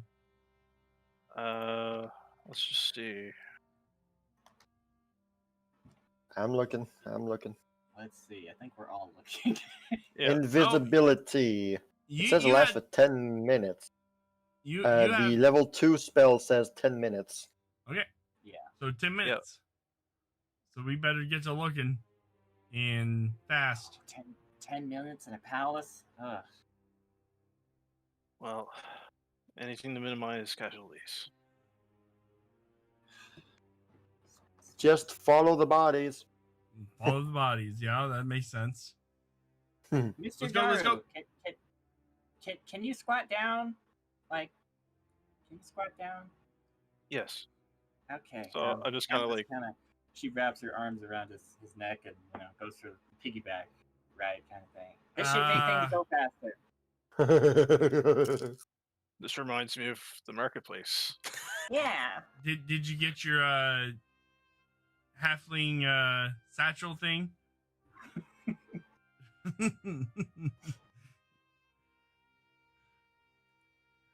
All right.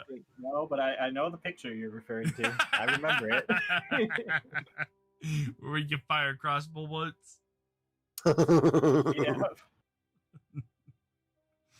Yes. Okay.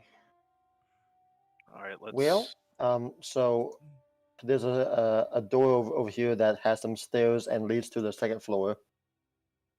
Is there- The right, yeah, there too. Either way, so the Empress like looks around and is like, well, there's no one here. It's like, so how will I know who you guys are? You're gonna be in my pocket with wheels. Is your pocket big enough for me? I have a pretty big pocket. I mean, If there's anyone in this party I trust with this kind of stuff, it's her.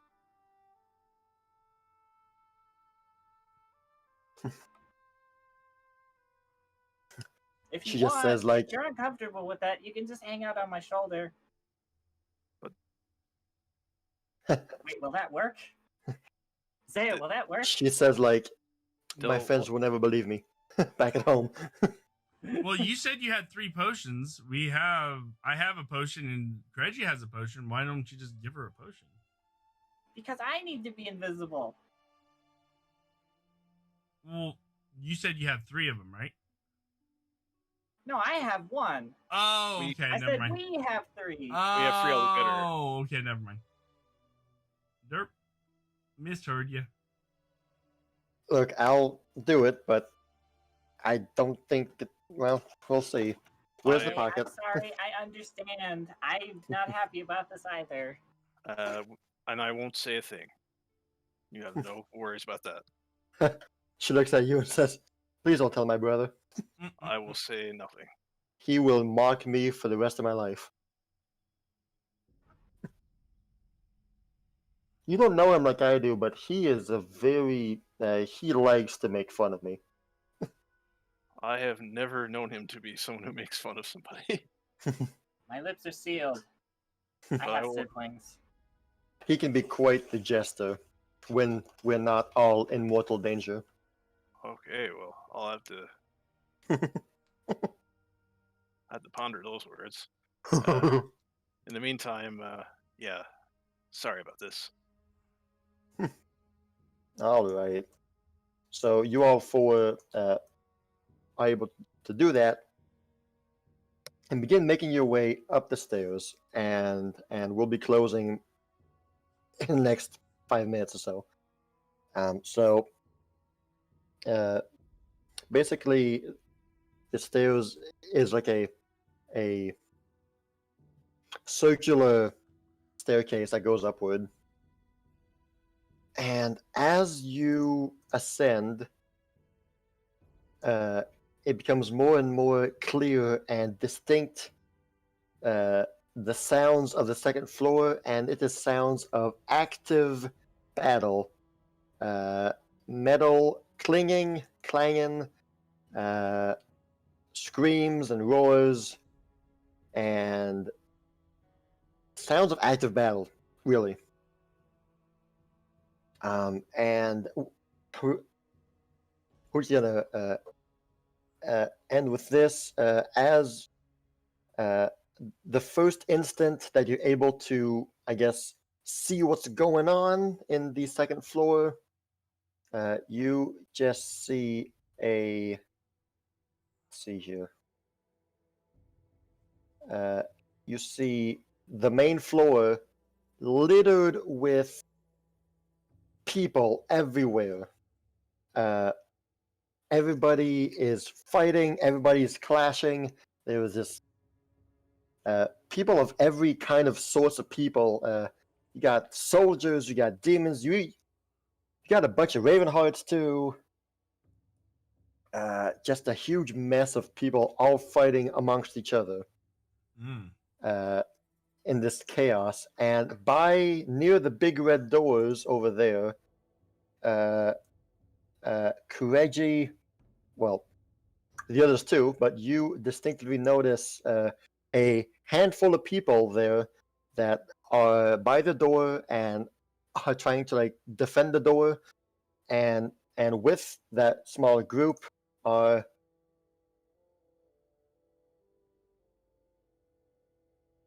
those two.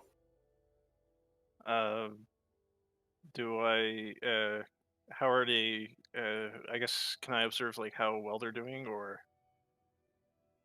They're busy fighting soldiers and ravenhearts and demons all together. They seem to be holding out, but they are also like they are in front of a handful of other students who are huddled near the door more. I kind of stop for a moment, looking out of concern. Are we skipping the potions? Do we take them? I assume you already did, yeah. Yeah. Oh, okay.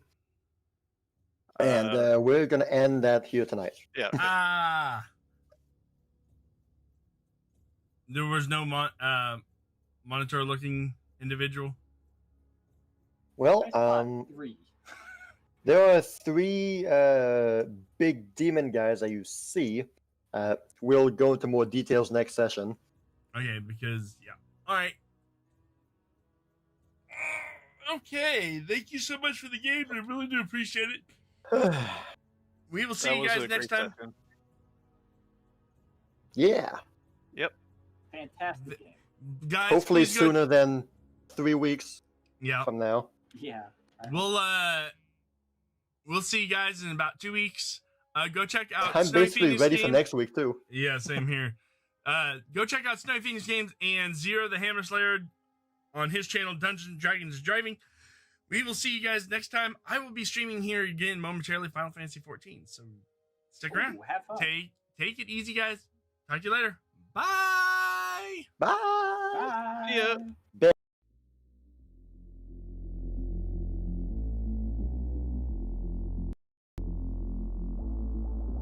When the night is over, my life is over. 'Cause I start thinking again about our time together. When the night is over, my life is over. 'Cause I start thinking again about our time together.